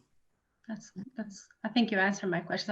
I really appreciate because the first thing when I saw it, I thought it was more a parasite relationship, but then it's more a commutalism, right? Both of them benefit from those things. So both construct benefits. So it's the next, and it's funny because you're just talking about wood qualities and then you say expansion. So that is also an inner quality of wood. So you're letting the space be expanded out, but also the space itself benefits from being connected to something else. I really think it's an interesting way to look at it, and not only being limited to, okay, I'm just going to attach this thing to the building and then it's going to exist as a cocoon or a nest by itself.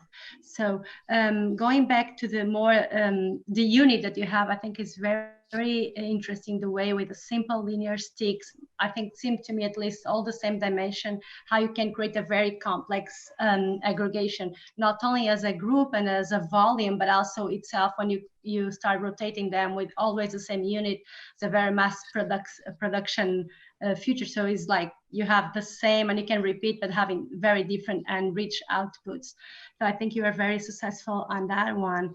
And the exploration that you did with that aggregation could represent different things. It could be a surface, could be an envelope, could be a partition, could be a ground.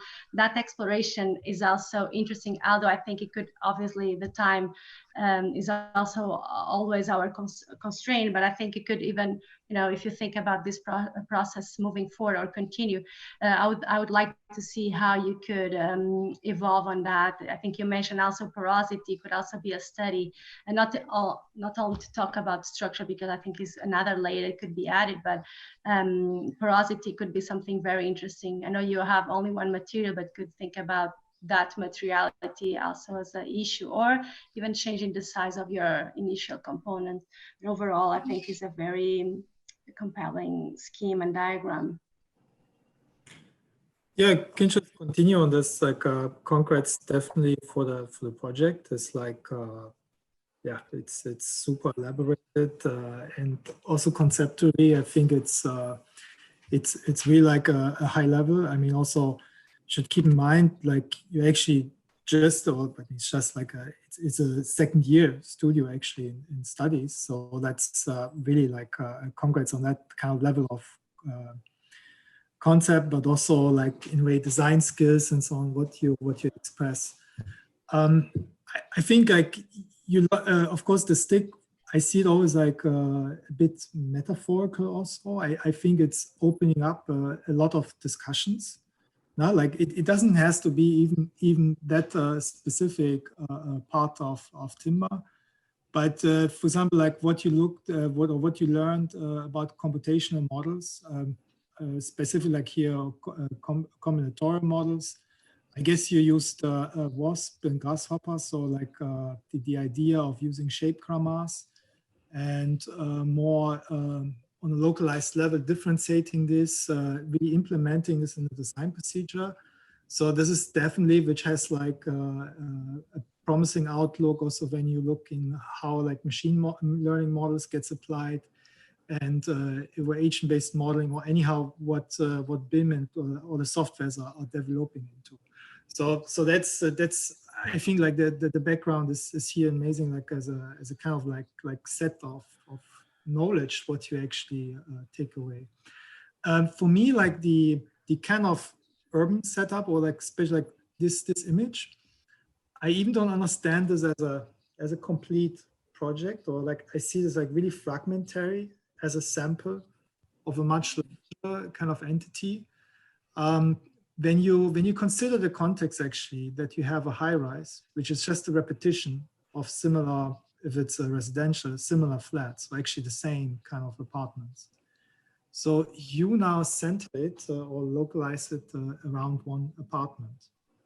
But of course, like these apartments repeat. So I think even like it makes more sense to think that even further as a second skin or second facade from the building. Just think, for example, of like what you see on Asian construction sites, the bamboo skeleton and so on. So like that there's of course a lot of precedents, because then also you were at some point you were like mentioning this density, or like not like here in the top left, this is really, I like it, but it's actually structural not feasible. I like the porosity, but somehow I cannot pick from this, or like I cannot, or I don't want to continue because I'm worried about the cantilever. But you could also see it now way around, like what if you begin to learn from that actual result, or if you use more like a machine learning approach, that you, in a way you look off a set of data, or here like a set of geometry, and you try in a way to understand it in terms of performance, and to learn like for what's good. So I see, for example, in this kind of like heap of hay, like benefit, like for example, like microclimate. Like this high porosity now would allow, like in terms of facade, maybe it points in direction of a cooling system and so on. So I think also like you're opening a lot, I think, of additional potential, which you didn't embed it in the first place in such a project by simply just designing, or like with the desire to fulfill a certain performance or parameter. But then also like what these complexity always throws back on you is of course like completely new kind of content and performance and so on. So yeah, and especially I think the best drawing, most successful are the plans, when you really go into interiority of, or like that it begins to become part really of the living. And yeah, this is definitely like what I would continue on, like how you can actually really turn this into new paradigms for living. Mm-hmm. Listening to you sort of go through all of the different iterations here, you know, like this page we're on now, it was almost like listening to a real estate agent. And that, you know, there was a thing, if you had a new baby, if you had toddlers, if you had parents living with you, if you had friends next door, you know, each one of these solutions would be appropriate for that. And I kind of was hoping that in that selection criteria Anna was talking about a little bit, that there'd be a reference to who the occupants or the inhabitants were, right? Because each one of these is going to provide a different set of solutions depending on the needs of the family that live there. And then I was looking back at your sort of statement, and this is not meant to be mobile, right? This isn't something that you would take apart and move somewhere else. This is a permanent fixture to a home you long-term rent or own, right? Mm-hmm. So then I think that another level of exploration would be, is there almost like the starter cluster, you know? So you get to get a little down payment on your addition, and you start with this. And because you've started in that direction, you then have these next 3 options to branch out next. So if you do have another kid that comes, or your in-laws have to stay with you, or you just want a terrace or something, that somehow your first choice is a step in a certain direction, and then you go from there to other specific solutions, and then you'd have like different options of where you wanted to begin. Because I think, and kind of getting down to your last set of images there, where you're doing the family in the place, I think one of the things that's missing maybe is, this is unlike really social spaces that we have now. I mean, just looking at the way that it is assembled, the floor texture, the walls, the porosity, the whole process is different. And yet in some ways, the way that you've represented the family occupying it is very conventional. And so I think that because of the novelty of the way you're making spaces and the spaces that you're making, I kind of want to see that same level of novelty about how people could potentially be using them. And that matching those things together kind of takes your project really into this alternate future where you do have mixed generation families, and they're doing these different kinds of things, and they're living in these different kinds of spaces. And I wanted to see maybe more of the detail of that. Yeah, picking on that, I think you could even think about, I agree with the way you set up the last drawings, the renderings, and the setting the occupants there. They're very conventional. What if you think about the module itself? If you look at local scale, what if those aggregation at different scale maybe become also the inbuilt furniture, for instance? Karen, you need to have a set of furniture that is part of it. yeah, looking through these first set of images earlier today, I kept coming back to the idea of like how sailboats deal with such small space constraints and the way they make use of every little volume in order to store and hide things. And I know that gets cluttered, and that's not really the intent of this project. So potentially forecasting it as a direction you could go, but looking at some of these cavities of what opportunities do they present that you wouldn't have from a normal sheetrock and stud wall that we're so accustomed to.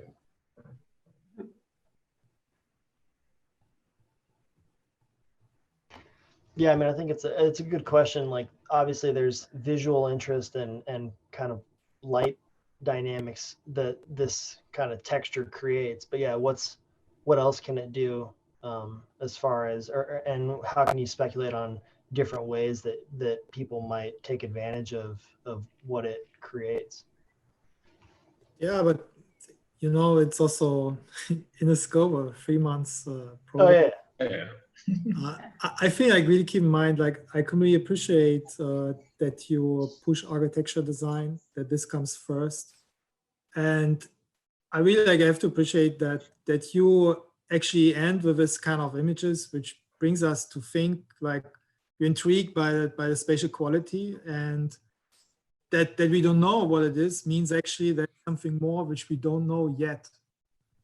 We don't know yet to economize, but there's an additional value. Yeah.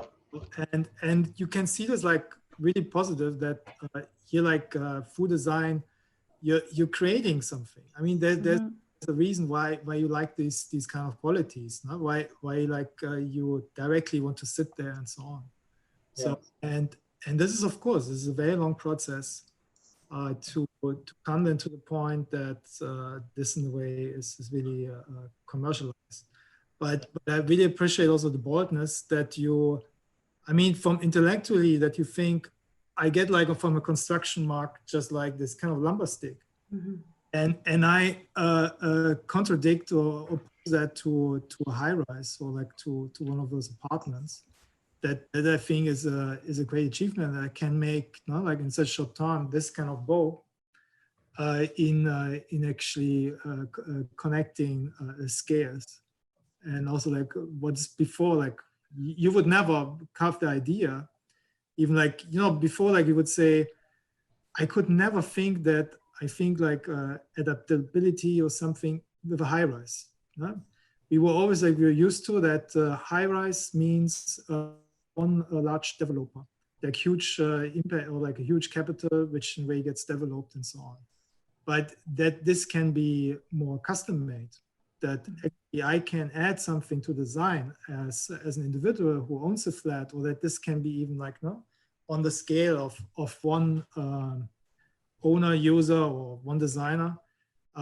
This is, I think, also some, I think some paradigm shift, which we more and more see, or like I see also in other studios, like more and more popping up, these discussions, that we again notice that we can actually combine such scales or make that feasible.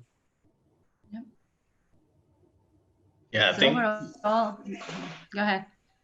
Yeah, I think the same, like to build up a little bit on Travis' comment, like life is a loop, right? You get a kid, you get your in-laws, but it also shrinks back again. So that's an interesting way to look at timeline, where these little moments will grow and then shrink back, because then you don't need it. Your kids are to college, so you don't need that extra space. So that's very interesting. And even the last image is interesting, where like similar buildings, now you're like with this system, it's kind of making it personal.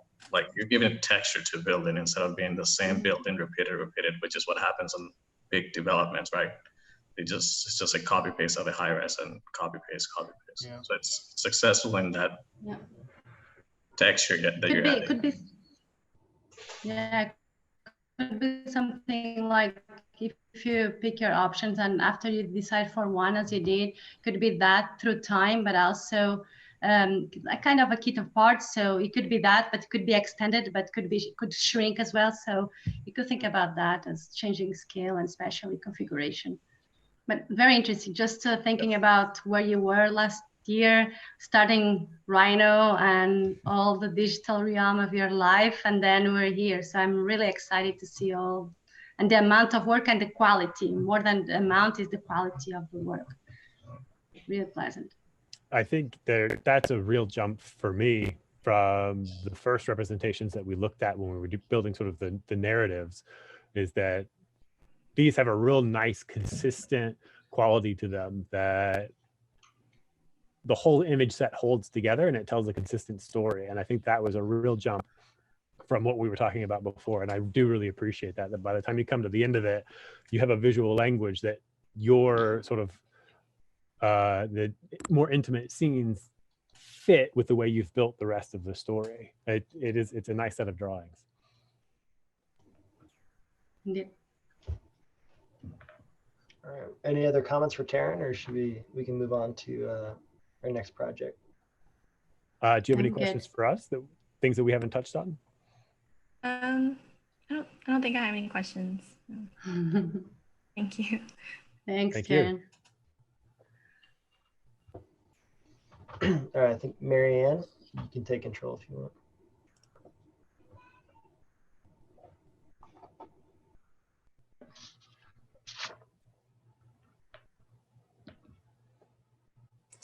Hi. Okay.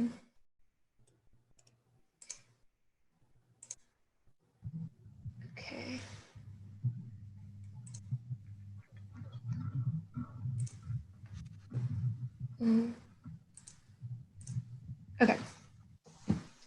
Do I need my camera on for the presentation part, or? It's up to you. Okay, I'll turn it on for discussion. Hi, my name is Mary Fergie, and I'm going to be presenting from Infrastructure today.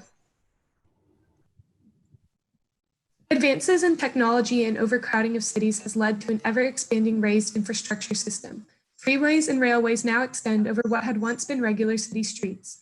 In the space around parks or other open areas found within dense downtowns, these structures offer a unique building opportunity that can become a bridge between nature and metropolis. The simple wooden modules create a system that encourages individual designs from one space to the next.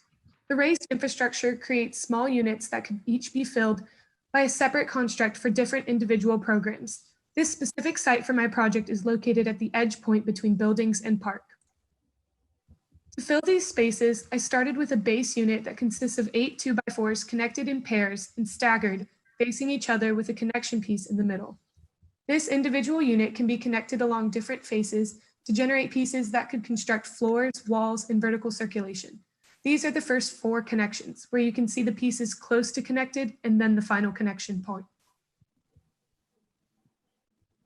The next 4 connections are seen here. Some of the connections create flat surfaces, while others create more vertical structures. Depending on the orientation of the units, they can be porous or solid. The connections were then deployed in different combinations underneath the raised structure, using it as a boundary to expand out from and around. Throughout this process, I was able to discover which combinations of connections were creating interesting outputs. With some of the outputs, I attempted to stay within a very tight space, while with others, I attempted to extend outward on the front and back faces or around the columns. I chose to focus in on the 1st, 6th, and 11th generations, which all use the combination of connections C, D, and F. I felt that these 3 had unique aspects to them that defined different types of spaces within the individual sub-infrastructure units. The first output is very open from the back to the front of the structure, with a thin separating wall creating 2 smaller spaces and a large column on the side. This next output generated a more enclosed space with larger, more expansive interior walls and with a more open roof. This final output is the one I chose to explore the furthest. The roof created a canopy extending beyond the above highway or railway systems. It has a smaller interior wall that defines the individual spaces without making them completely separate from each other and allowing easy access from the back or front entrance all the way through. Although I focus in on one specific output, the importance of this site is that it allows for a large variety of outputs to be deployed across the entire system. As you can see here, the infrastructure separates the city from a park with more buildings on the opposite side. The openings in the units allow for this bridge type experience between the 2 spaces.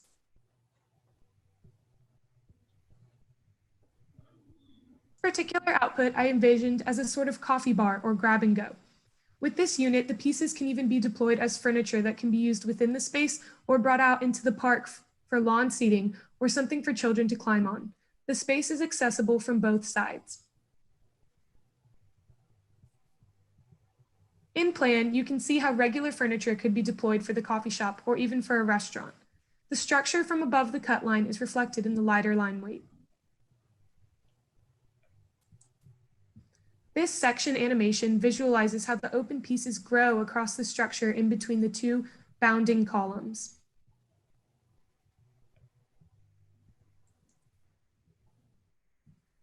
We can see that the structure uses the infrastructure as a guide to its form while expanding outwards towards the city on one side and the park on the other to draw people in, and use the unit of wood as the connection between the natural world and the harder concrete city. Thank you.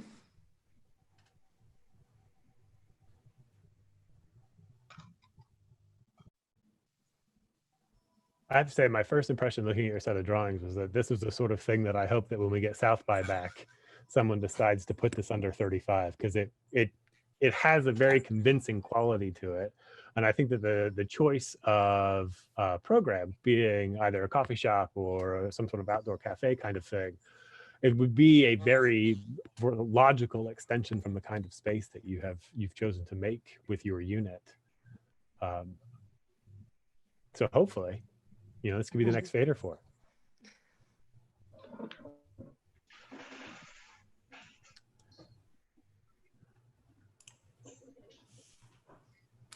What were your, sort of like what Anna asked of Taryn, when you were making your selection criteria and you chose 1, 6, and 11, what did you have any sort of objective process? Like she had mentioned porosity was one of the things that she used as a metric. Did you have something, or did you have an objective metric that you were using? Yeah, so some of the outputs were more enclosed on the front or back side, and they really didn't have that kind of bridge quality that I was looking for, where it could be accessible from the park and you could easily go from the park to the city or from the city to the park.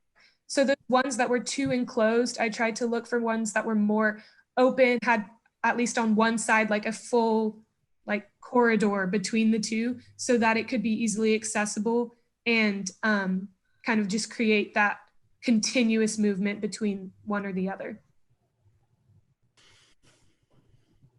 Yeah, I think you mentioned closeness. I would directly add on this. Like maybe it was a time issue. Like I know, like you're going for this series of exercise, but if you would think like a feedback or iterative process of not kind of like more like trial and error, then of course like the idea when you're looking now into kind of roof condition, how you could really make like a closed surface for just over this repetition or addition, over like setting up a certain kind of like combinatorial of connection points would be also something like which would help you maybe to also control the quality of these Poche spaces which you create then. I think this is new to the other project, but I think it's a very distinct quality on your project is this not like the packed hatched space, the Poche in your project. Also, when you think in terms of program, you were like mentioned, hey, these kind of structure, mega structures, they cut through the cities, and they divide also nature from the city and whatever kind of narratives. So having such kind of like niches or Poches like also offers you like additional program.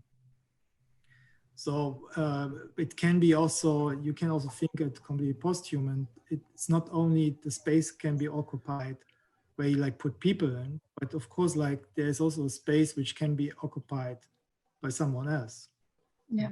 Like which one is like plants, but what if with birds, squirrels, or like any kind of, especially which gets actually through infrastructure in a way mostly cut it out or like killed in a city. So that could be Also, like when you think then of additional kind of climatic effects and so on, could be very nicely, like I think, extendable. Like that you think because you expose like this porosity, this openness, and I don't see yet, or maybe it's just a zoom in, like that you begin really to recognize this as a more than just a aesthetic quality. And would start like to speculating, maybe at first it's a shelf, maybe I put the plant, maybe it starts like so naively, then yeah, but like in a way pushing yourself, like what could turn that, and pulling this back into the kind of like iteration into like your design features. Yeah, I was thinking something on that line, just thinking about that new artificial landscape that you're creating within the city, right? Because you are limited by the ground and by the upper level of whatever infrastructure you are building. So you are limited by both upper and level, but you could extend to the sides. So I think it could be a matter of start changing heights, and maybe the porosity could help you also on that. And again, the scale. If you think about the scale of a person, but you can think about some other occupant, or even thinking about how can this be used during the night or the day. Mostly you use the metaphor of being the bridge. I think it's more the tunnel or the tunnels, because it connects both sides that somehow they are cut it through by this, as referred by Travis, like the I-35 or whatever infrastructure is cutting the city. You are somehow joining them through, I think, more than a tunnel, in a good way. I don't think that is a criticize, but I think the metaphor would be, could be that the way you connect, but you could engage both in a different manner. So if you think about one side, I think you said buildings and parks, right? The skills are different and the realities are different. So how could you change maybe the granular aspect of it? Because you go from a park to a building, or from a building to a park. How could you somehow engage both realities being different?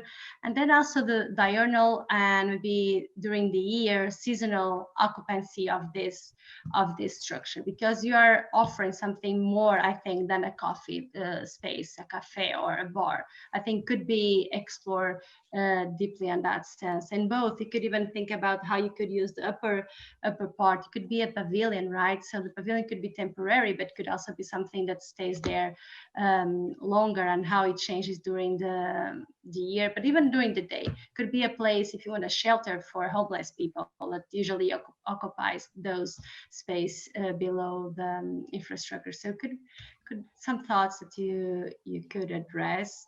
I'm impressed with the evolution that you had as a student, the way you are now representing your drawings and showing and presenting those interesting. Going to the local aspect of your component, starting very simple already with a three-dimensional module. I'm wondering if that could be changed in a way that would help you with assembly, because you saw before that you could assemble things differently. In your case, you can assemble always, well, you change vertically the assembly, but then you can also rotate. I'm thinking if the distance between the two vertical elements change, that could be something else. So just a small thing that could be added to your line of thought. But overall, nice work. I think the idea of remembering the sort of the non-human users, particularly because you've chosen to cite yours kind of, at that line between city and park, I'd try and reactivate that edge so it isn't just sort of dead zone beneath elevated transportation infrastructure. Again, thinking like specifically of 35, we have the Bat Bridge. Some of your units aren't very far in dimension from what you would do to actually make a specific bat box. And then when you look at the way that you've created the horizontal planes up there towards the top of your pavilion, you're making places where pigeons are definitely at least going to roost, if not raise babies, right? So I think this idea of, because you've chosen specifically to engage with parks, there was an opportunity there for you to sort of engage with something that perhaps other students don't have or won't have because they chose different sites. Like there's no way that we're going to take the extension of a skyrise and try and say how non-human occupants are going to either colonize that or use it. But I think yours has that unique opportunity. And it's even something that, again, way beyond the scope of a bizarre semester like this one. Yeah. In your iterative process, is there a way that you select some target species and you say, what are the needs that they have? And how do I bring that back into my selection process so that as the algorithm is generating form, it's identifying these pockets and saying, okay, well, I'm going to hold on and protect this one because that fits the criteria for one of my selected users. I mean, that can be also much more, not even like looking to something very exquisite or like, I mean, just think about vertical farming, which is more or less like just a stack of shelves, no? Yeah. And with artificial lighting. So, but anyhow, I think from the urban approach, it's something very realistic, which you see like for European cities, metropolis, London, Vienna, Barcelona, which all took actually these large, like mostly train lines from 19th century with this arch domes, and using it in the 2000s for actually turning this into cafes, bars, offices, or like reactivating this and actually whole areas for kind of like a kind of development with more like startups. What one last comment, like. Is it funny contradiction that when you put the measures on your sticks, so there's this kind of tension between one like having a computational model which is a multiple of one element or one number, and then having that numbers of broken ratios which relate, of course, the inches, the feet, which comes from the human body, measures relate to human. So think also that when you look to the work, also similar to this, like for example, Kengo Kuma, the architect, there, for example, the element or part or like multiple of this relate to two measures of a human body, relate to the weight of the element, or also relate, for example, when you have now certain kind of size, what is with the step of a feet of a gas step, and that there's multiple kind of relations. No? So and keep in mind that there's like a very sensible moment. I like the funny contradiction there. Yeah. Thank you very much. Thanks, Thank Mary. you. Thanks, Mary. Alrighty. If y'all need to take any break, just let us know between them, but we have two more. Good to go. All right, Gregory, you want to take over? Yeah. Is the audio pretty okay now? Yep, audio is good. All right, perfect. All right. All right. And so welcome to my presentation about elevating courtyards in dense urban neighborhoods. Oh, yeah. So my narrative is set sometime in the near future where there's a government issued mandate that prevents the expansion of new buildings as an effort to kind of contain the issue of urban sprawl. And while this is done initially to kind of good effect and for good intentions, the problem is that this only really truly affects the poor who already live on the outskirts of the city in already really dense neighborhoods known as favelas. As a result, they're forced to go vertically upwards on pre-existing buildings, and this causes the ground level experience to worsen, as there's no more light that can actually enter down to the ground level. And a big victim of this are the courtyards that were once populated and once able to have massive amounts of light are now stripped of that and are now kind of sunken in the darkness. So what I'm trying to do with my own project is trying to discover a way where I can replicate that courtyard experience, but through the use of the roofs as kind of entrances and as kind of anchors for these new elevated courtyards that are interconnected between the different roofs of this very kind of dense area of the city. And so I use two different units, Unit A and Unit B, for the aggregation of my outputs. For the most part, I used Unit B to Unit B outputs, or Unit B to Unit B connections, rather. But then ultimately introduced Unit A as kind of a way to allow for more flexibility with what the output can produce. And as a result, I ended up having a total of 12 different connections that will work kind of while they do have some similar functions, and some functions are repeated because of the introduction of a unit, overall, it's to give it a much greater variety overall throughout the output process. And so here's the catalog of 9 different outputs that I was able to generate. And this was able to give me really interesting insights into the limitations and strengths of this style of generation. So this is the first cluster, and this one had 2 different floors to it.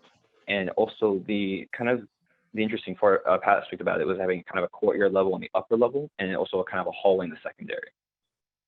Here, this is more of an extension of the 3 existing roofs already that are kind of aligned next to each other, using that courtyard, again, as an extension of it. Here, this is a lot more of just kind of a flat general courtyard that has a lacking of cover. This one is a little bit more narrow and works a little bit more as just kind of a space that can be kind of more traversed, as opposed to kind of just residing and kind of idling in. And this is much more kind of a continued investigation of that, kind of establishing more so what I would call hallways with these narrow pathways. This is an investigation more so into those hallways, along with kind of combining that with the courtyards themselves and seeing how those two mix together. This is a continued kind of like going back to the second cluster of an extension of 2 already existing roofs, but now also introducing the kind of like a space where it can be very easily kind of like traversed and kind of interconnected over a long distance. And here, this is more of kind of like a stress test to see how kind of elongated these outputs can become, and see kind of how large these can truly become, also having 2 different floors on it. And this one is also another investigation to seeing how I can have 2 floors that aren't so clear-cutly distinct from each other, or rather connected through a large staircase that does distinguish 2 different levels. Ultimately, I went with the first cluster because it provided a lot of strengths that I thought were really interesting to work with. And also, I saw a lot of room with it that could be kind of toyed around with and tweaked to kind of enhance the experience and kind of produce a better output that kind of fulfills my vision a little bit better. So here with the section cut, you can kind of see those 2 levels that are present that I mentioned before. But the biggest weaknesses that I found with this that I think I had to deal with was that the covers were a little bit too arbitrary. They felt a little bit too much just kind of flat walls that were a little bit thin, and also covers that just were a little bit too flat for me. And also the interconnection between the upper and lower level was a little bit, it didn't feel totally interconnected. They felt a little bit too kind of floating apart from each other. So my goal for expanding upon this idea was trying to find resolutions to those problems. So this brought about the existence of cluster 1-2 and cluster 1-3, which were kind of an experiment, or not experiment, but rather kind of an attempt to resolve those issues, to kind of make these outputs feel a little bit more integrated with the buildings themselves, and really make it feel like it's a part of the actual neighborhood of these, and they're actually connecting with the buildings, as opposed to just kind of existing there as these wholly alien kind of pieces. Ultimately, cluster 1-2 was the ultimate one that I decided was the most successful in my own vision.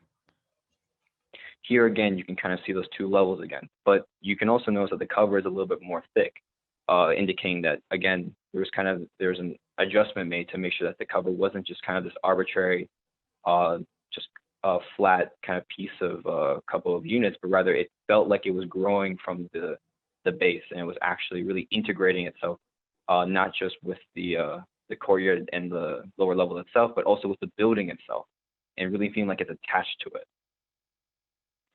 Here's an upper plan, and you can kind of see like the clear 3 different entrances into the upper level of the courtyard, but also see how much it kind of bleeds into the roofs of the building. So it's not just kind of floating, but rather it really does feel like it's set upon the top of these buildings. And here you can kind of see that hallway effect on a kind of like a smaller, more narrow scale. But again, that same idea of having these outputs feeling like they're integrated with the buildings and not just existing for the sake of existing. They really do feel like they're becoming a part of the building, and that was the main goal, not to make it feel like it's just this arbitrary floating thing. And so here's a view of one entrance from the lower level, another view from the upper, another view from that same kind of lower level, but from the other end. You can kind of see like the hole that kind of allows for a little bit of porosity, and you can kind of see how it bleeds about and kind of really does integrate well with the buildings themselves. Here's a view of just like the courtyard itself. And I like this kind of cover that emerges from the right-hand side.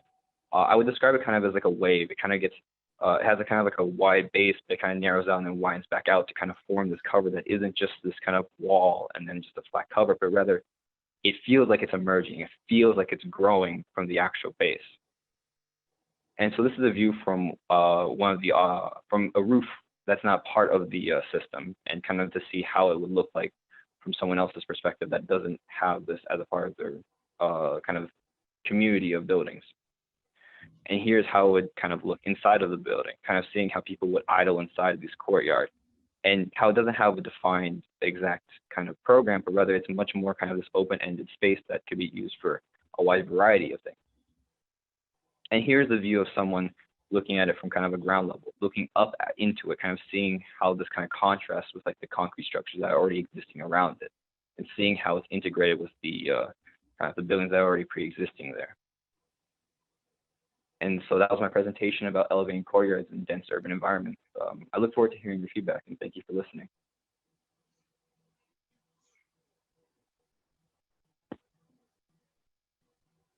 Gregory, I just want to, maybe I missed it.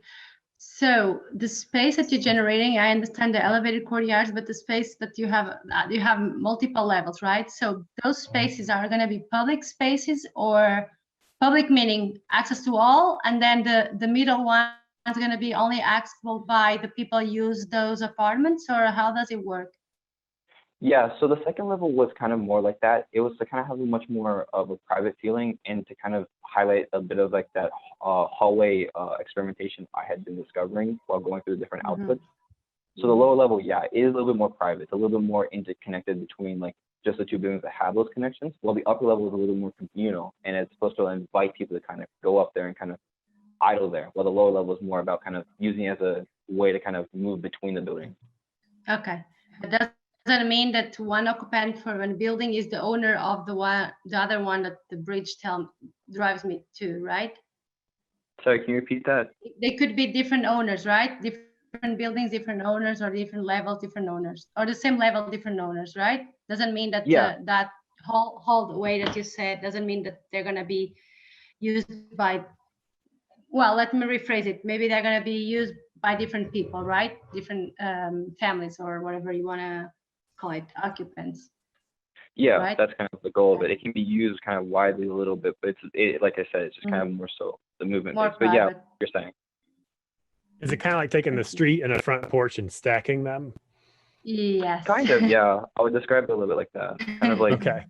It's kind of just kind of like path, kind of like, okay, here, like, you know, what's kind of like easy way to navigate, as opposed to taking the street path, which in the setting is supposed to be kind of like depressing. So it was interesting listening to you talk about vertical hierarchy, maybe from public and then semi-public.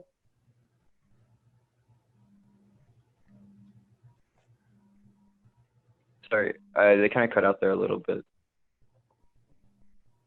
You got frozen right after the vertical hierarchy. Oh, it got frozen for you after this. Yeah. Yeah. Oh. So, okay, me? Should I go ahead? Yes, please. Okay, so you're just maybe somehow define a vertical hierarchy from public for more private, and then semi-public again. Gregory, is that what you mean? Or anyone can use the top deck as the street? Because you're talking about favelas, right? Favelas are spaces that are very dense, and any space is wanted, right? People want to use and occupy those spaces. And I understand that that hallway that you're putting in the middle, most probably is going to become a bedroom for someone or things like that. So I think it's interesting the way you're exploring occupation here that we were discussing before at a human scale, but also levels of privacy.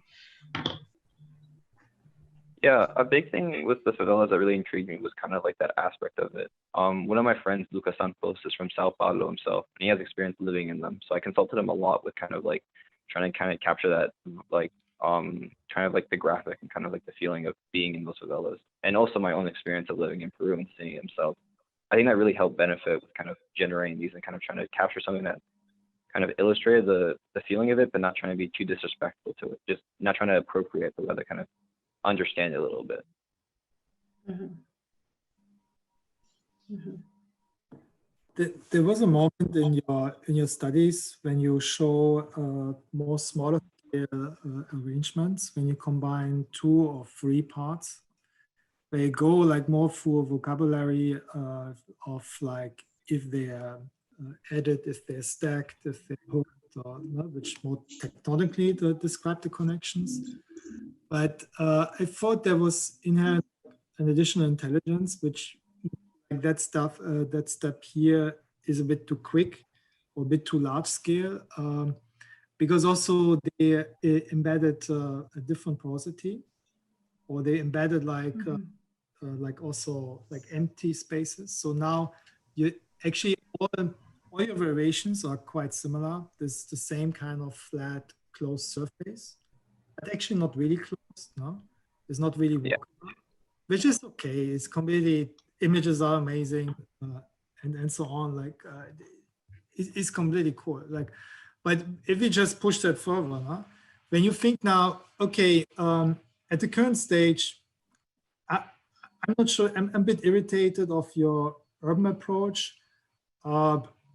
Would have been simpler to replace one of those buildings with a much more porous one to allow then actually higher density that you can build also more in between or such stuff. So I didn't understand really why it has to be a bridge, which I can imagine is just simply structurally like takes a lot of energy.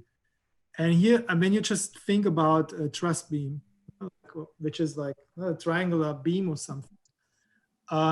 If you would abstract this, for example, like rebuild from sticks or so, I think what I would have wished, or like maybe is the next iteration would be then looking to the idea of a bridge, or like the performance over like long distances, and how you could in a way like recompute such a performance in a way, like being more lightweight, which would allow you also in a way spend more width, but also in a way going to a tension-based kind of structure that not like abstracting or making a jump from an additive system, but thinking in a way the timber as in a way like under tension, like what you do with large trusses. Yeah. But I think like it's I'm just with my experience reading in like your experiments. I mean, I think here too, it's very successful. For example, when you see the section or plan, if you maybe like take out that it's like has this enormous span, but you see that more like what happens then with a flat. What is also when you present or when you say, hey, I know that living condition like this and that I want to change. So I think on that scale, it's actually quite successful. Or like I like quite, especially the section, how you get like really like a shared space between like 2 flats or 1 and so on. So I think there's a great success this project. Thank you. I think from sort of where you started with how you generated your first year units, your 2 options, and then their connections, there were some possibilities for things like framing or shaping views or making spaces at different scales that it almost kind of sounded like you hammered out when you were talking about how you selected the way that you were making the social space that you already had in your mind. And so kind of listening to you talk about how the structure itself evolved, it sounded kind of like you were aiming to create something that you could already see. So you have tunnels, you have these corridors, you have very solid platforms and very solid walls that make easily recognizable spaces. And I think in terms of like starting with your basic unit and then proving to yourself and to us that you could get to this social space that you had in mind, I think that's a really successful jump to say that this unit can make this thing. Perhaps as a next step in the exploration would be, all right, back to that first unit, what were some of the opportunities that unit presented you that typical masonry or typical lumber construction methods might not? and then see if you can explore some of those opportunities while maintaining the integrity of the social space that you've already managed to achieve. Does that make sense? Yeah, it does. I think it really does, and I think it's actually a really interesting kind of like next step. The self-work definitely showed me a lot of things, and something I kind of want to work with in the future. And I think that's something I would be very much interested in investigating. Because there's a uniqueness to your unit that isn't quite being fully expressed in the resolutions that you've come to yet. And I think that would be an interesting piece to bring back to your proposal, is what the uniqueness of your unit offers. Yeah. Okay. Yeah. I also wonder, like, if you have some global rules that you kind of control, for example, this guy right here, I wonder if you say if it goes long enough, then it just collapses and that becomes stairs. And that's the way it reacts to it, you know, somehow global rules that will make it more like with a reason why you're making a stair. Not like all of them need stair, but you have some global rules that allow you new mutations, you know, new models that you're not expecting, because you always like move on this planar 2-dimensional, but you forget the 3-dimensional part of this too, besides the stacking, you know? Yeah, I mean, that's a really interesting concept. I think like right now, especially when we see the grid of 9 there at this smaller resolution, I mean, you can really see the kind of guiding geometry massing that this is all being kind of infilled into. So I do think there's kind of a exploration of maybe reconsidering some of the connection points to allow for some more porosity to occur. And then also maybe introducing some ideas like Suhash just mentioned, where it's not just infilling kind of a mass with your system, but there's some rules that like different conditions trigger different responses. Because I think there is a little bit of a maybe loss of kind of variety or emergent kind of quality in the catalog there that I think could be further explored probably.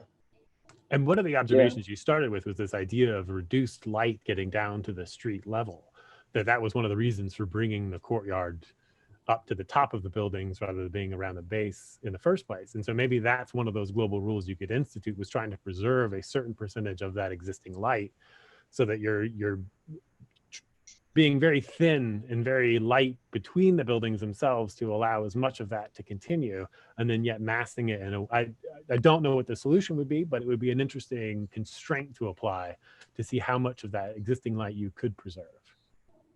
Yeah, I think that's definitely something that, you know, like with these results, right? Obviously, like the light that already was getting to the ground floor of it is kind of being, in a way, kind of lost. But I think, yeah, that's definitely the next step, is kind of finding a way to get more lightweight and also try to preserve that light. And like with you, I don't know the answer to that, but I think that's definitely something that I think is really interesting to kind of like possibly explore. I mean, I have a bunch of time over the summer and it's a massive quarantine, so I might actually end up doing that. But yeah, no, I think it's a really interesting take. And I'm glad that you've created a social, like the intention of each of these spaces has been different. And I appreciate that everyone's kind of tackling a different concept of how these spaces are going to be used, occupied, constructed. Yeah. All right. All right. Well, thank you so much, guys. Have a great day. Thanks, Greg. All right, Genesis, you're up. Last one.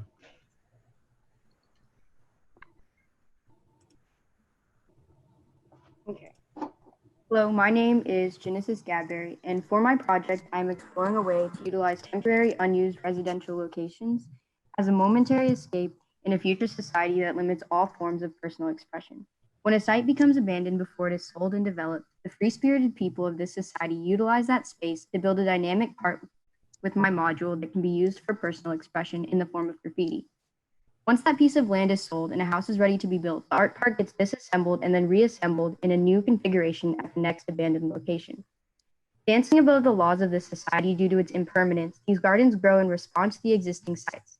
They are adaptable to the different conditions that are given, so each one is unique, not only in its overall assembly, but also through the reminiscent graffiti that was painted one way, then shuffled into fragments of what it once was, creating new art that can then be further added to. To begin my exploration, I began with a simple 8-shaped unit with an elongated leg to allow for moments of asymmetry. I then cataloged different ways this single unit could connect and build off of itself. The first connection that I explored was a basic side connection that could allow for horizontal growth. As I continued, I explored more ways that this unit could connect, some that allowed for flat growth, as well as more horizontal growth and vertical growth.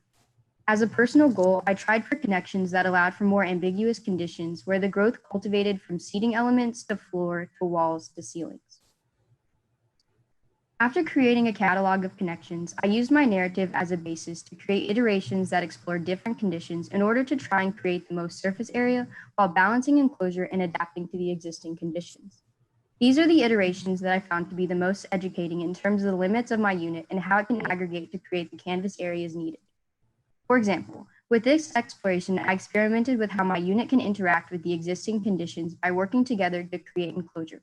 However, I didn't like how it hovered above most of the existing walls instead of interacting with them. With this one, I experimented with a smaller scale, and while it interacted with the walls more, it created smaller interior spaces than I wanted for the occupant. With this study, I played with a maximum level of control and found that while creating the maximum amount of canvas area, it loses the intrigue that my module has the potential to create. While the last iteration plays with too much control, this study experiments with the minimum level of control. Creating the opposite effect as the iteration before, this creates a more dynamic module that loses a lot of usable canvas area.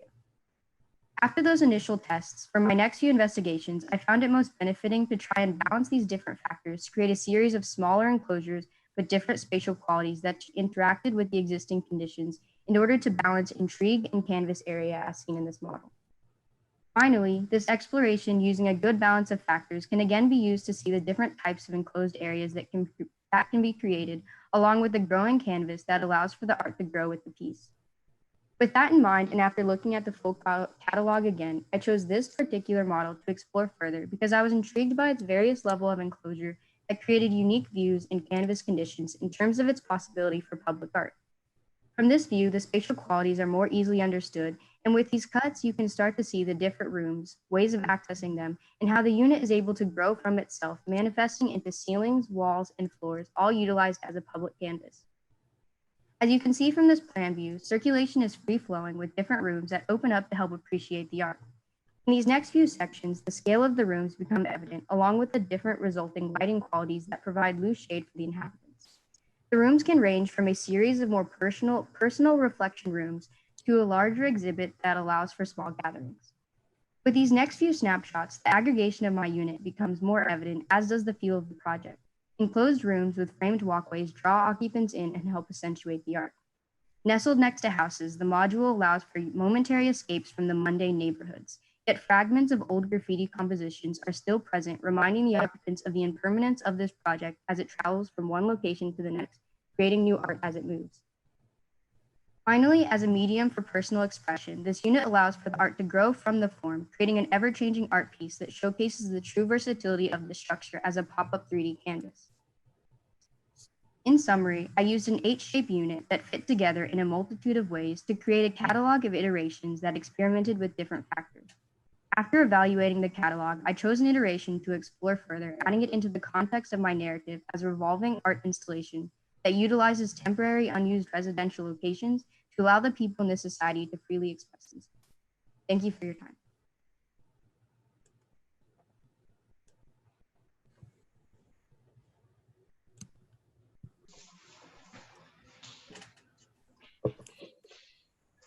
I like that you stuck with the idea of these sort of abandoned home sites and trying to find a way to colonize that temporarily and then allow that to become a legacy that moves throughout the neighborhood. I think that was a good part of the original idea, and I'm glad to see that you've carried it through.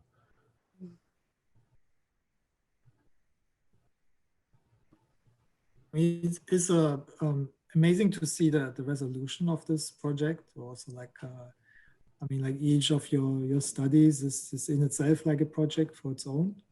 So that's highly enjoyable to follow that through that presentation. Also, I admire that you resisted in a way to take on just a simple stick, but taking directly a more building block a different geometry with all its up and downs.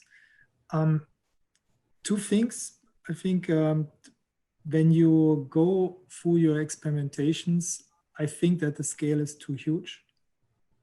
I think when you look more on a close-up, it's very interesting what actually happens in this different kind of patternings, or like what is the impact that you change the combinatorics? What's the relevance for exactly the shape? So certainly it creates you a really different density, or like we saw like in smaller, that there's more like block-like is actually also more structurally like assembling. But by directly scaling it up as a kind of not even like one pavilion, but like a sequence of I don't know, open air kind of startup market zones or something. I think that you then directly jump into a program or something without like really, in a way, justifying or looking really into the performance of actually your combinatorial. So, and that I think like there's really like happens something very interesting in your project. But then I see also that each of the study is in a way like a bit different model. Or it seems that it's very much following some shapes, or like then the porosity in a way, it's mostly turns on larger scale, some barriers or some wall separations between different spaces. Mm-hmm.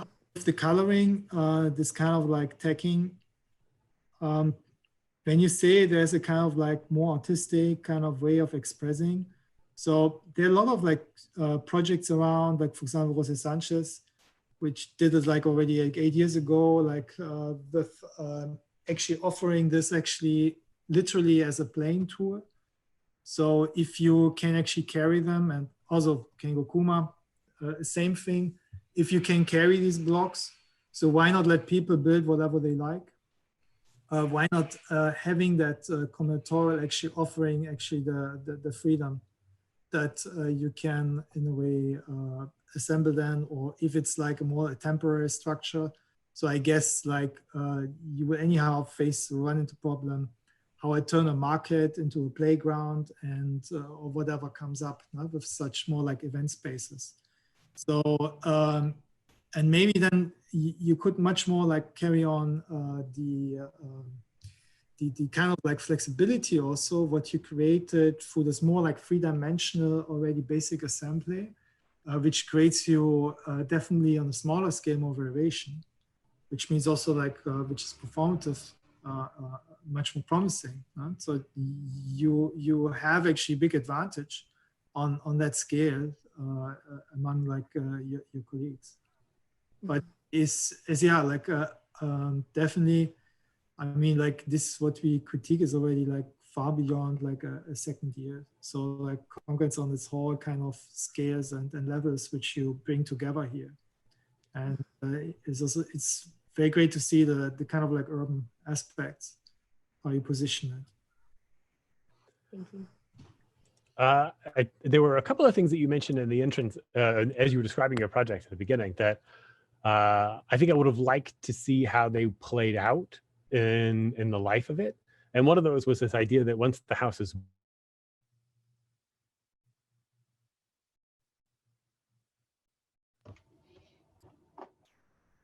I think we lost audio.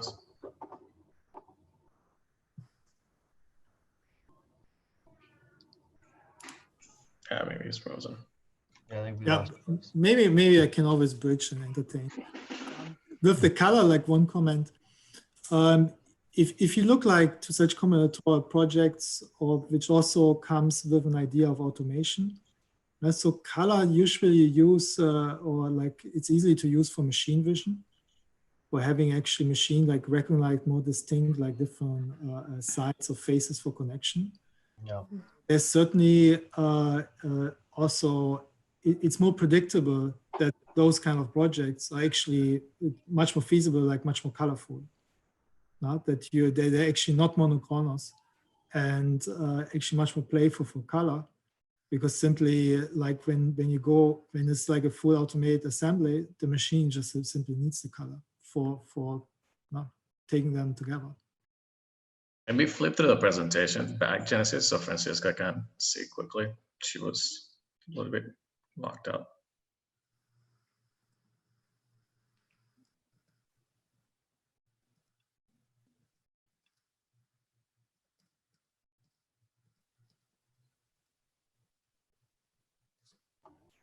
You can do the hyper condensed version of your presentation. Yeah. I'm sorry. Right.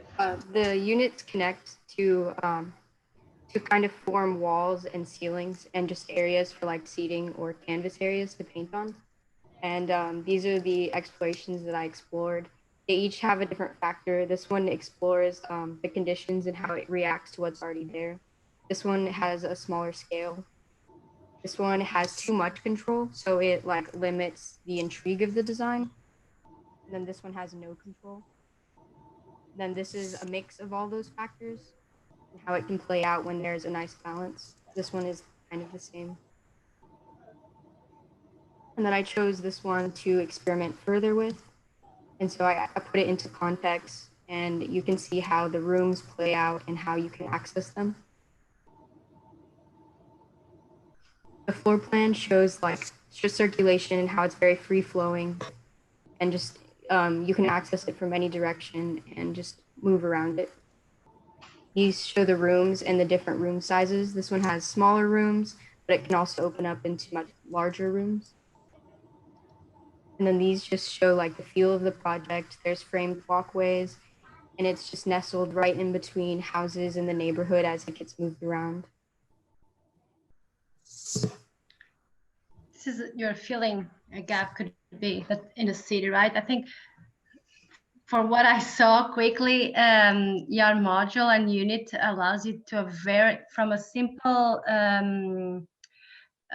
design, you are able to achieve a bigger complexity, and allows you to develop either the scale, but also you vary in scale, but also in sections. So the feeling you were saying, you have small space, but open space, but then also I think you truly, really develop the porosity, because there are parts there is no units, but there are parts that are super dense, and then they become structural, but also at the same time they are screens, and they really change the level of porosity from ground up, but also transversal in sections. So you got this 3D dimensional porosity that I think is very, very interesting.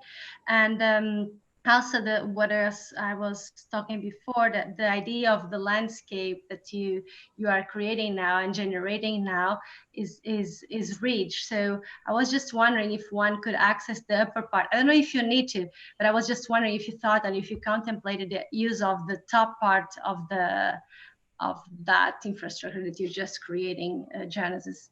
That could be also interesting. I did think about being able to access it, and the way the module builds on itself, there are ways to climb up it. I didn't add any, but anyone could just climb up it. It is kind of just honestly a jungle gym in a neighborhood that people add art to. So it is, you can access the top. I just didn't explore that any further. Yeah. I would like. Yeah. I know there's a time, and the time frame is, and the conditions that you had this last semester. I also like it's more a graphical thing, but the adding color to it, it really takes us to that place and gives us the feel that you really want to people to have while using or occupying or even passing by. So somehow you're just creating a new landscape within that neighborhood or within the city. It could actually be repeated and accommodating and adaptable. I think adapting. I think one of the issues of all the projects, and maybe is a common thing, is the idea of being a flexible system from a very rigid maybe unit to start with, but then being able to output different things. So in your case too, it's also true that the way the configuration could be done in different conditions, different sizes of sites, and also in elevation too.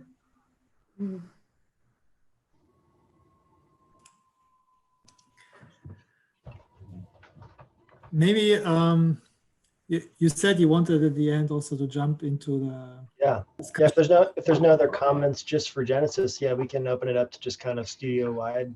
Yeah, helpful. Because like it's definitely, I mean, like it's a super interesting work, and like maybe like more like let me ask you, like Suhash and Kevin, like so just like very basically, like what's next, or like what maybe before we discuss, like what is your would be your reflection? There's a lot to go to, because like I know with Franciscus, and we have this with takeoffs, and it's like it's wood, it's outside, it's gonna shrink, it's gonna, so it's like filtering down what's the next thing that's important to this study more than like what's next, because there's like joinery of wood. Is it wood? It's a question, because at some point midway through, Kevin and I also like, let's not call it lumber. Like somehow it came out lumber on the whole thing through UT, but we're like, no, let's say linear members. So a little bit defining what is the material. Yeah, I think that came up in earlier reviews. Sometimes there was, a lot of like questions related to like, well, how would wood joinery work like this? And I do think that halfway through the semester, we became much more interested in just the potential of kind of repeating a singular unit.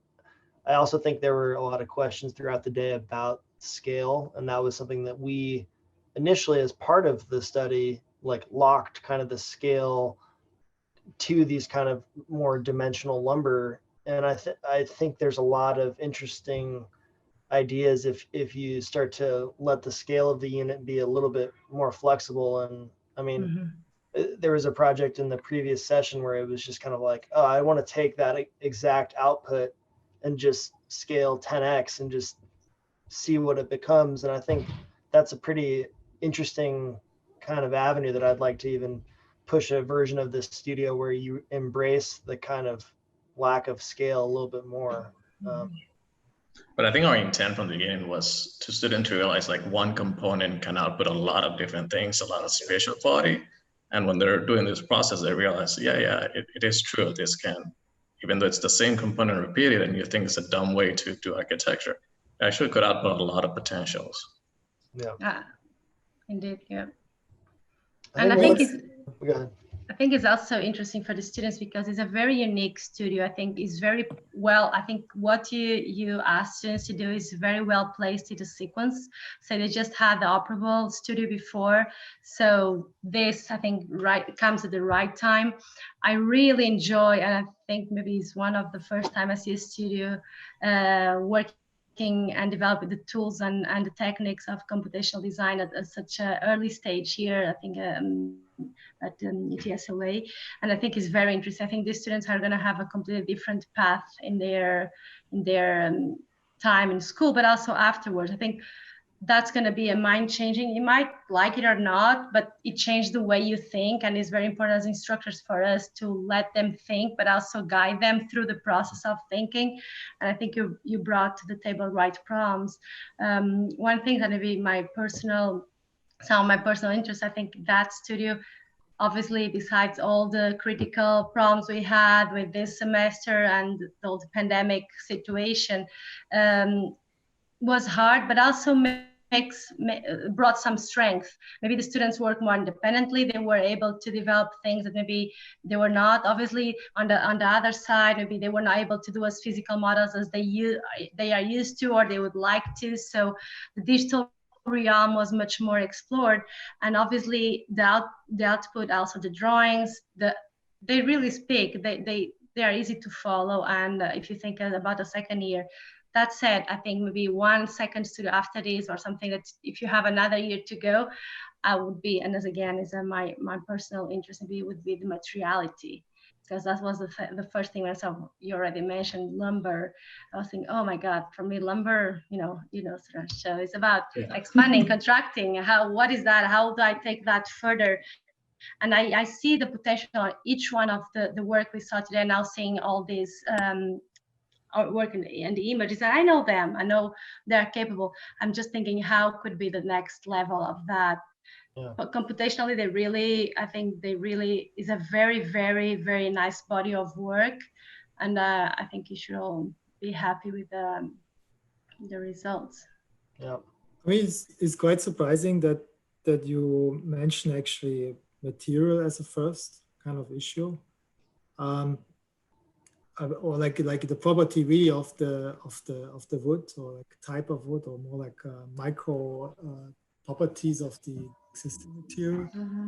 I mean, like what I see interesting in those studies actually, or like when we were looking at this roofs or so on, that actually the digital itself and its combinatorial creates a materiality. It's an emergent effect on that level of composition. I think that's completely new. What or you see is generally popping up in at the moment in discourse, that when before, like, people were more looking into variability of one object, you see now like you want to squeeze out like on the variability of composition, or what you can reach actually there as now.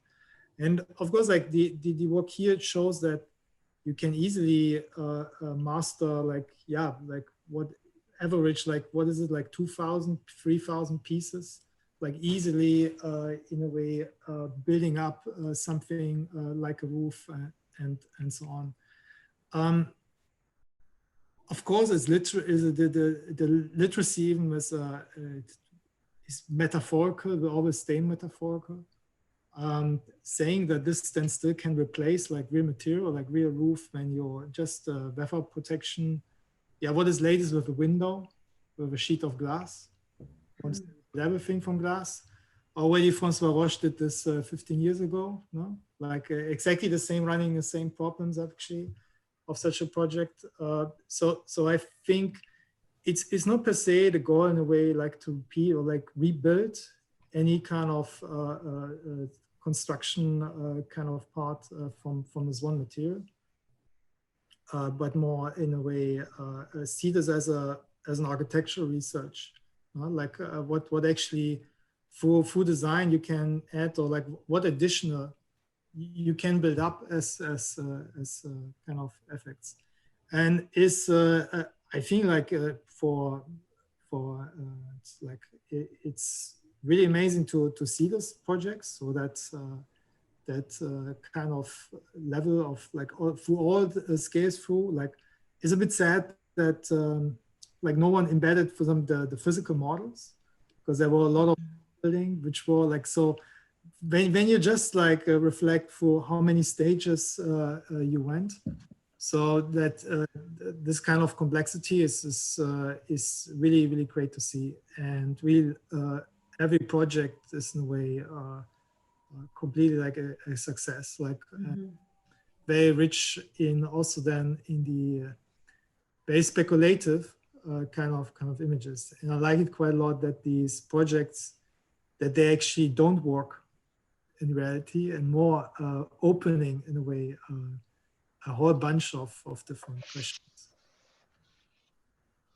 Yeah, sorry for the technical glitch there. I would say kind of like the same idea of they don't work, but I think an avenue for continued exploration would be just to state at the beginning of the assumption that they do.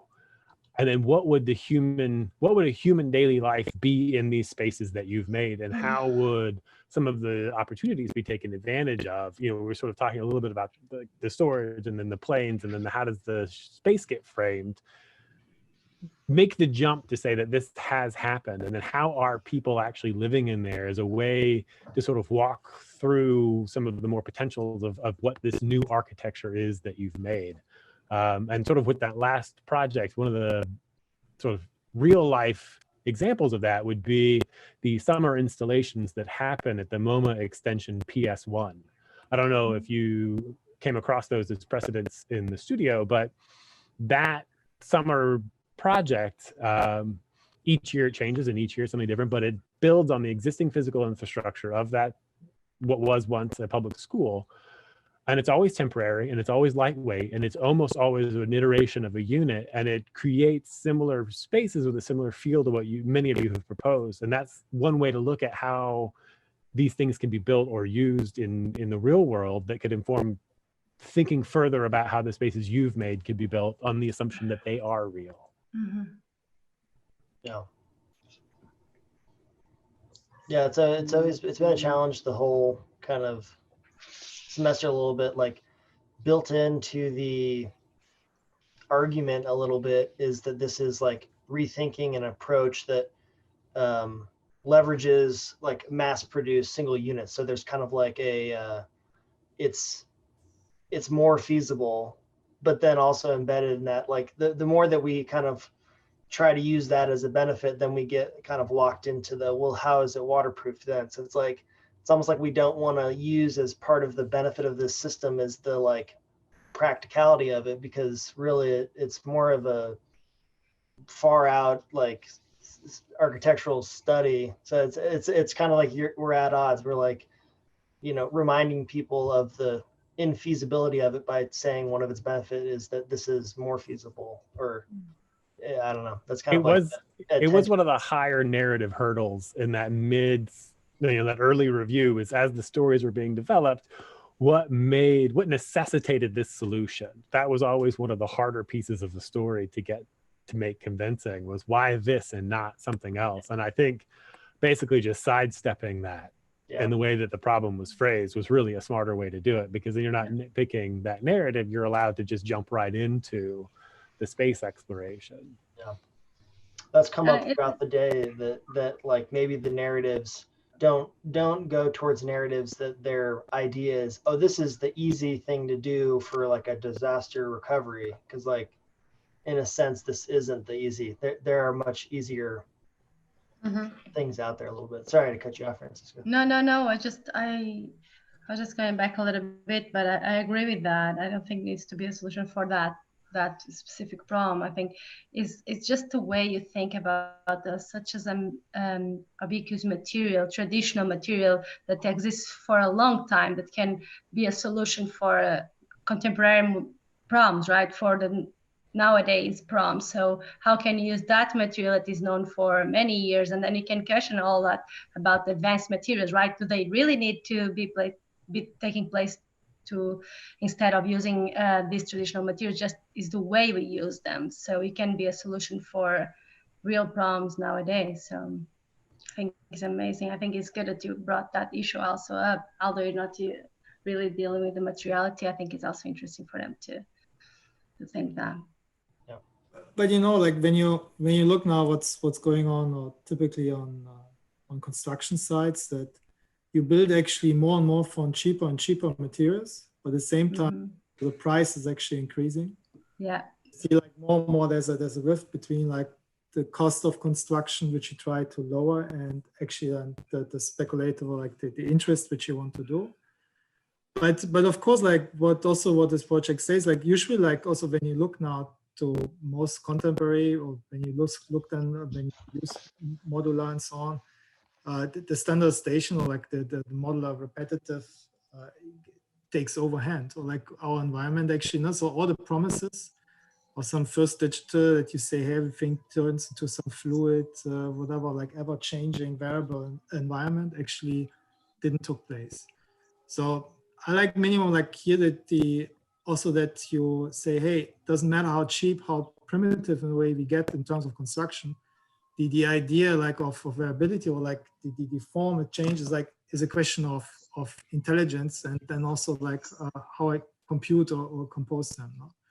So and of course, like then it's I think if you look closer, like what kind of additional benefits this brings with, I think that this is also a key for looking into kind of new kind of uses, or like also how you can actually address that. But it's very important that it's already the right step in the right direction. Taking on minimum like the kind of, hey, a kind of reality, which doesn't look anymore in the kind of like skill set of an architect and drawing, the kind of like virtuosity of the designer, but the virtuosity of a building. So what's centered here is not the architect, but actually the building and the design and its performance. And I think that's a very important shift generally, like to do that already. And yeah.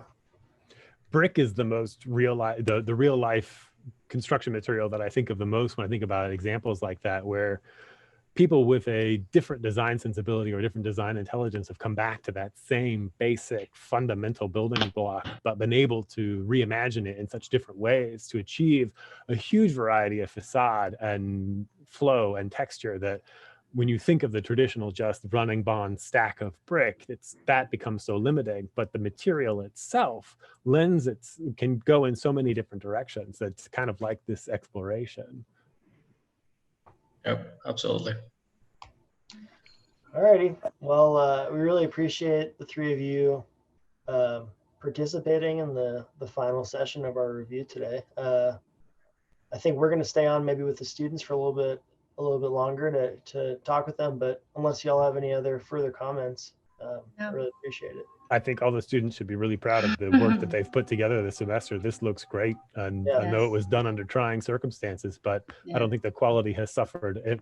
Perhaps it's even succeeded because of it, but I think they should all be very proud of the efforts that they've put into this semester. Yeah, we should commend you.